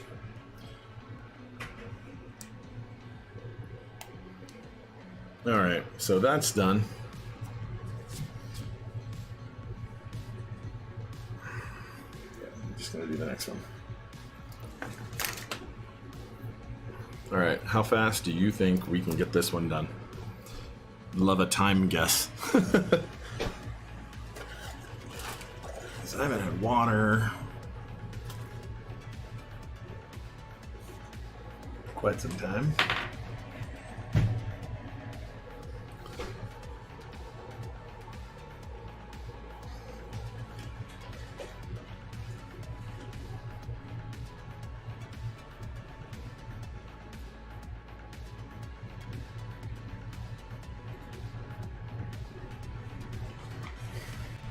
Oh, you know what I need? Up here, I need. Where would I go? Okay. Easy peasy. Lemon squeezy. I didn't even do the bottom row. In fact, I only tacked the corners in, huh? Lame sauce. Okay. We'll do that.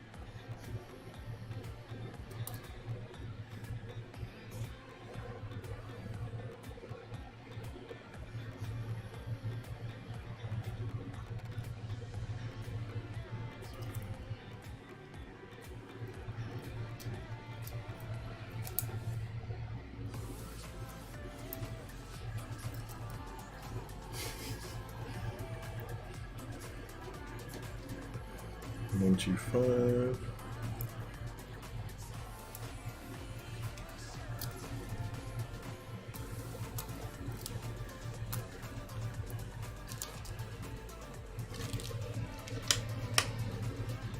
Yeah, so I love my MO115, and it's oranges, and I would never ever desolder it. I really, it's probably one of my favorite vintage boards, honestly, to use. Like, it feels super, super good.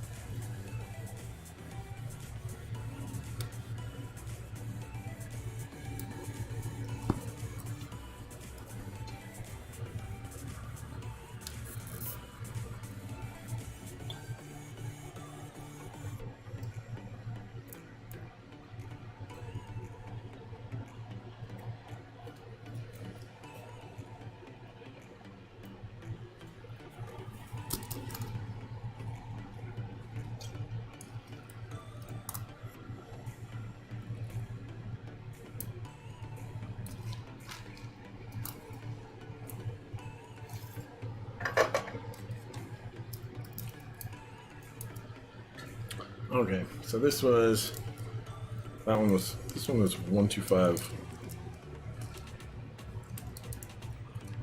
125, so it's one over.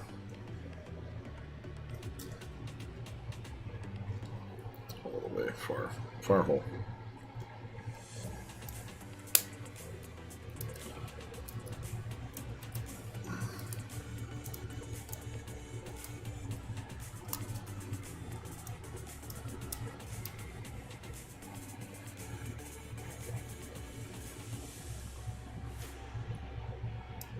Yeah, ML116 totally harvest. Yeah, at the moment you're right. They're crazy more expensive than they were even just recently. Like, I don't know why the prices have shot way up on eBay. Just gouging, I guess. Maybe they're becoming scarcer, although I see tons of them. So I don't think they are.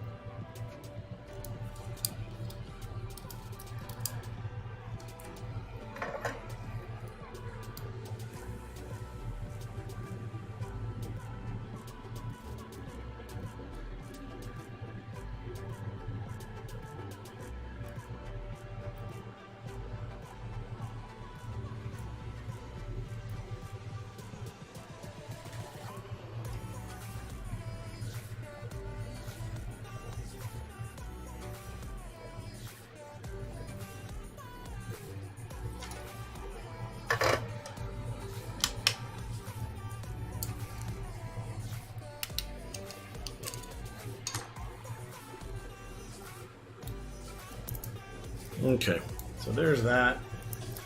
Why did I take that off? It's going to be 125. 125, 125. And those are in the same place, so.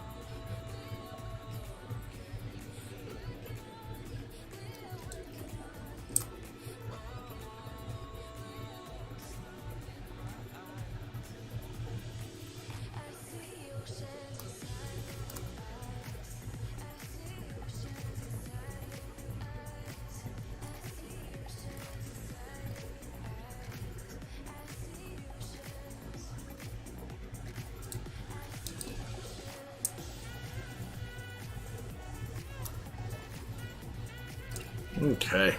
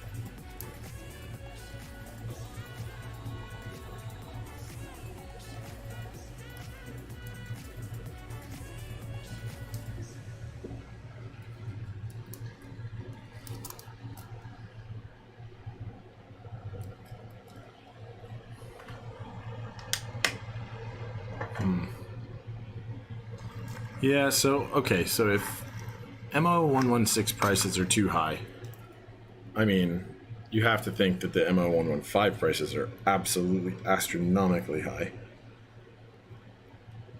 Because those things have been going for an arm and a leg lately. And, like, I don't know. I just can't. I can't bring myself to spend money on one. That's the only reason I'm like, don't desolder your MO115. Because the MO116s are really overpriced right now, but, like, I don't remember exact prices, but I haven't seen one for under 100 bucks at all, like, shipped on eBay. I mean, 110 maybe. It might be low right now, as far as I can tell. Yeah, they tilt me too, dude. They're kind of crazy. Kind of crazy right now. Like, I do not know, man. I would not do it.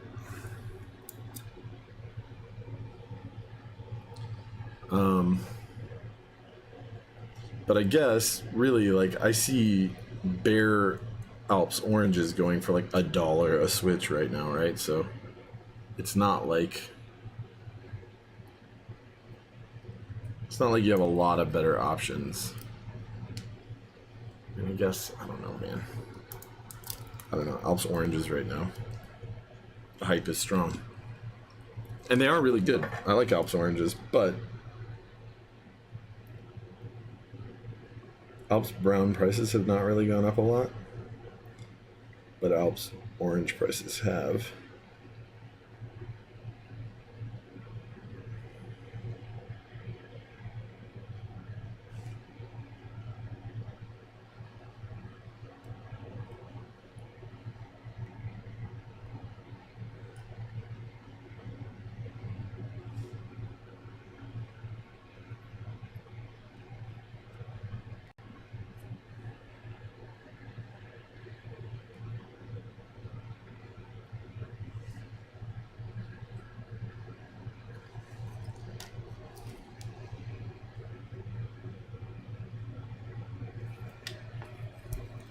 Oopsie daisy.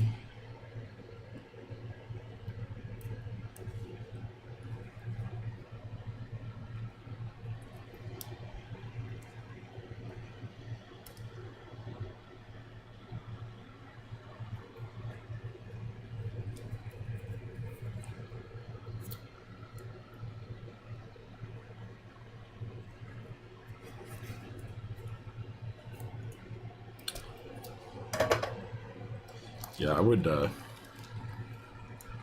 avoid avoid doing Alps orange builds. So you're definitely going to do an Alps build on your salamander, huh? And you're thinking definitely Alps oranges. I wonder what other what other good options there are. Did you get both plates? Did you get an Alps and an MX plate? You could kind of hang on with it. Dude, I agree. Alps is life. Alps is totally life. Nathan is the best. Alps plate and the Heine PCB. It's a good option, man. I love that Heine PCB, man.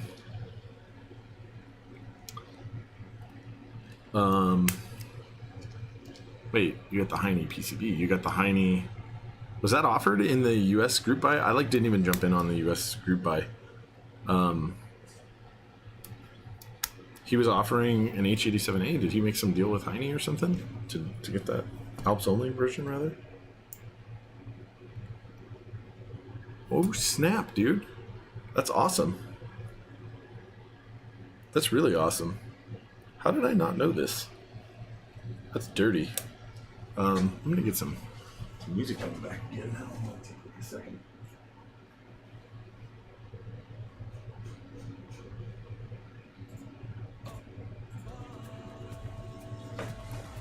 Yeah, that's crazy, man. Yeah, dude. Heine's the shit, man. I like that guy a lot. Doing good things.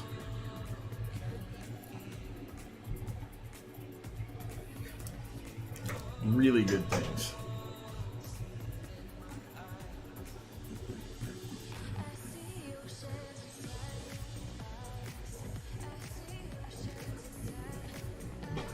Oh no. They went back to the same song. Okay. Okay.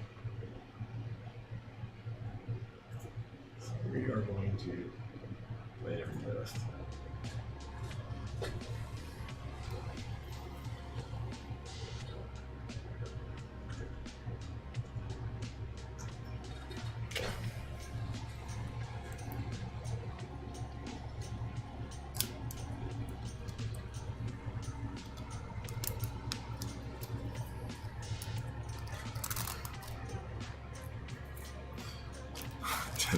They are 5 each. That's awesome. I'm happy that he went with that instead of mine has a time PCB in it.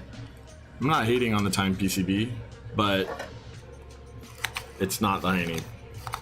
I mean, if the Alps only one is going to be anything like the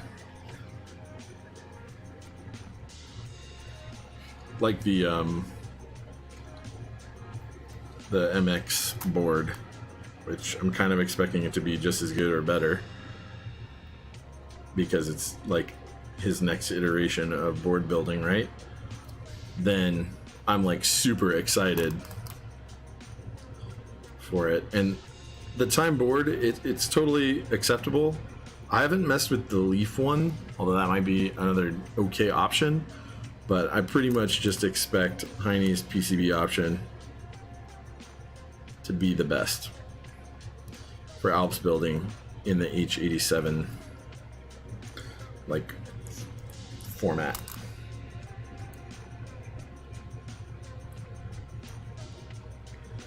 Cannot wait to get my hands on one.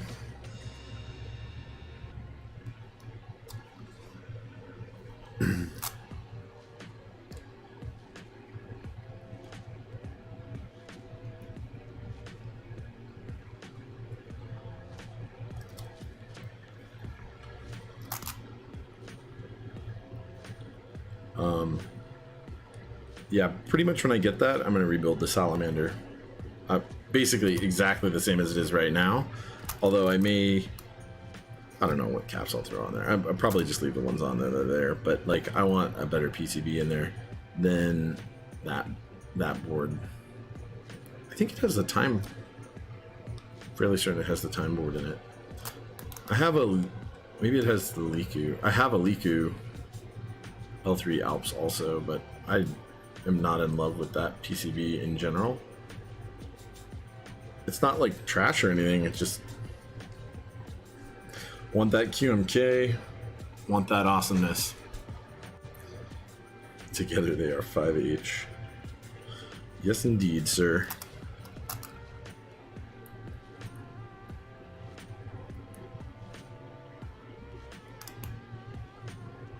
Yes indeed.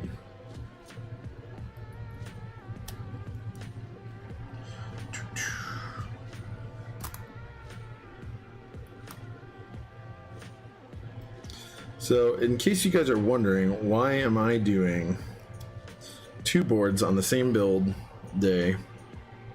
It's because I have a bunch of other people who have like kind of lined up or expressed interest in build stuff, plus I have another week where I'm going to be gone.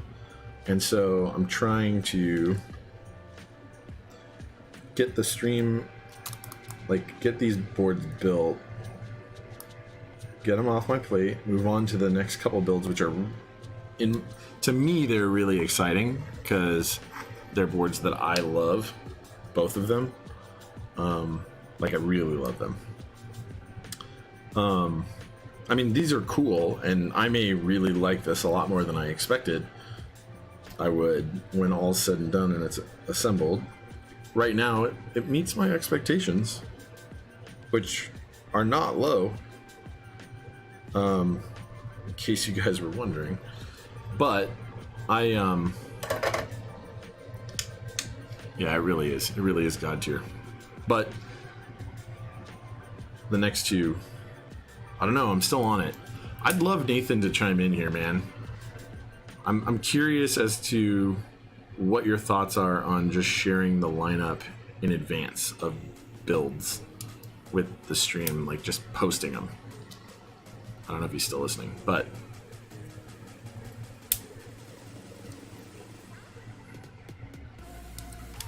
I mean, I think there are advantages to doing it both ways.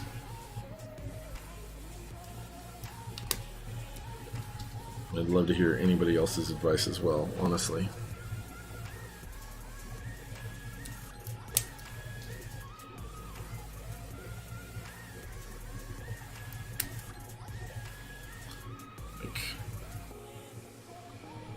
I don't know.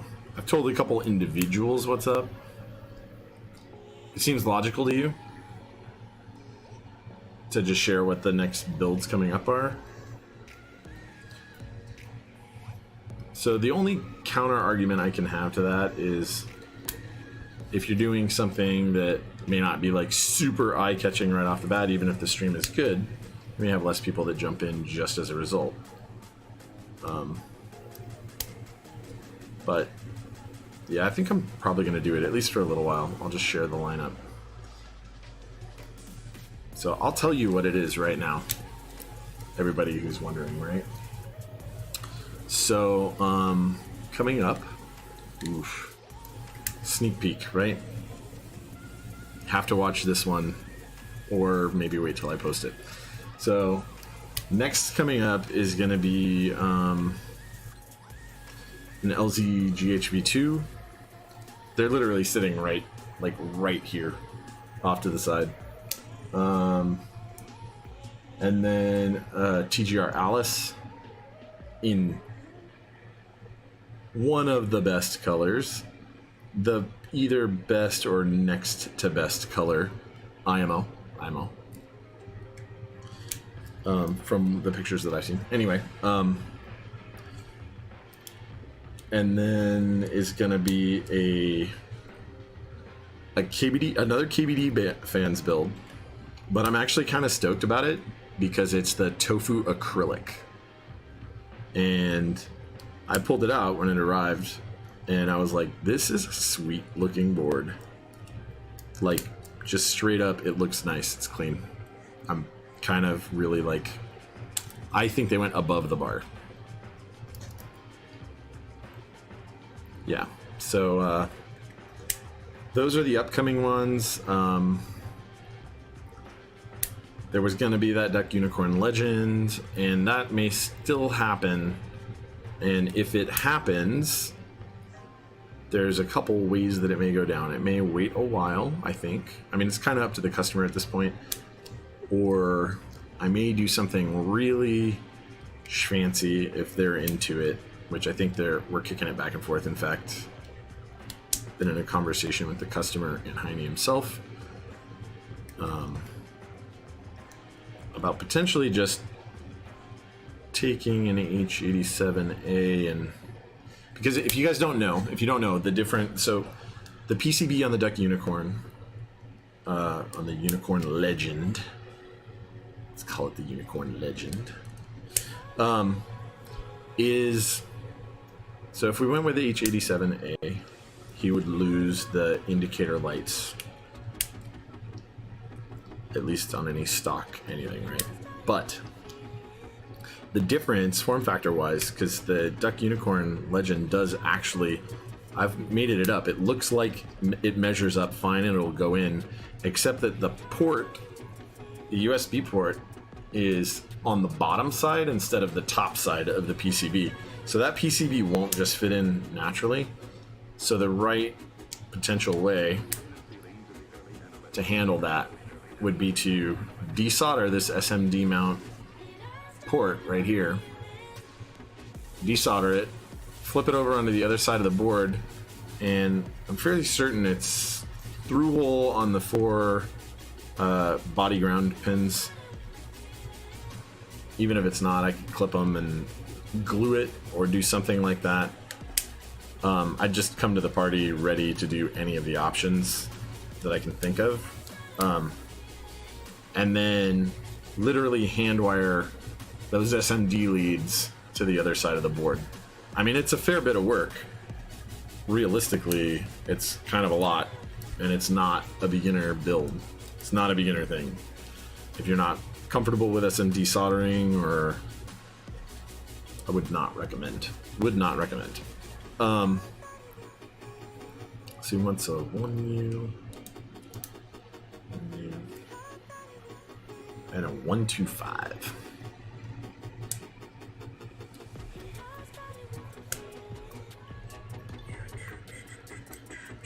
Yeah, so that would be like kind of like because the Duck Unicorn Legends PCB is hard to find, and customers not really, I think, interested in doing, well, he said he's not, so he's not interested in doing a crazy Alps build, because let's be real, doing an awesome Alps build with that board as it stands, if you can get the PCB and the plate on Mech Market, there was one for like 150 recently, you're still talking like $700 more for like Alps Browns, right? Because you need a donor board with stabilizers that'll work for, if you're trying to just buy retail cap sets that you can get like literally right here, right now, you can go buy the Alps Throwback set right now, which is really expensive. And it's DCS, so if you're not into that kind of thing, then, you know, you're not into it. So basically, yeah, you could, it's already like an $800 board, $700 or $800, right? Probably with what he's got into it. I don't know what he's got into it, but he's got between $650 and probably $800 would be my guess in just the board, right? Depending on when you bought it and who was selling it and where it was shipped from, etc. Unknown. I do not actually know what he paid for it, and if I did, I wouldn't actually tell you, because that's not my business. But in my mind, that's the kind of thing that goes into it, right? And so that's pretty much, those are options, right? I mean, I don't know, man. I personally, I mean, there's another option in my mind, which is sell it as is with in-op underglow LEDs. I could try to repair whatever is going on with the underglow LEDs, but I don't know how other people structure theirs, but when I do like PCB repair work, I usually try not to take that work, although I will if it's the right thing. If it's the right kind of work and I'm pretty sure I can nail it because I already know what the problem is or something. I charge hourly.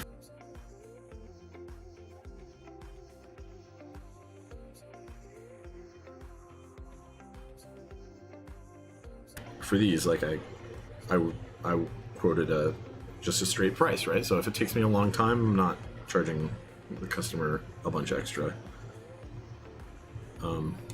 If I want to dilly-dally. I'm not knocking it if you do it the other way. I think it's a great model either way. I think it probably works out to pretty close to the same, honestly, one way or the other, based on other people's prices that I see on like Mech Market for services. But customers can shop around. That's their prerogative. And honestly, I would recommend they do. I shop around for things. I hope everyone does. Yeah, dude, I feel you. But I mean, it's possible it took shipping damage. Like, I'm guessing that's what happened. I don't want to give too much of the information away because I don't want to make it easy to like dox the customer, but I would guess that whoever the seller is, they sent what they thought was working or what was working,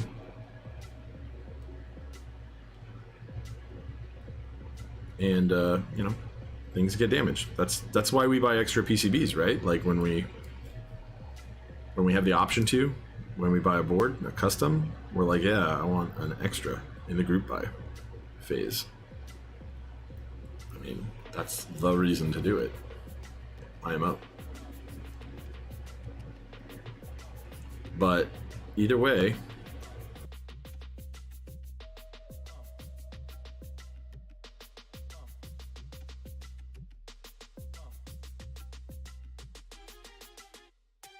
like, hey, you're assuming the risk for shipping when you ship it to me, and I'm going to ship it back to you in the same packaging, or if it's like precarious, I'm going to add packaging. But the damage is on you, the customer, at that point, right? Because I'm going to test it before it goes, and I'm going to pack it well, and you need to pack it well to me. And this customer did pack it well. Like, there's nothing wrong. His packaging is perfect.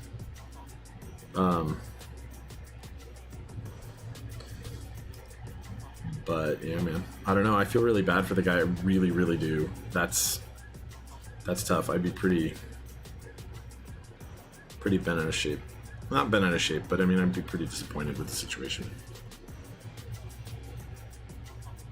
But yeah, so I usually don't recommend that we just go on a hunting expedition, though, to find what's wrong with somebody's PCB, because I don't want to charge them a bunch of money for my time at that hourly rate and then it not work anyway, because that is possible, right? It could be damaged. I mean, technically, we could then go all the way to the other extreme and like build some hand-wired thing, and then it's not really a duck unicorn legend, is it? PCB. If I have to hand wire all the things, jump a bunch of stuff, I'm not even particularly interested in doing that. Maybe I'll be interested in doing that like one time on stream so that everybody knows exactly what's going on with it. With hand wiring. I've never actually, honestly, done a full hand wire job. Oop. Don't worry, your board is safe. Dropped it on silicone, on foam. Also sorry. This switch leg is bent. It needs to come out. Yeah, so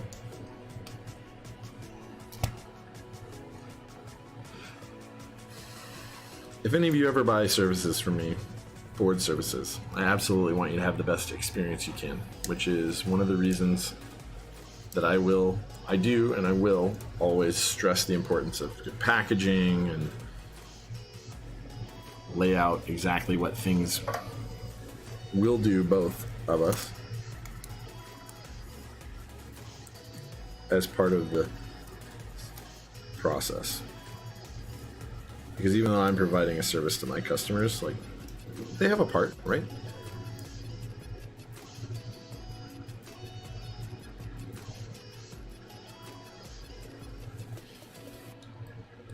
This guy did everything right as far as I can tell.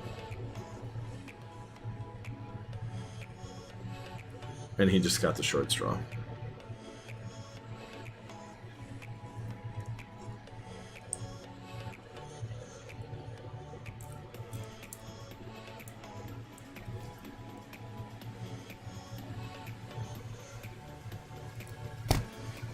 And that really does suck.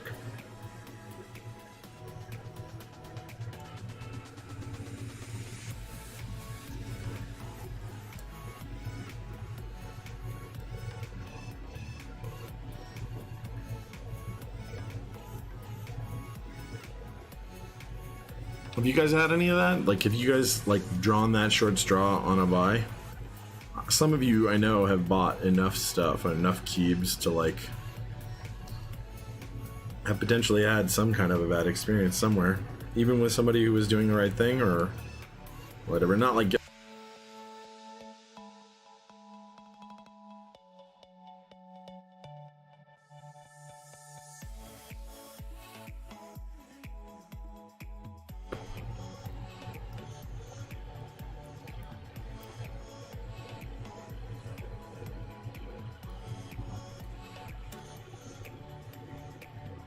I've had some less than optimal experiences on mech market buys, but nothing bad.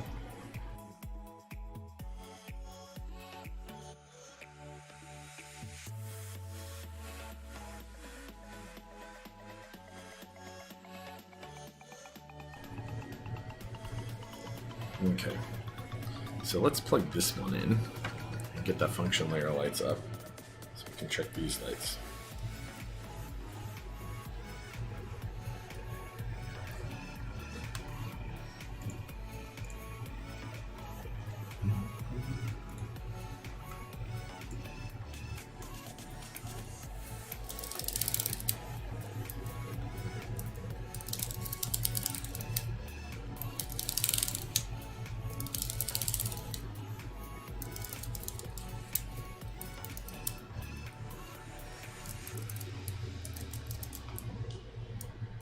Not soldered in.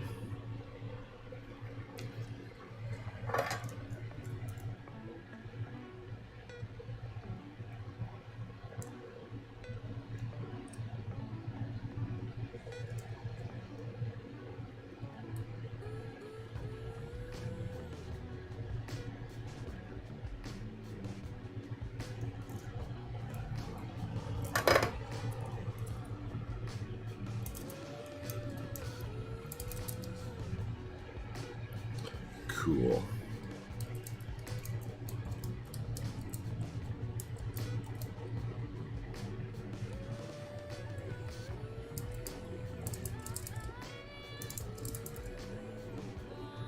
There we go. Brighter. That whole bottom row works. We are going to chop those guys off. Nope. We're not going to do that.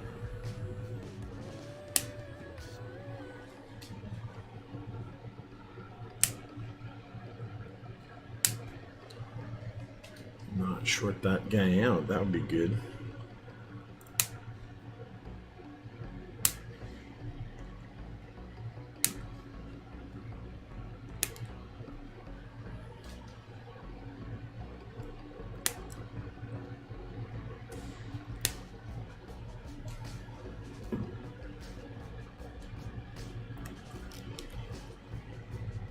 Cool.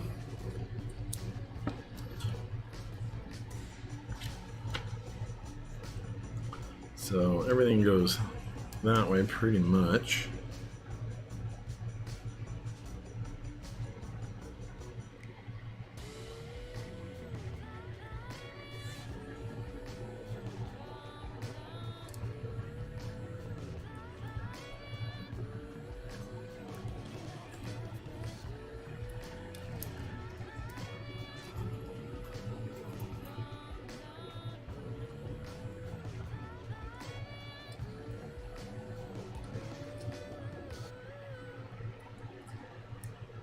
Yeah, I don't know, man. In no way have I gotten screwed that hard. I've been out a couple bucks for a little while someone was gonna sell something, but then, you know, they got cold feet. They really were in love with the board, and so they decided they weren't gonna sell it to me. So for like, I don't know, 12 days maybe, I had money and not tracking info or whatever, and I feel bad for the person, but they weren't shitty about it. They got me the money back. Whatever. They were cool in the end.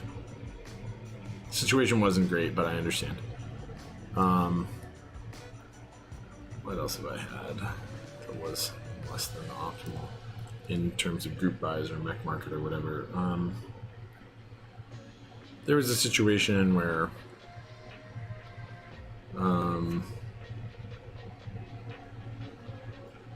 I bought a fake Skog, which, by the way, don't do that.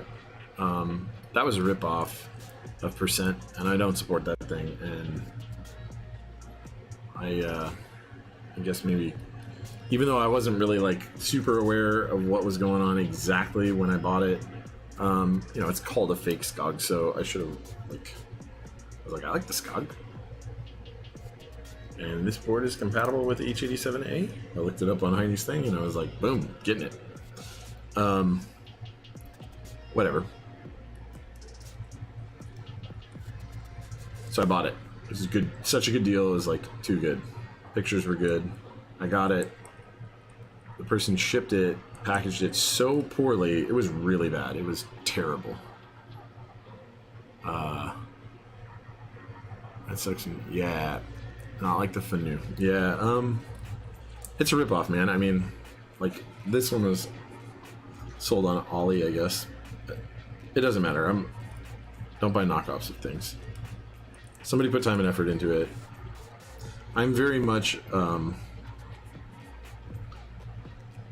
in the camp of let's not be shitty to people who build something like that. And yeah, like, anything could be sold cheaper by a mega factory in China, or if people are trying to run at zero profit. And by the way, I don't believe that group buy runners should run at completely zero profit, right? They're taking some risk and doing a lot of work. Their time is worth something. Just like with me in building these boards, I'm not making like the kind of money that I make at my job or anything like that doing this, but it does fuel one, extra hardware, cool camera stuff. Let me get rid of that switch hitter. You know, I mean, it makes this whole thing better for me and hopefully for you guys. I don't think anybody who's doing group buys, at least, as not a business, as just like a guy running a group buy, building a board, whatever, is making tons and tons of cash on this. Like, not a living. I think there are people who are running a business whose stated goal is to make a living, obviously. And I'm not against them making profit either. Like, they absolutely have other costs associated. They should. But I guess my point is, anybody can, like, get a mega factory in China to make a bunch of them, or the factory itself can rip off your IP and do that, or whatever, and run at super low margins, like non-existent, and there's nothing you can do about that. monetarily. If they're in the US and they're operating out of the US, like, you could sue them, I guess, but it wouldn't be worth it for the amount of money it would cost versus in legal fees versus what's being made on like a group buy. But we as a community should not support that thing. I have a slightly different view on keycap set colorways. I think we've taken that a little far to the extreme where we're like, oh, you gotta ask for permission if you like. If I want to make a classic colorway or a classic color combination into a key set, right? If I'm not actually trying to rip somebody off, I don't think that should be fouled. You know what I mean? But at the same time, if it's obviously really close, just ask them, right? Just ask somebody. China IP, yeah, no shit, dude.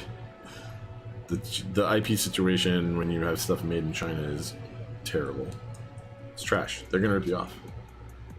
And what are your options, right? What are your options? You're gonna have it made in the US? Okay, welcome to just 30% more expensive no matter what. Even with shipping, right? Because we subsidize the shipping costs, so we all pay for it. For shipping. So when the factory in China ships something here, it costs them nothing. You may pay a shipping fee on top of it, but if you look up the way that importation from China works, like, they have an unfair advantage in our marketplace compared to local businesses because the shipping, like the freight shipping bulk between here and there, costs them basically nothing.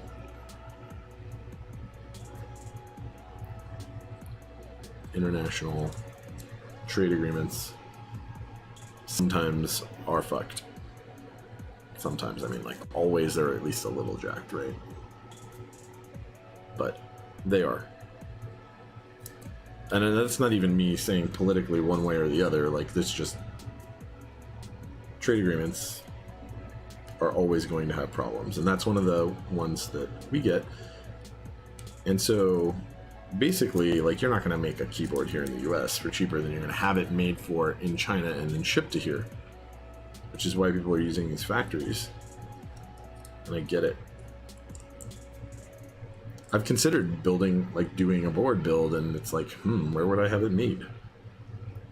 Find a local job shop, or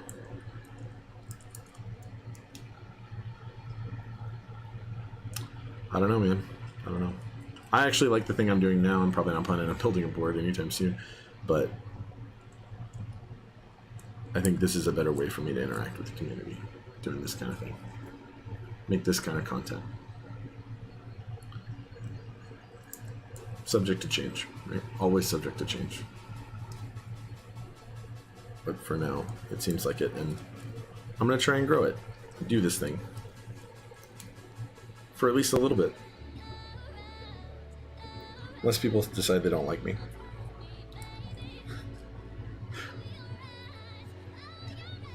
We got a good group, though. We got a good community.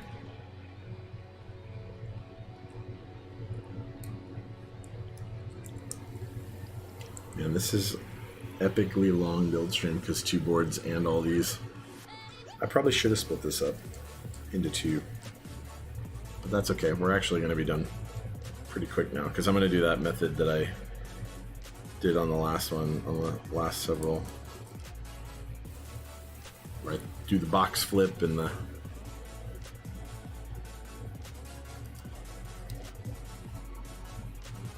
LED single side, push them in, etc. This is the last LED going in, I believe. Hopefully. Yerp.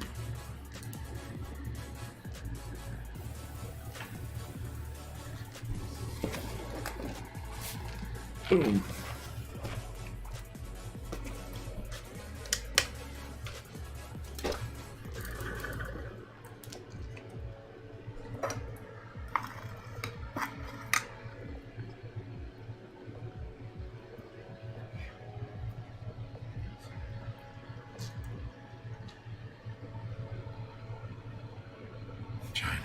This guy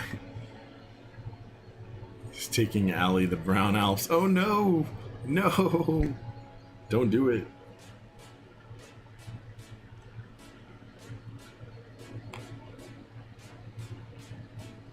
Well, there's a thought experiment for you, though. What if a Chinese mega factory got their hands on the test your ethical fortitude? I don't know. What if a Chinese mega factory got the IP for the Alps Browns and just started making them? Printing them Alps Browns, guys. What would you do? Would you buy them? Are you an Alps addict like me? I shouldn't say addict. There are people that are really addicts to things. But I am very into Brown Alps. I turned it off and back on and went to sleep. That's dumb. That's like the holy Jesus situation, right, though? So did the Jesus, they didn't actually rip them off, though, right? If they did, now I feel bad, because fool me once with the fog, shame on you. Fool me twice, now shame on me, for sure. Because I have Holy Jesus switches.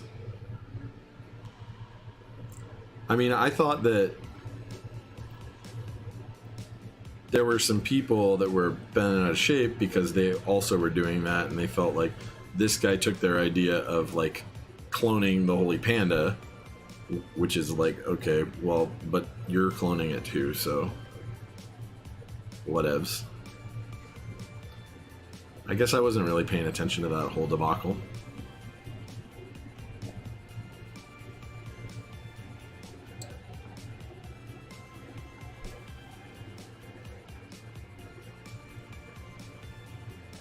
Yeah, I'm not gonna judge that situation as the same until, man, now I like need to find out.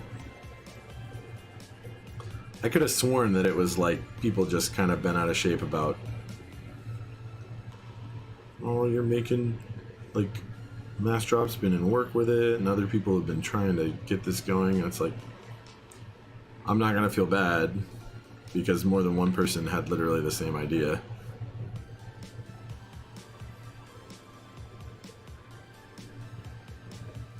It was a good idea, and I think way more than just those people had the idea. Those people were just the only ones with the guts to do it.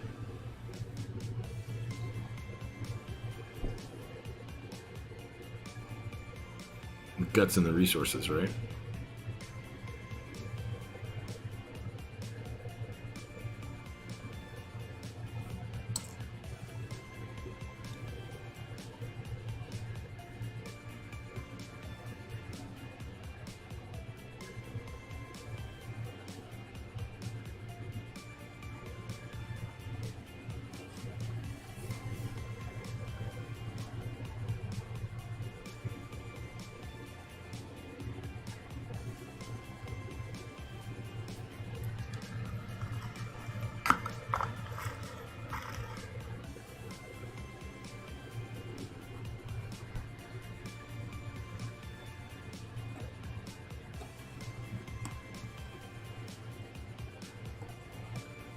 I don't know. I do like the Holy Jesus switches, and it sucks that there were only so many pandas made.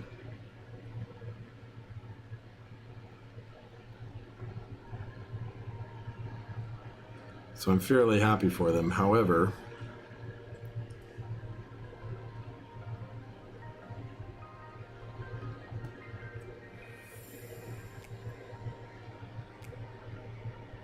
oh no, I lost audio? Okay, I need to figure out what's going on. Oh no. Oh, I think I actually know what happened. So the screensaver came on that computer, which is weird because usually OBS prevents it from it. Not the screensaver, but the screen's blacked out. And I think you guys lost it when that happened. So next stream I'm actually going to move the microphone that feeds this over to this system, this desolder system, which, even though it's not my main rig, is like rock solid. That other system's pretty solid, but it has had glitches a couple times while we're streaming. So, like, this thing, its whole purpose and existence in life right now is this. So I think I'm just going to move all that over, and I just don't think we're going to have as many problems. The only thing that'll be going through that other system at that point will be my audio hearing you guys, or hearing music, and then the music and those cameras that are attached to that system itself. Okay, so now we're gonna put this to rights.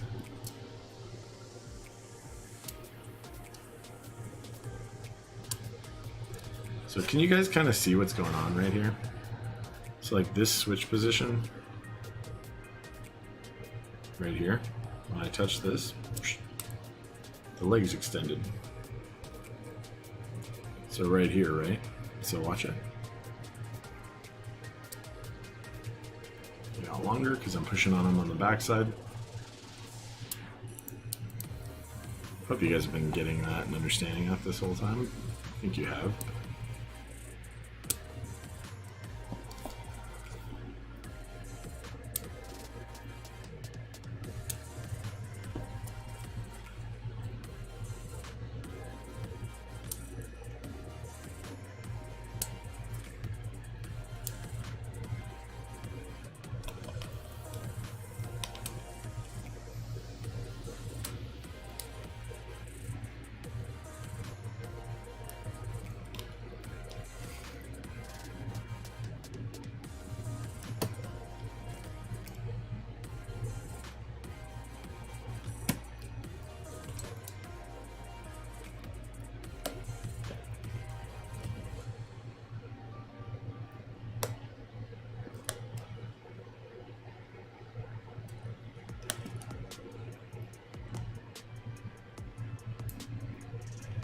Be careful, by the way, when you guys do this kind of thing, to not push real hard on it, because you really want the solder to flow completely before you're applying a ton of pressure up, because you don't want to rip the pad off. You don't want to delaminate a pad. So there is technique to this. That's really the only thing you need to keep in mind in this instance to not damage the PCB. That, and don't apply heat for too long to the one pad.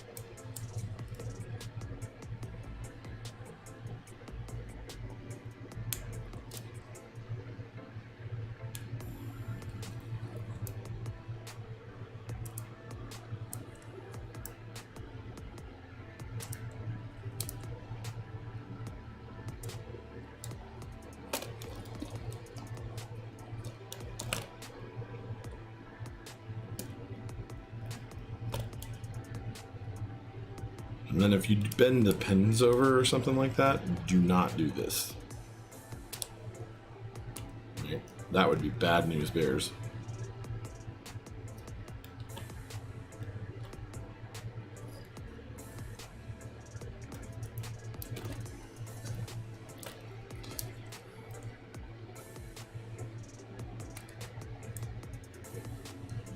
Oh, so that Atlas that I'm going to build, I'm also going to put its underglow LED kit on. So if you guys have never seen that, that's going to happen. And by the way that underglow LED kit works is not fundamentally different from the Duck Unicorn Legend, which is why the customer that had that board, I was like, I think I know what it could be, but if I go messing around with it, like, and it takes me significant time, and then it doesn't work. Yeah, anyway. Just, I wanted to make sure you guys knew that they fundamentally, it's not that they work the same every time. It's that a lot of times they work basically the same, most of the time.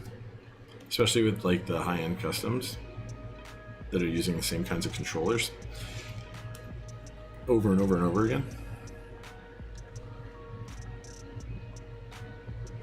The premium parts.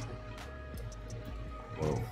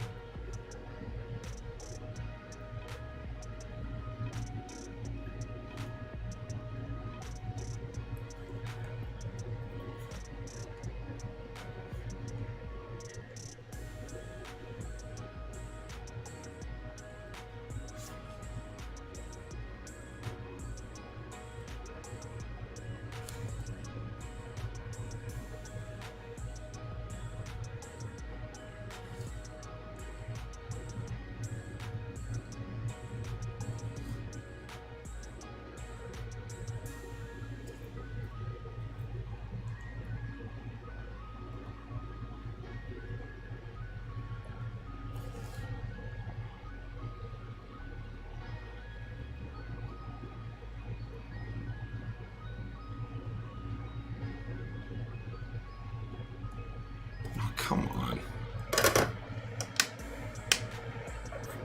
Sorry, I think I know what that audio is, and I really am sorry about that. I will make sure that that gets better.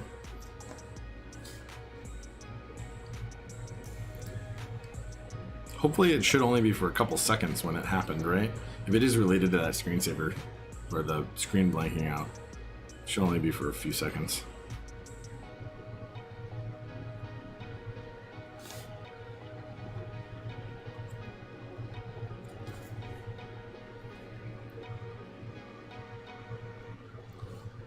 FYI, when you do this kind of work, use a smaller tip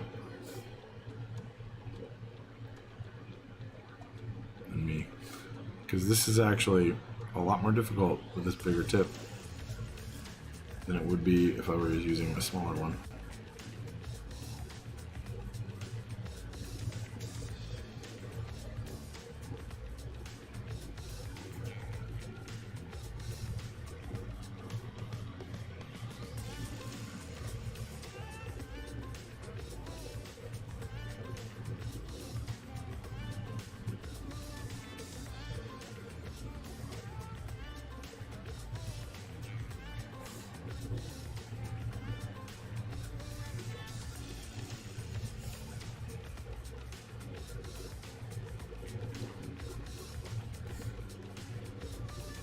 Like, I should have changed it. It's just it was already hot.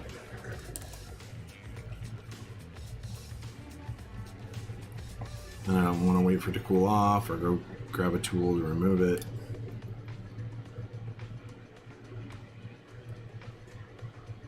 Even though literally I could just like wrap my hand under this big blue silicone mat and just use the mat itself to grip the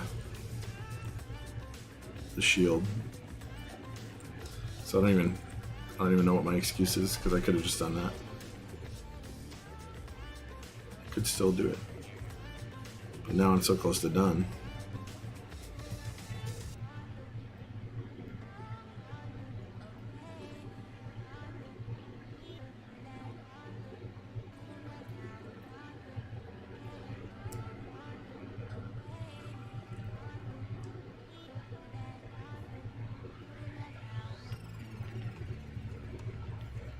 And even though it's more difficult, it isn't really a lot more time consuming.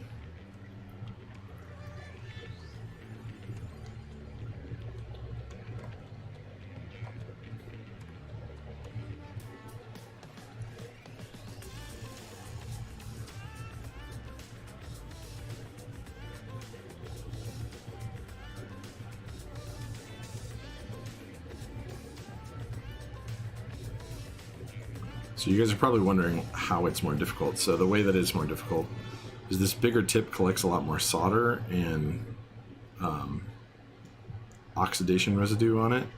So one, it has to be cleaned more frequently, though that isn't really a big deal. It's that retinning the tip takes more solder and then leaves more residue there, and then kind of perpetuates that process. Also, you're more likely to like bridge a gap, so I'm trying to be a lot more careful in how much I'm flowing and where.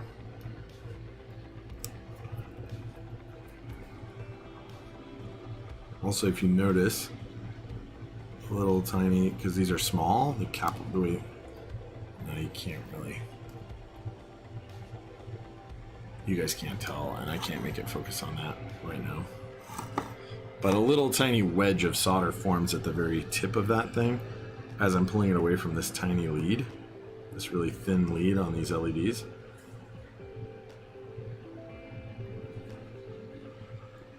Which is fine. It's just I'm controlling that point instead of the actual, that's where I'm focused on instead of the tip of the soldering iron. And so basically, it's just taking more visual focus. My eyes are getting kind of tired after doing this on a couple boards this way. If I was using a smaller tip, I would just be trying to put the tip on the base of the pad, or at the joint of the pad and the leg, which I'm still trying to do. I'm just trying to lead with that little tip of, it's like a little tiny solder flag sticking off the end.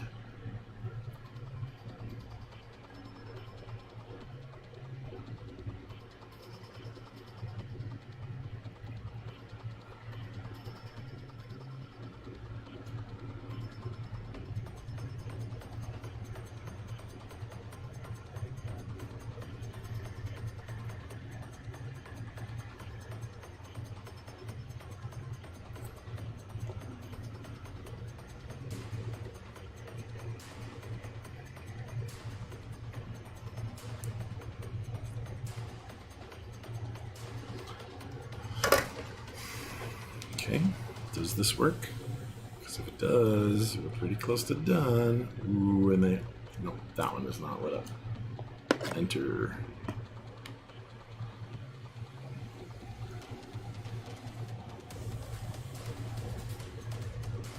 Backwards. And so, do we want to do it this way or that way? I think I want to do it this way.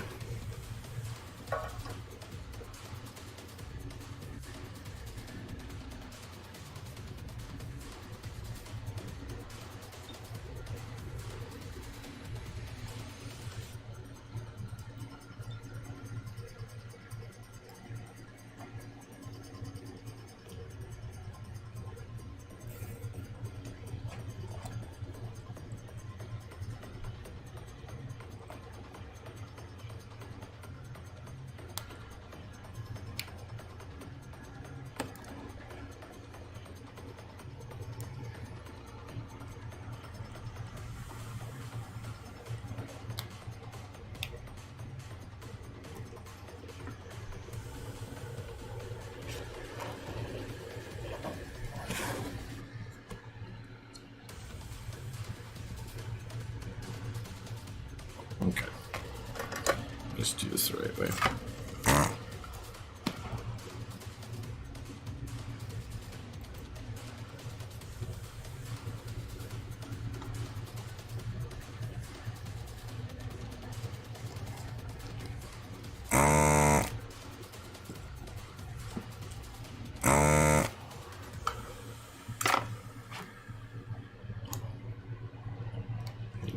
touch still.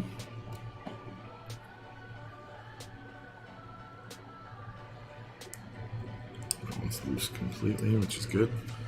Bend it over just a little bit.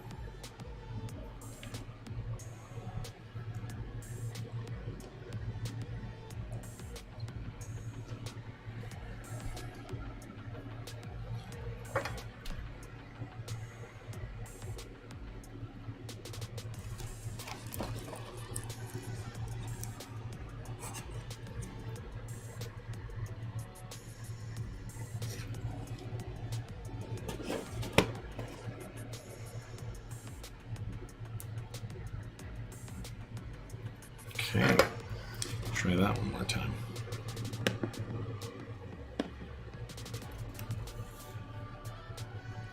Woof, guys and gals, all of it. Do I have any Cherry keycap sets? Like Cherry profile or actual made by Cherry? 10 or 15 seconds, that sucks. Do I have any Cherry? Yeah, man, I'm curious now. What are you talking about? Which one?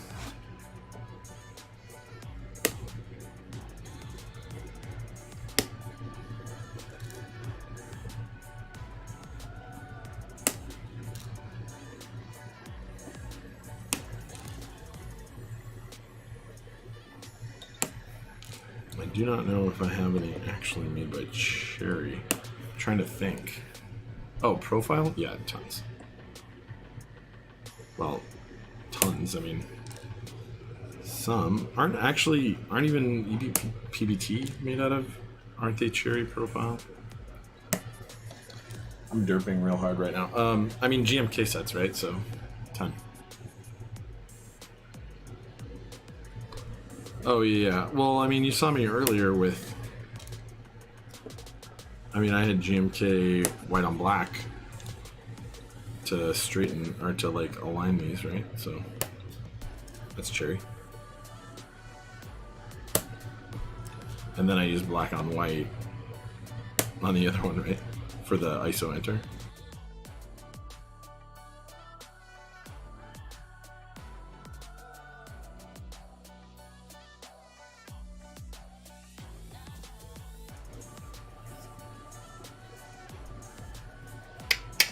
Yep. That's absolutely what it was when that audio cut out. My mic. That PC's screensaver thing came off. I'm gonna just disable all that, and then it's gonna be way better. Yeah, I have some GMK sets. I have some EPBT sets. I actually like Cherry profile, although I like DSA as well. I like DSA. I don't know how much I love SA. I'm trying to think of like other profiles that I like. DCS is okay as a profile. I don't know what it is about them that feels a little bit. I think it's the texture. It makes them feel a little less awesome. Actually, even like Taiyao as a profile doesn't bug me.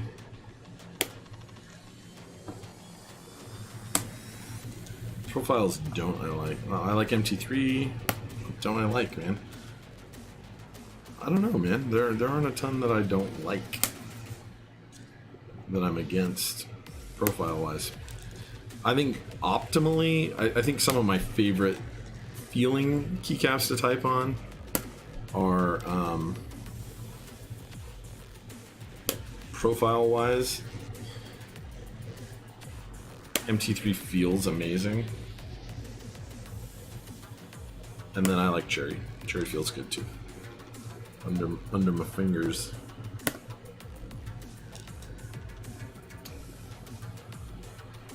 What else do I like? I like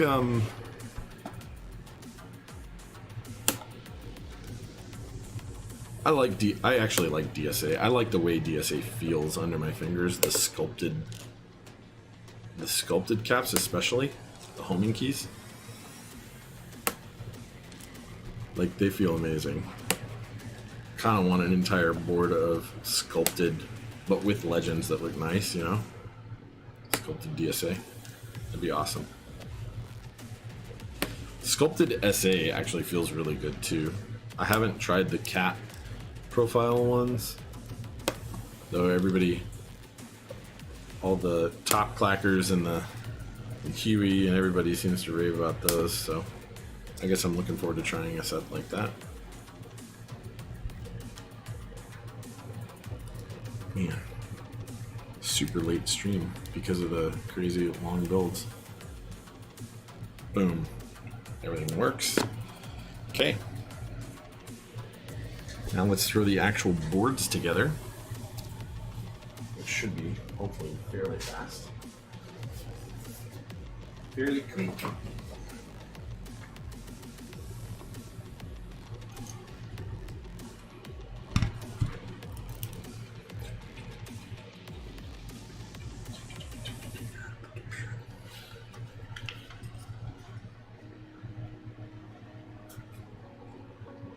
We're gonna do it. Since they're the same color. Who does cat?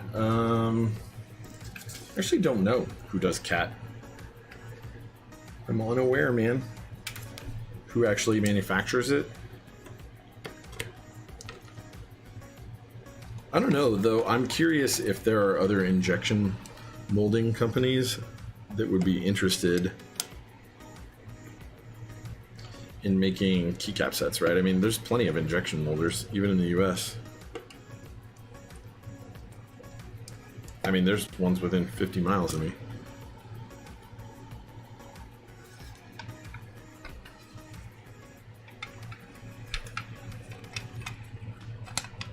How's this affixed?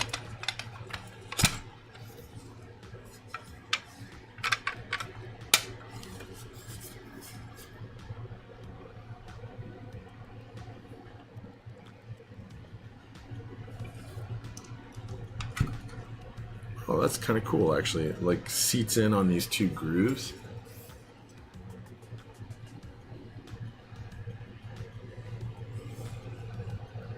So you only have front screws. It seats in, or three grooves, rather.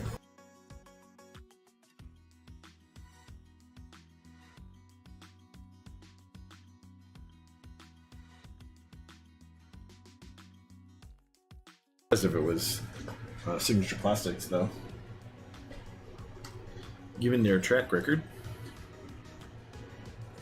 helps if I remove the rest of the screws, right?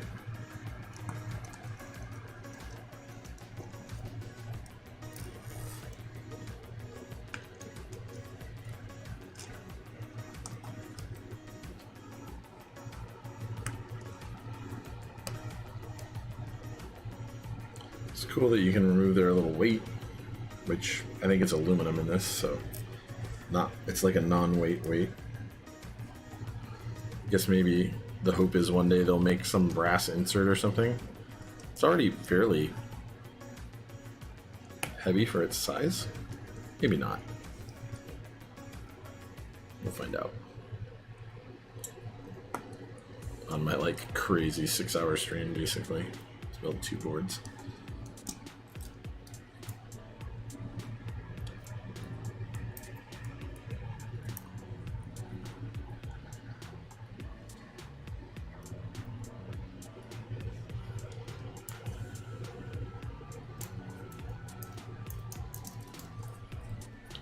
Why don't we magnetize this tip and hope that there is steel in these.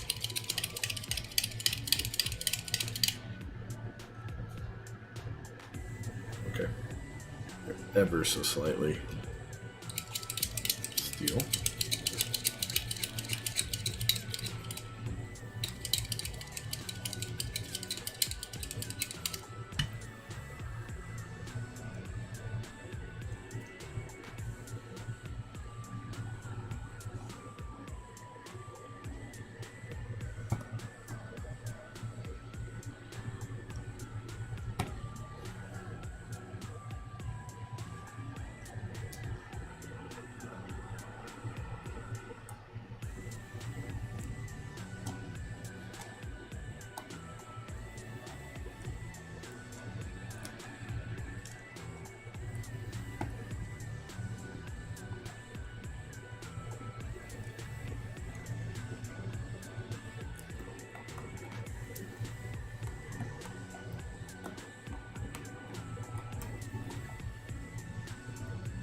Not tight at all.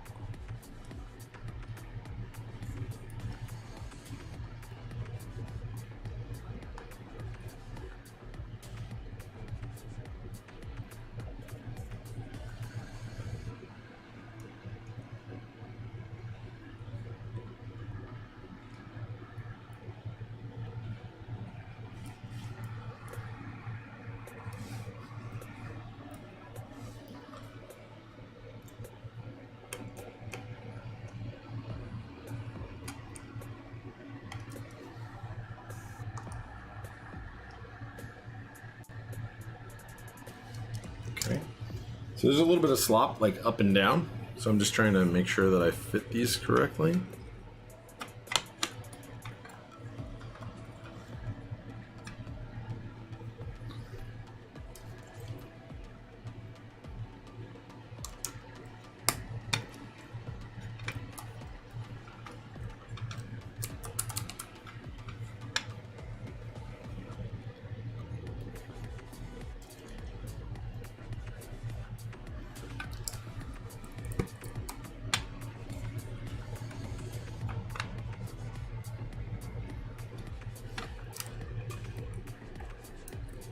Okay, so I think the right way is to center the board up.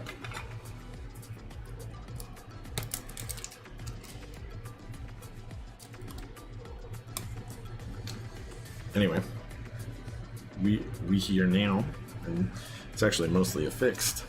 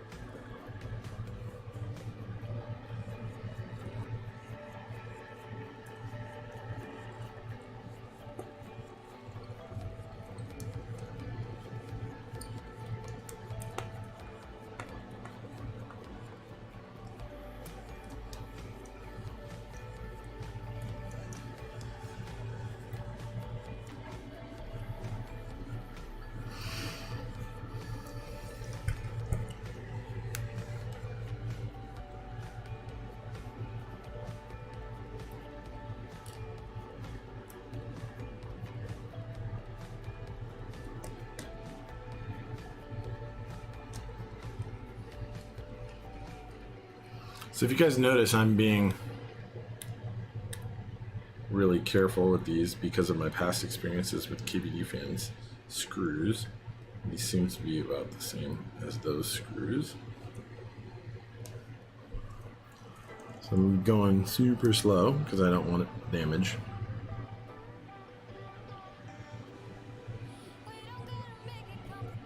They're also very small screws, so they're inherently going to require not very much torque to shear.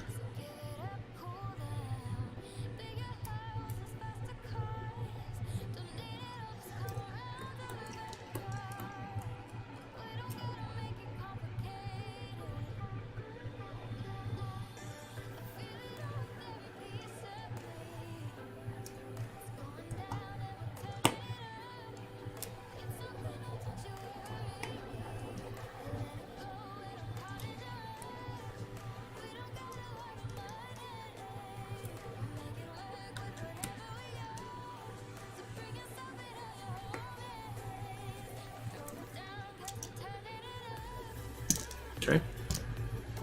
Boom.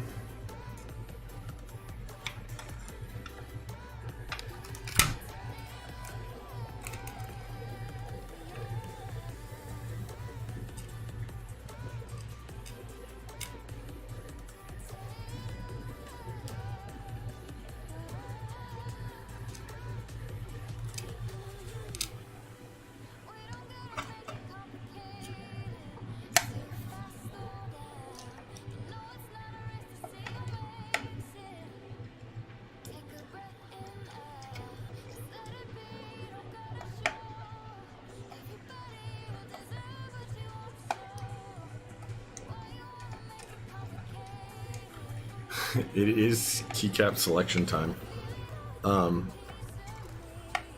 However, I only have so many sets that will support ISO enter. I think I have, and it's on another keyboard, though I will pull it apart for you guys. I have blue on black, right? What is that? That's GMK.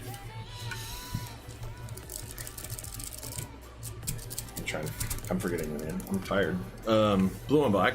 I have white on EPPT white on black. I have black on, sorry, EPPT black on white. GMK white on black, which is a classic with something like this.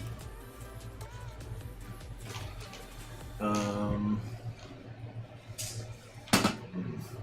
don't know what else there is. That's on another board too, the EPPT set. I don't know, man. What do you guys think? I have, what else do I have? I have Galaxy class, although that's on something else. That would fit this. That plus blanks that I have would fit it. I have DevTTY, which, do I have all the caps for this? I guess I do, right? Yeah, I do. I think. Maybe. Maybe not with DevTTY.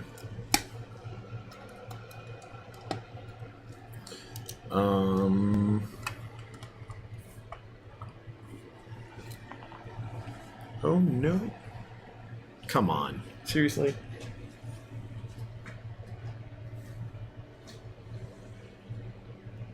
It's a good thing they send extra fucking screws because I'm pretty sure one of those just went off the rails.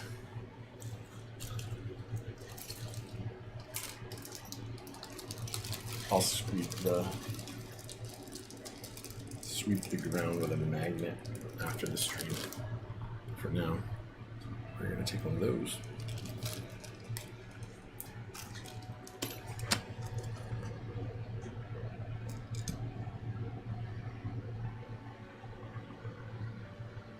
So yeah, what do you guys think? What do you think? Not my keyboard. Oh, you're down for DevTTY? Okay, I mean, I believe that I might not have a 1.25U shift for one of these boards for it, but I'm down to find out the hard way, I guess. We may just throw a different cap on there. It will not look correct.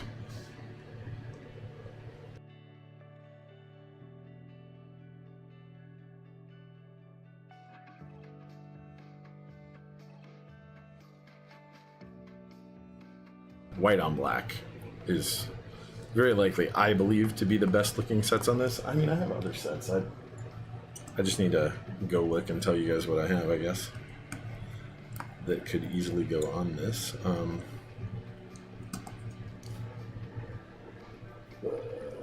Whatever. I'll go over there in a sec. Think about those ones that I told you about so far. Think about it if you want it. If you want those.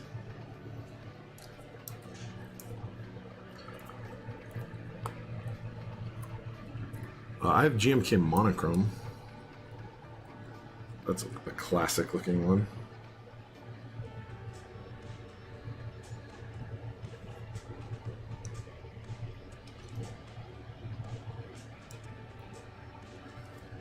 Yeah, don't worry about it, man. Turns out that building 2 keyboards simultaneously, you don't get really like a better amount of time too much for building 2 at the same time. It's just that initial period where we aren't actually building that gets a little better timeline wise. Oh, those are the other ones. I guess it uses the same screws everywhere. So yeah. Sure, man. Yeah. No.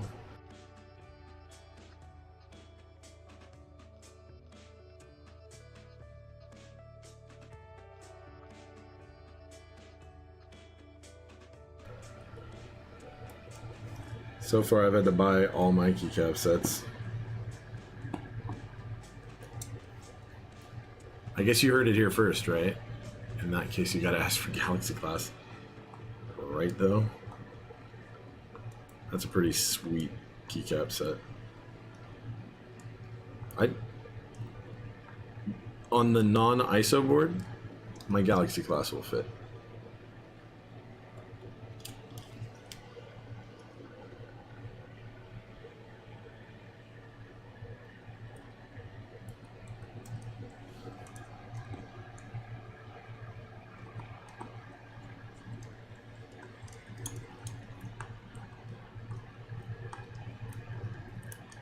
I mean, customers in, so if you got a recommendation for keycap sets between what we were talking about, so we were talking GMK Monochrome, GMK White on Black, which I have out, though that should not be a hindrance to you guys, I guess. If you guys are here and you want to watch it, I'll do it. So EPBT black on white, EPBT black on black might look good on this. And I believe, I know the black on white supports ISO enter for sure, 100%. Right, we pulled it out when we were looking at it. But the black on black might have it too. I just can't remember off the top of my head. I'll look for other stuff in a minute after we get this thing assembled. No preference, okay. Well, boop beep bep. What are you thinking? Gabby Megs. Do you know what these sets are that we're talking about? Probably not. You said you're doing this on a PS4, so you probably can't easily look them up. I say probably not because I guess that you were saying you just kind of got into watching people build them, but you made some other comments that definitely make me believe you might actually know what some of these sets look like. What is your preference, if you're around still?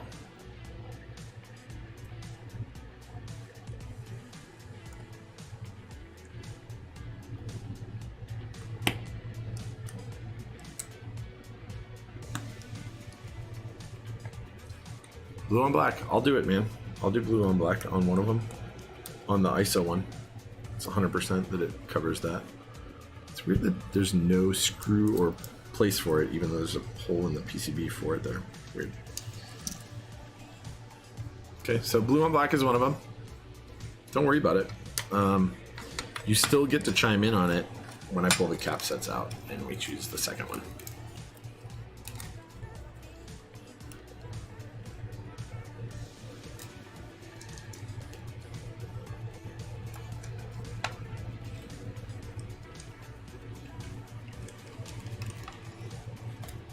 You get to have a say.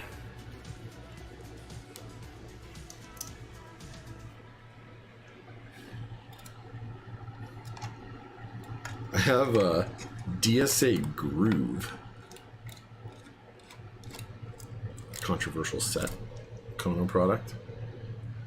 I know the legends are not perfect on it, but if you're not acquainted with how they're not perfect, and you aren't staring at them, which I don't think you will be through my camera, it's not your board. Well, it's not like what's one of your boards, but it is weird color, huh? That's what I'm saying. We could do that. That would be a worthwhile endeavor, I believe. Okay, I'm gonna move these two boards over. I'm gonna pull up some cap sets. And you guys get to inputs, right? So one of them is gonna be blue on black, the one with ISO. There's white on black, which is freaking classy. Classic and classy. IMO. IMO. I'm gonna put these caps back no matter what. DSA Groove is super weird. But that doesn't mean bad. Weird doesn't mean bad.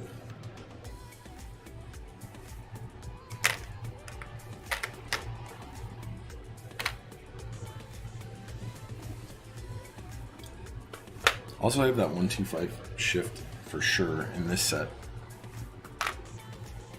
on the ANSI board, on the ANSI enter board.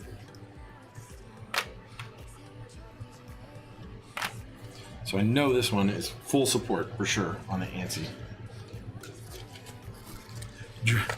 Business professional, whoa.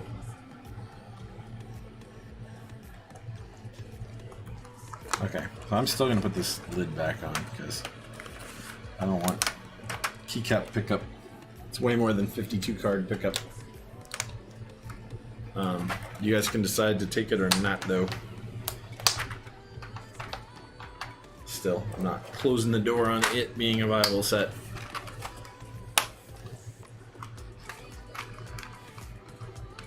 Oh, GMK trays, you are not my favorite trays. But you are inexpensive and available.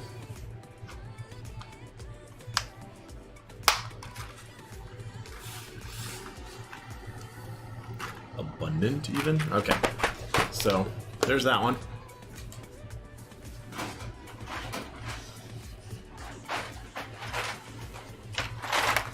Blue on black looks something like this, including the accents, although the rest of the keycaps are on something else. Monochrome looks like this, so it's very much like white on black, but it has white accents and all the alphas are black on white. Can't use that one, that's Alps. This is the EPBT black on white that we messed with. EPBT black on black, I think, is like the perfect slippery build for this thing. So can you guys see that? Black on gray, whatever.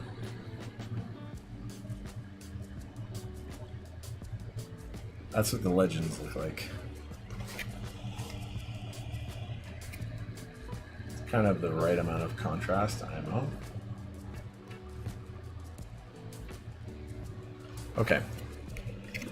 So there's that.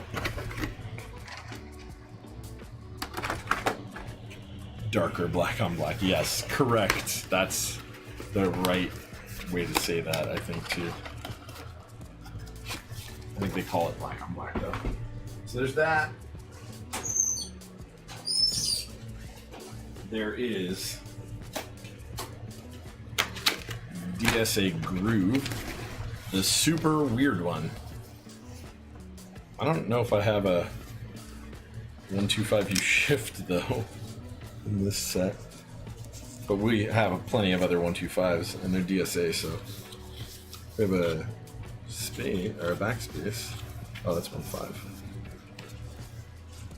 And we have ISO enter on this too, so we could put that. I have a 125. I have a bunch of 125U stuff though for it, and there is a 125U shift. Okay, so you think EPBT black on darker black, right? Was it? Okay, I believe it. I believe you're right with the 125U. I just going pretty quick. Yeah, the pop-up color is kind of interesting, huh? There are defects in the legends on these. There's something called reverse dye sub, which is where some of the caps are actually the other color, the more wild color, and then they dye the rest of the not legend part of that black color.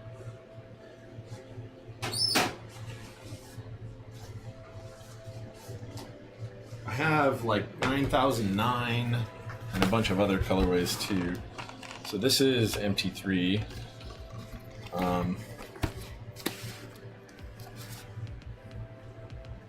I don't actually.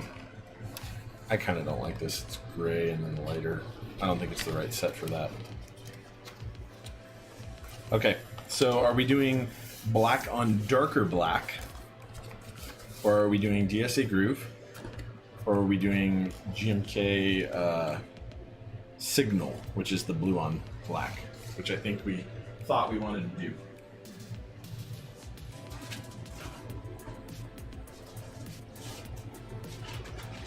Oh, I have classic beige, black on beige with white, and black on the white. I have that too. Oh, 9009 is overplayed but not overrated. That's an amazing set.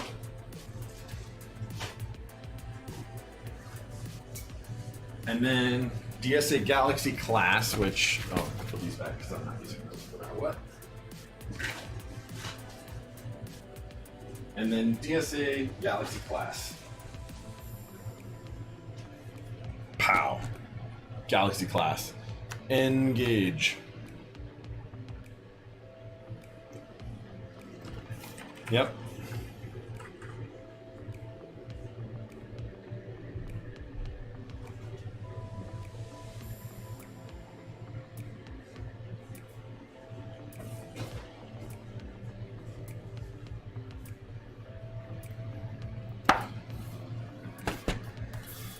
I have a bunch of blanks for this one.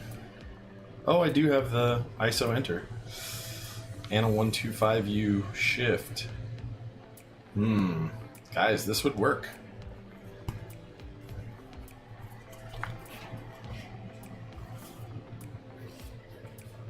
Okay, so I'm getting Signal. Boop Beep Bep wants to see Signal, and I'm totally cool with that. Signal is good. I like blue too. So one of them is going to be Signal. So now your other question is Groove or black on black.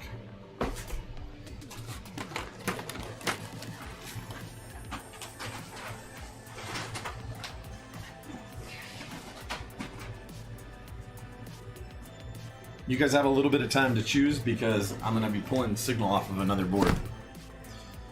So we're going to... So you guys are going to give me a break for 1 sec. I'll be right back.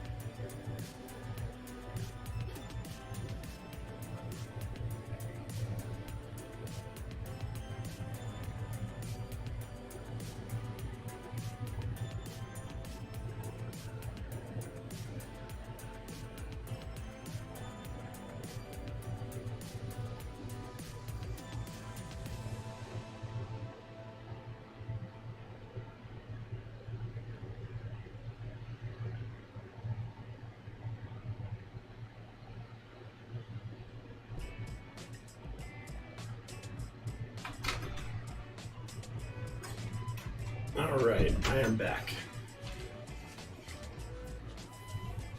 Signal and black on black. Sounds good to me. So I'm pulling signal apart.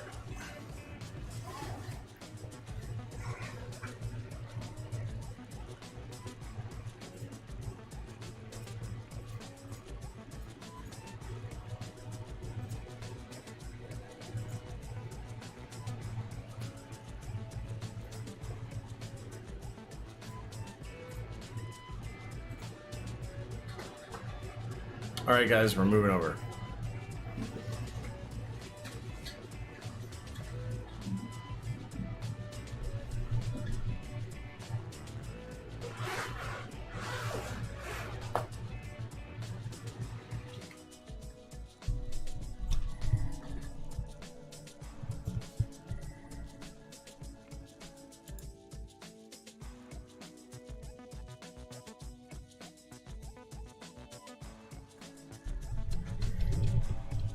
Okay.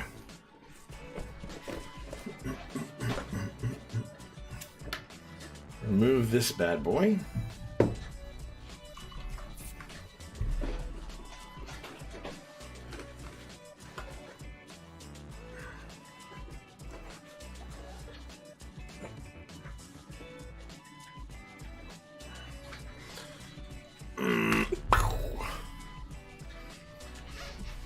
Pull these keycaps off and throw them on.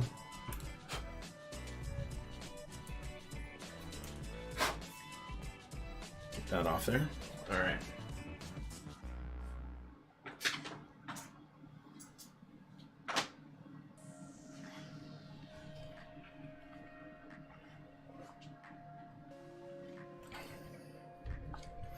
All right. So we're going to throw a signal on.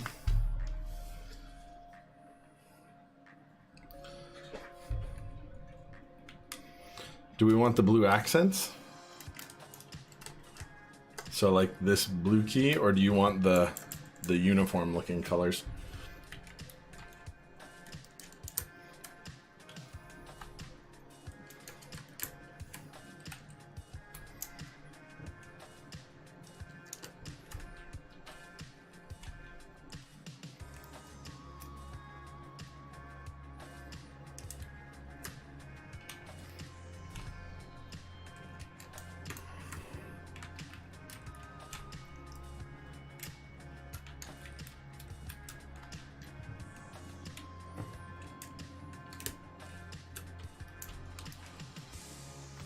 Blue accents?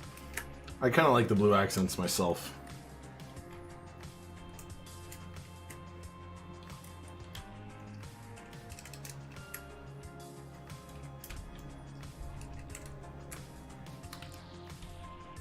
You know what? Actually, I wanted to do this on this board.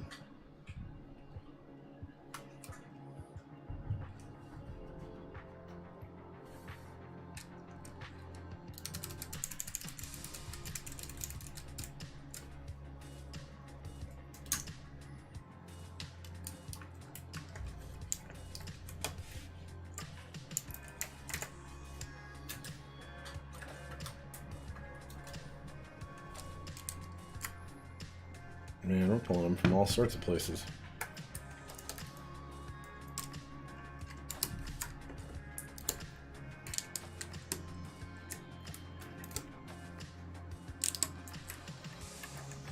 Yeah, and the reason I wanted to do it on this board is, one, I think the blue accent enter is going to look really cool, the ISO.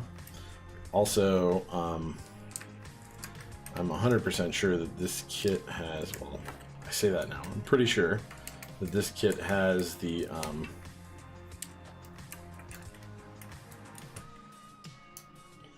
what's it called, that it has the whatever other ISO keys there are. And do we want the icon mods or the text ones? Because I have the text ones.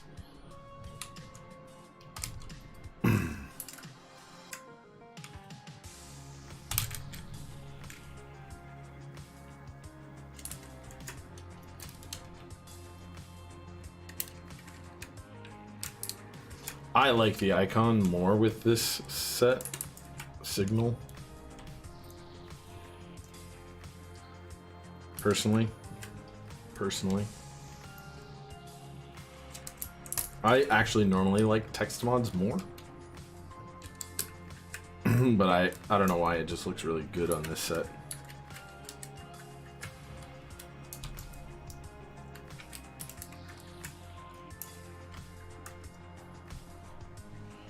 Yeah, so this one does, we do this and then there's two other keycaps, right? It's not the, yeah it is, for sure.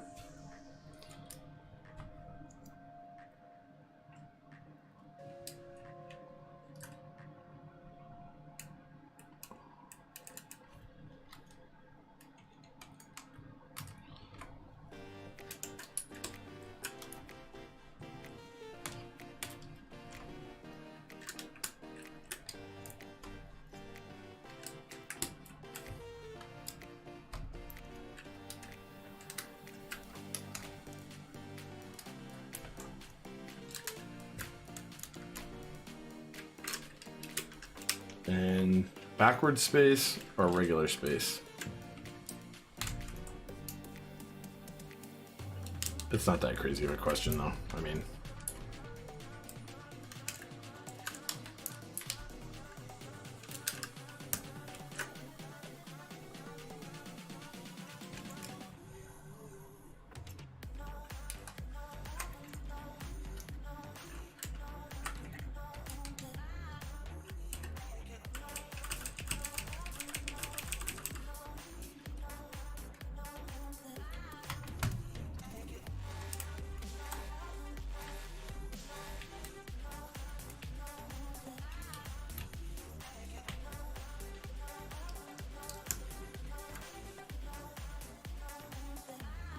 yeah, I know, right?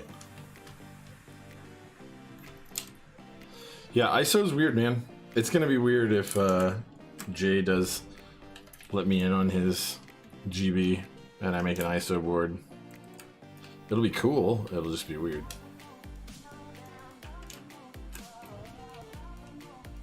For me, it'll be super weird. The one thing I will not do on like any build for me is split backspace. That drives, I can't stand it. I don't hate on other people for doing that thing. I totally understand.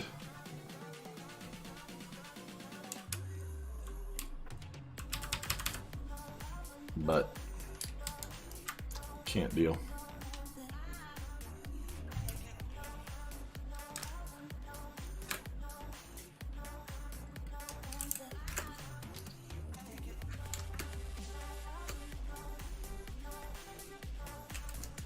Insert and delete, right? And it's this insert, but the shorter delete. Do you want the blue arrows here? Probably, because this is a condensed layout. That's what we would do. Yeah, I think that's what we're gonna do.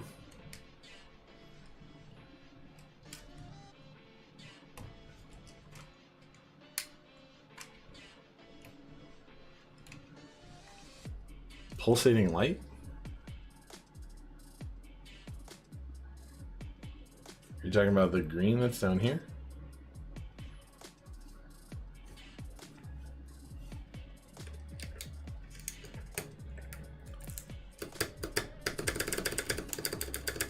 Oh, helps so I put that on the right board.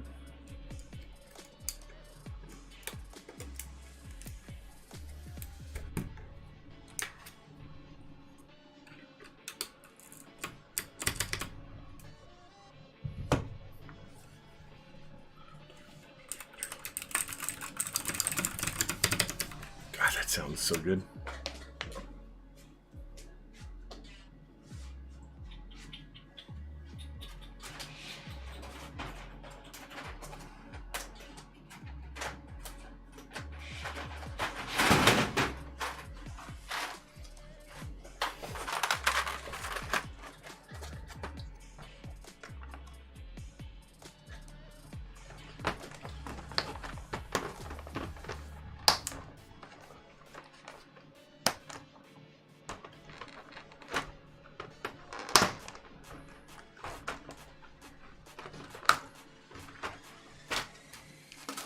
Helps if I make sure these go in the right orientation.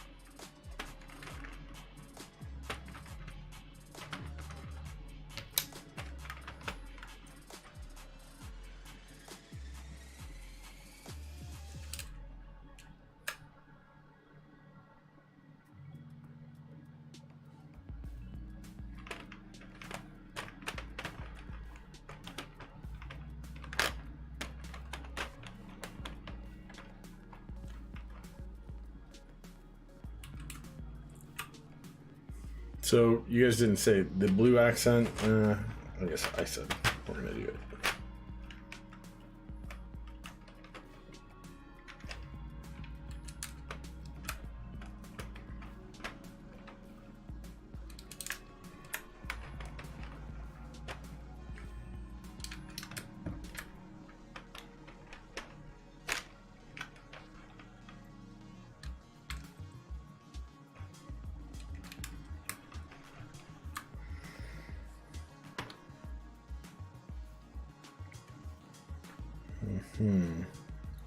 Now we need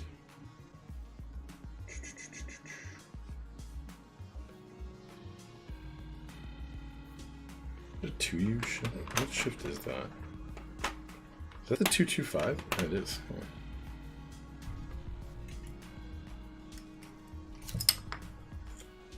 Weird. So we got this weird pipey dude. Where'd you go? Strange pipe character.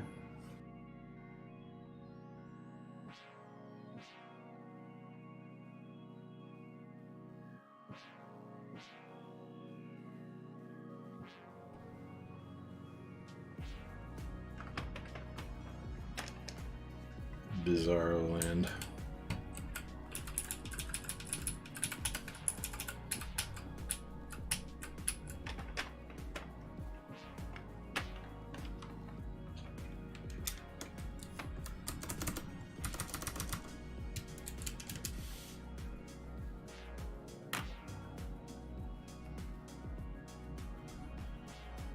Do I really not have the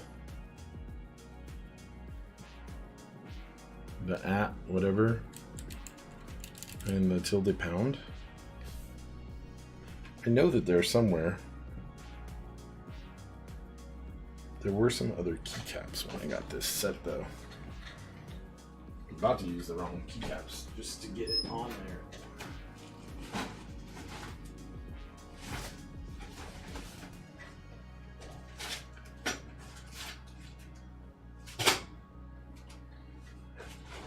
I do not know where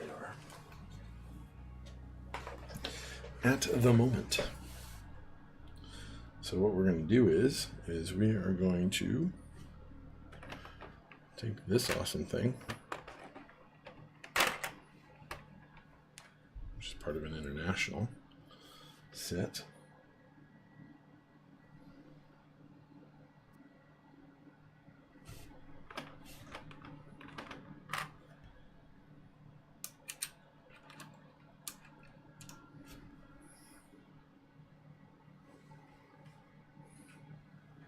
That sucks.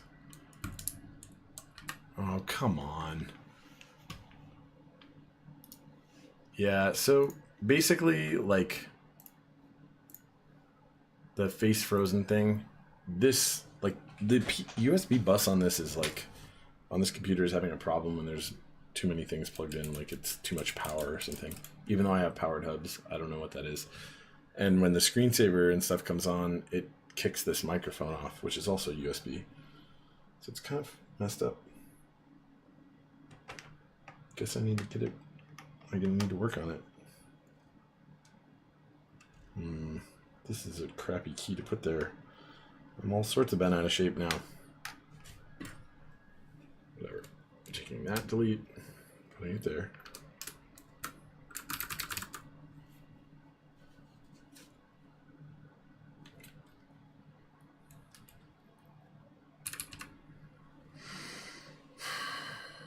It's really irritating to me, but I do not know where those keys are, those caps.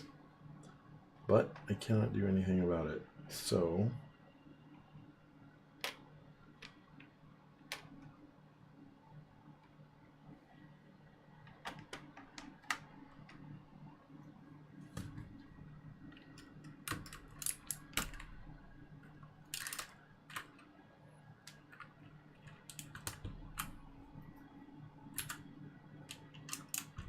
unfortunately, that's what's going there.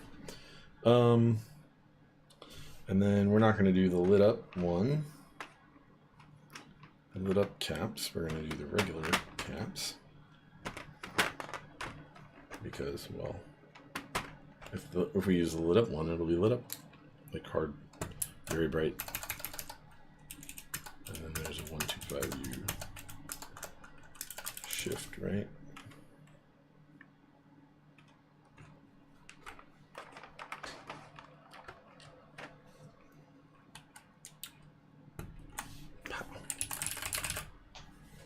So that's pretty cool looking. That's really cool looking. And then the next one is going to be black on black. Ba-doo-doo-doo. Do-do-do-do-do-do-do.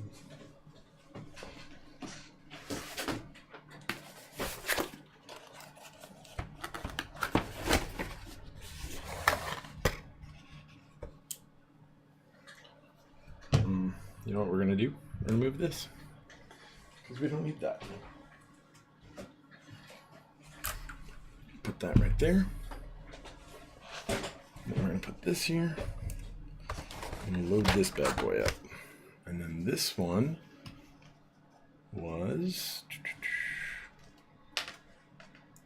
this other layout over here. So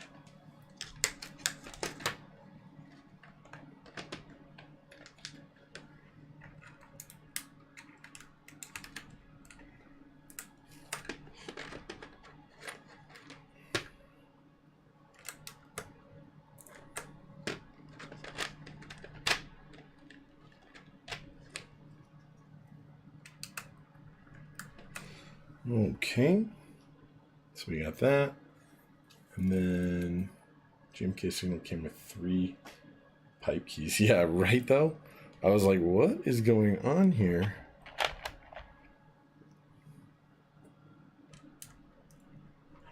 I'm glad that I am not the only one who is like derp.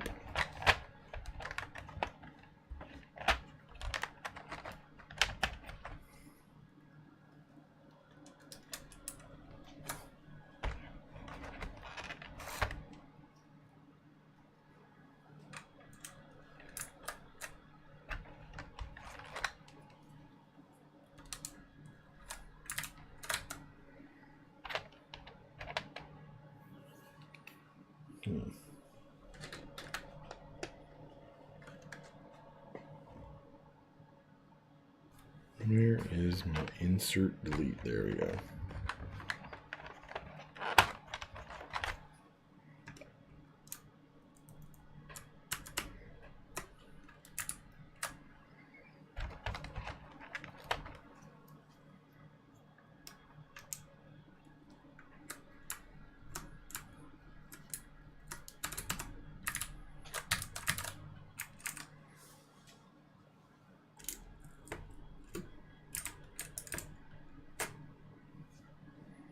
Anyway,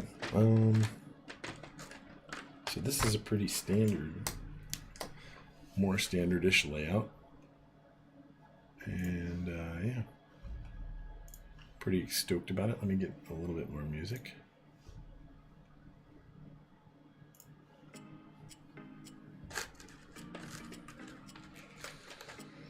Caps.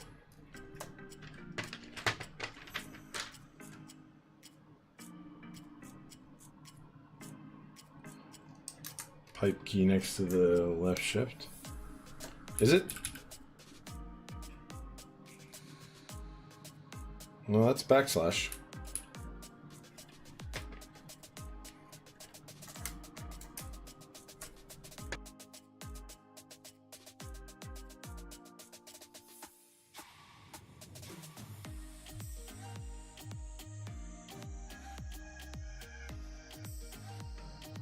That could be. There was a bunch of them, right? So it is close enough to off, potentially.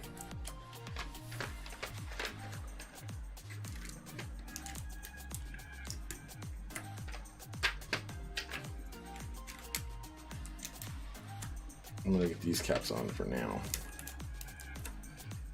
So these EPBT caps, FYI, do not seem to want to seat down as well. Probably because of the north-facing LEDs. They're interfering, I'm guessing, with the inside top of the cap. Which is a thing, right? You have north-facing LEDs.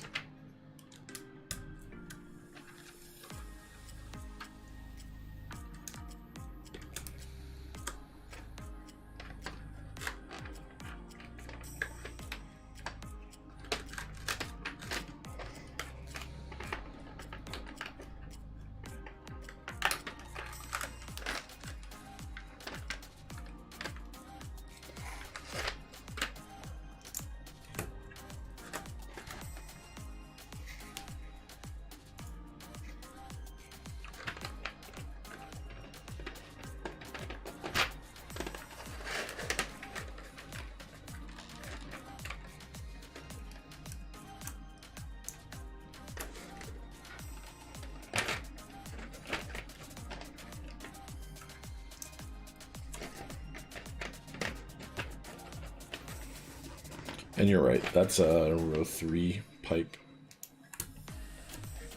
You can tell. Not row 4.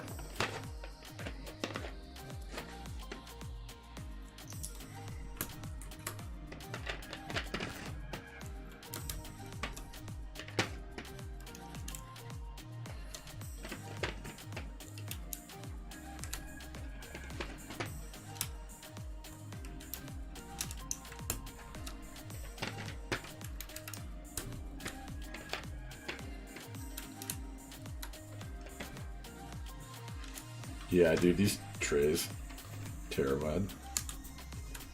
I do not like them either.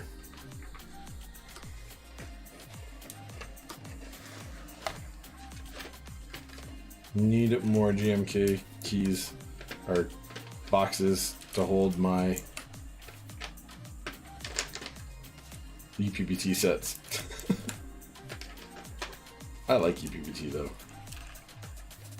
Oh, I didn't go on.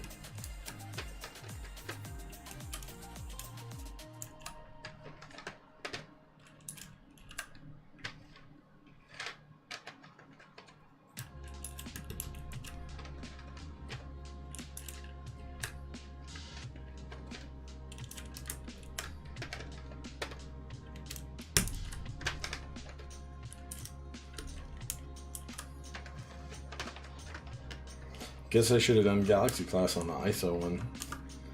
It actually had all the keycaps. Yeah. Oh well. Live, learn.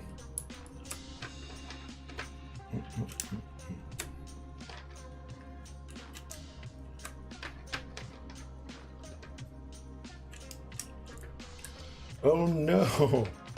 Where's the 175? Oh, there it is. Cool. I was like, where are you? Oh, it's not 175, it's 125 shift. That's right.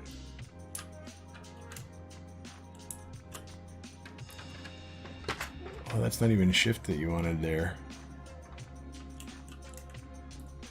So the layout you actually have here is not 125 shift, it's 125 like menu key, which I absolutely have in the wrong. No, it should be right actually. That's what you wanted there.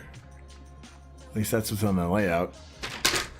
Menu key and then function, 1U function next to it. Weird.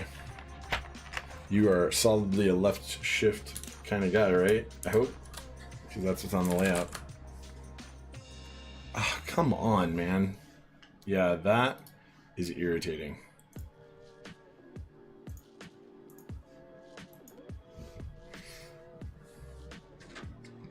Yeah.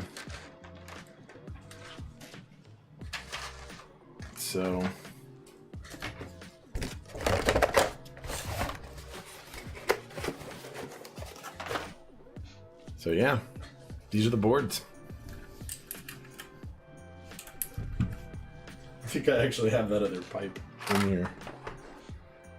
That other pipe key. Right, it had a bunch of them.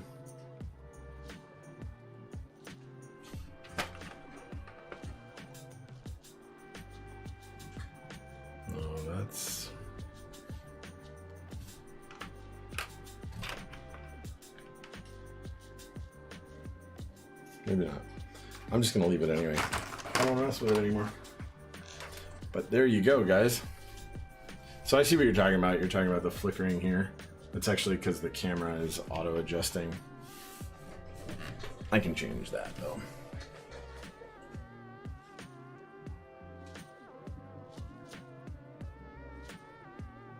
Better? Anyway, so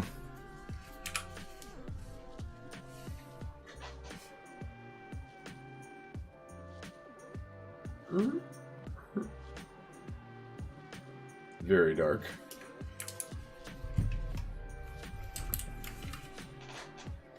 Like I said, I've kind of tweaked the camera settings on this, so.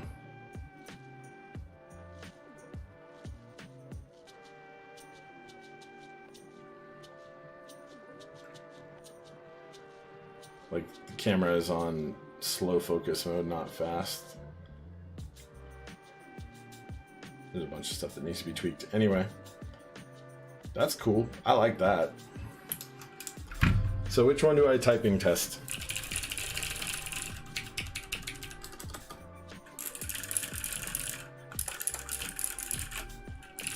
I like the sound of these more, and I like ISO enter more. So I'm gonna typing test that one. And it's gonna be slow because I am super tired now. All right. Ooh, that glow though.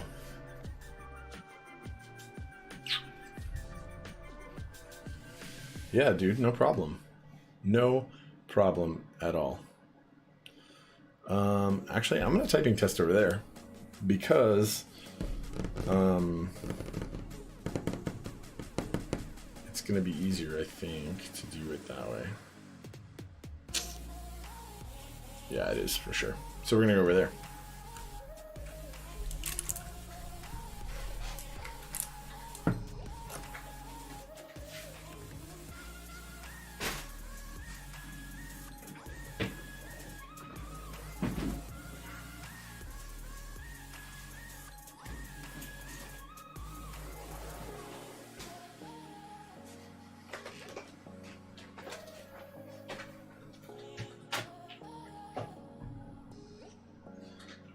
guys. Yeah, and like I said, this is way more stable on this computer, the video stuff, the way that it's set up. So we're gonna actually, I'm gonna reconfigure it again. Try and get this streaming setup kind of perfected.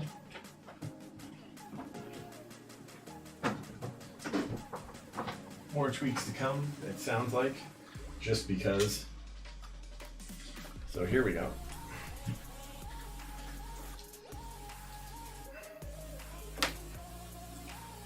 So what do we think I'll get on this?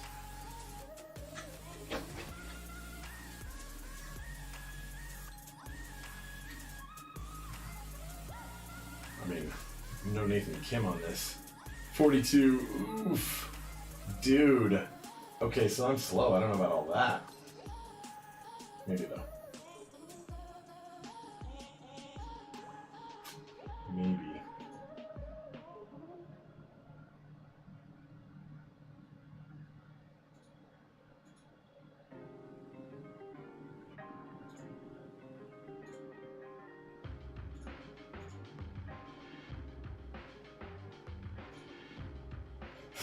$145 is a way optimistic thing. Okay, hold on. Window capture.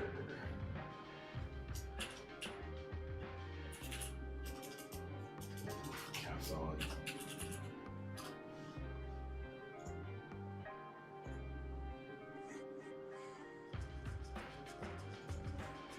Hold on.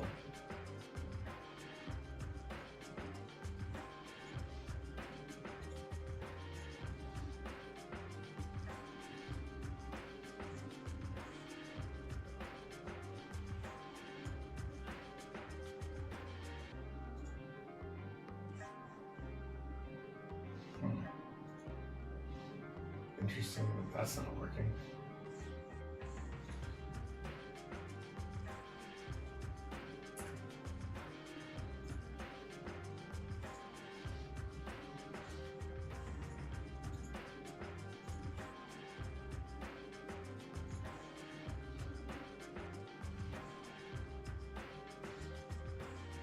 Sorry, one sec. Window capture. Trying to add that Chrome in. Huh.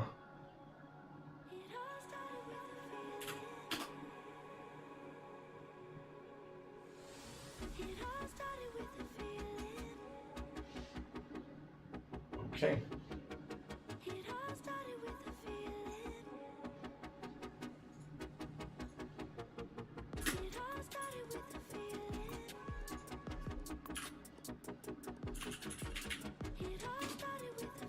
I guess I can try this in the Internet Explorer and see if we do that. I don't think I ever use Internet Explorer.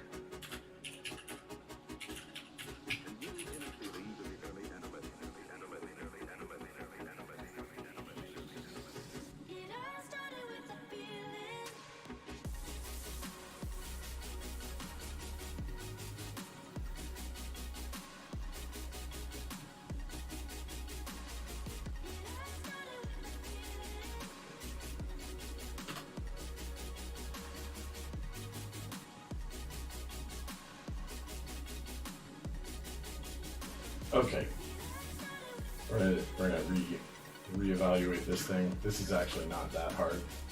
Plus, sorry, display capture.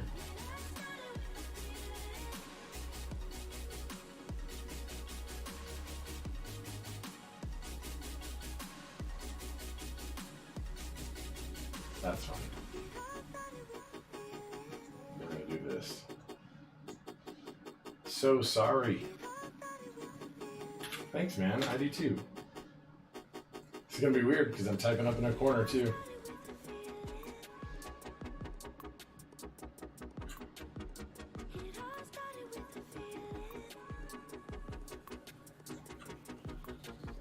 There's a lot of daydreaming, imagining herself as the extrovert that she is not. She goes over and over little events in her life, reliving her successes and suffering through her Let's try this again. This is weird because now I'm looking up here.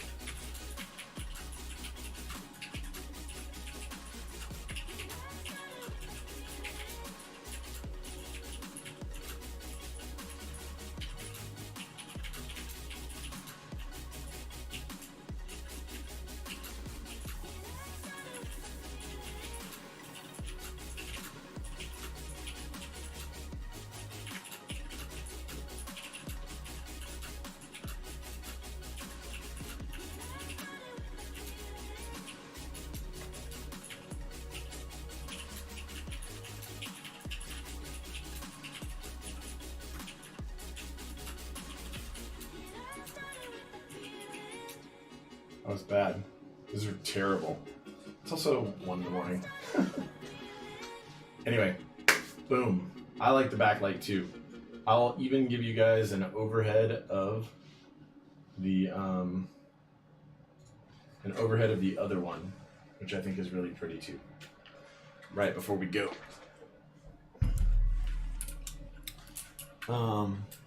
This bad boy. Or girl, you know, if that's your jam. Bad girl. Oof. That. See that? That right there? That is pretty. I am quite pretty.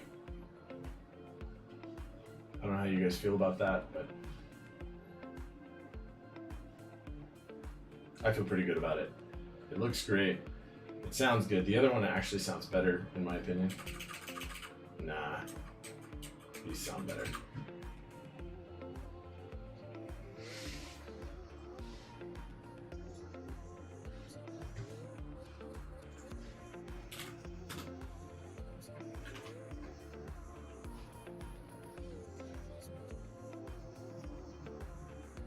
Gender neutral.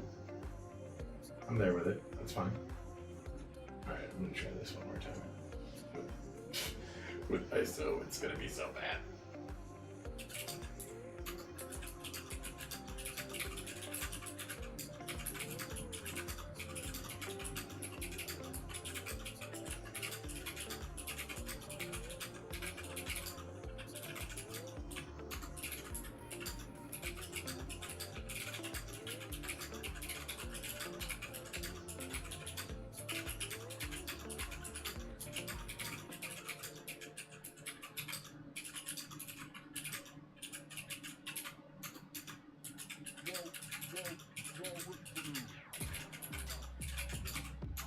Oh, come on.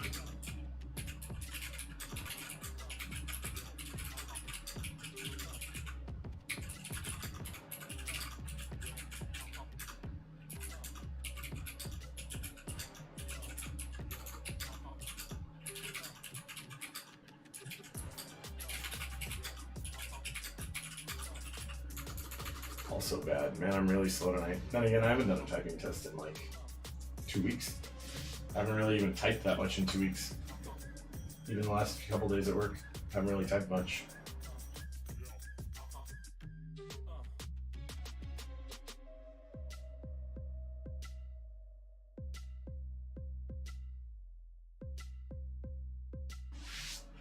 Boom.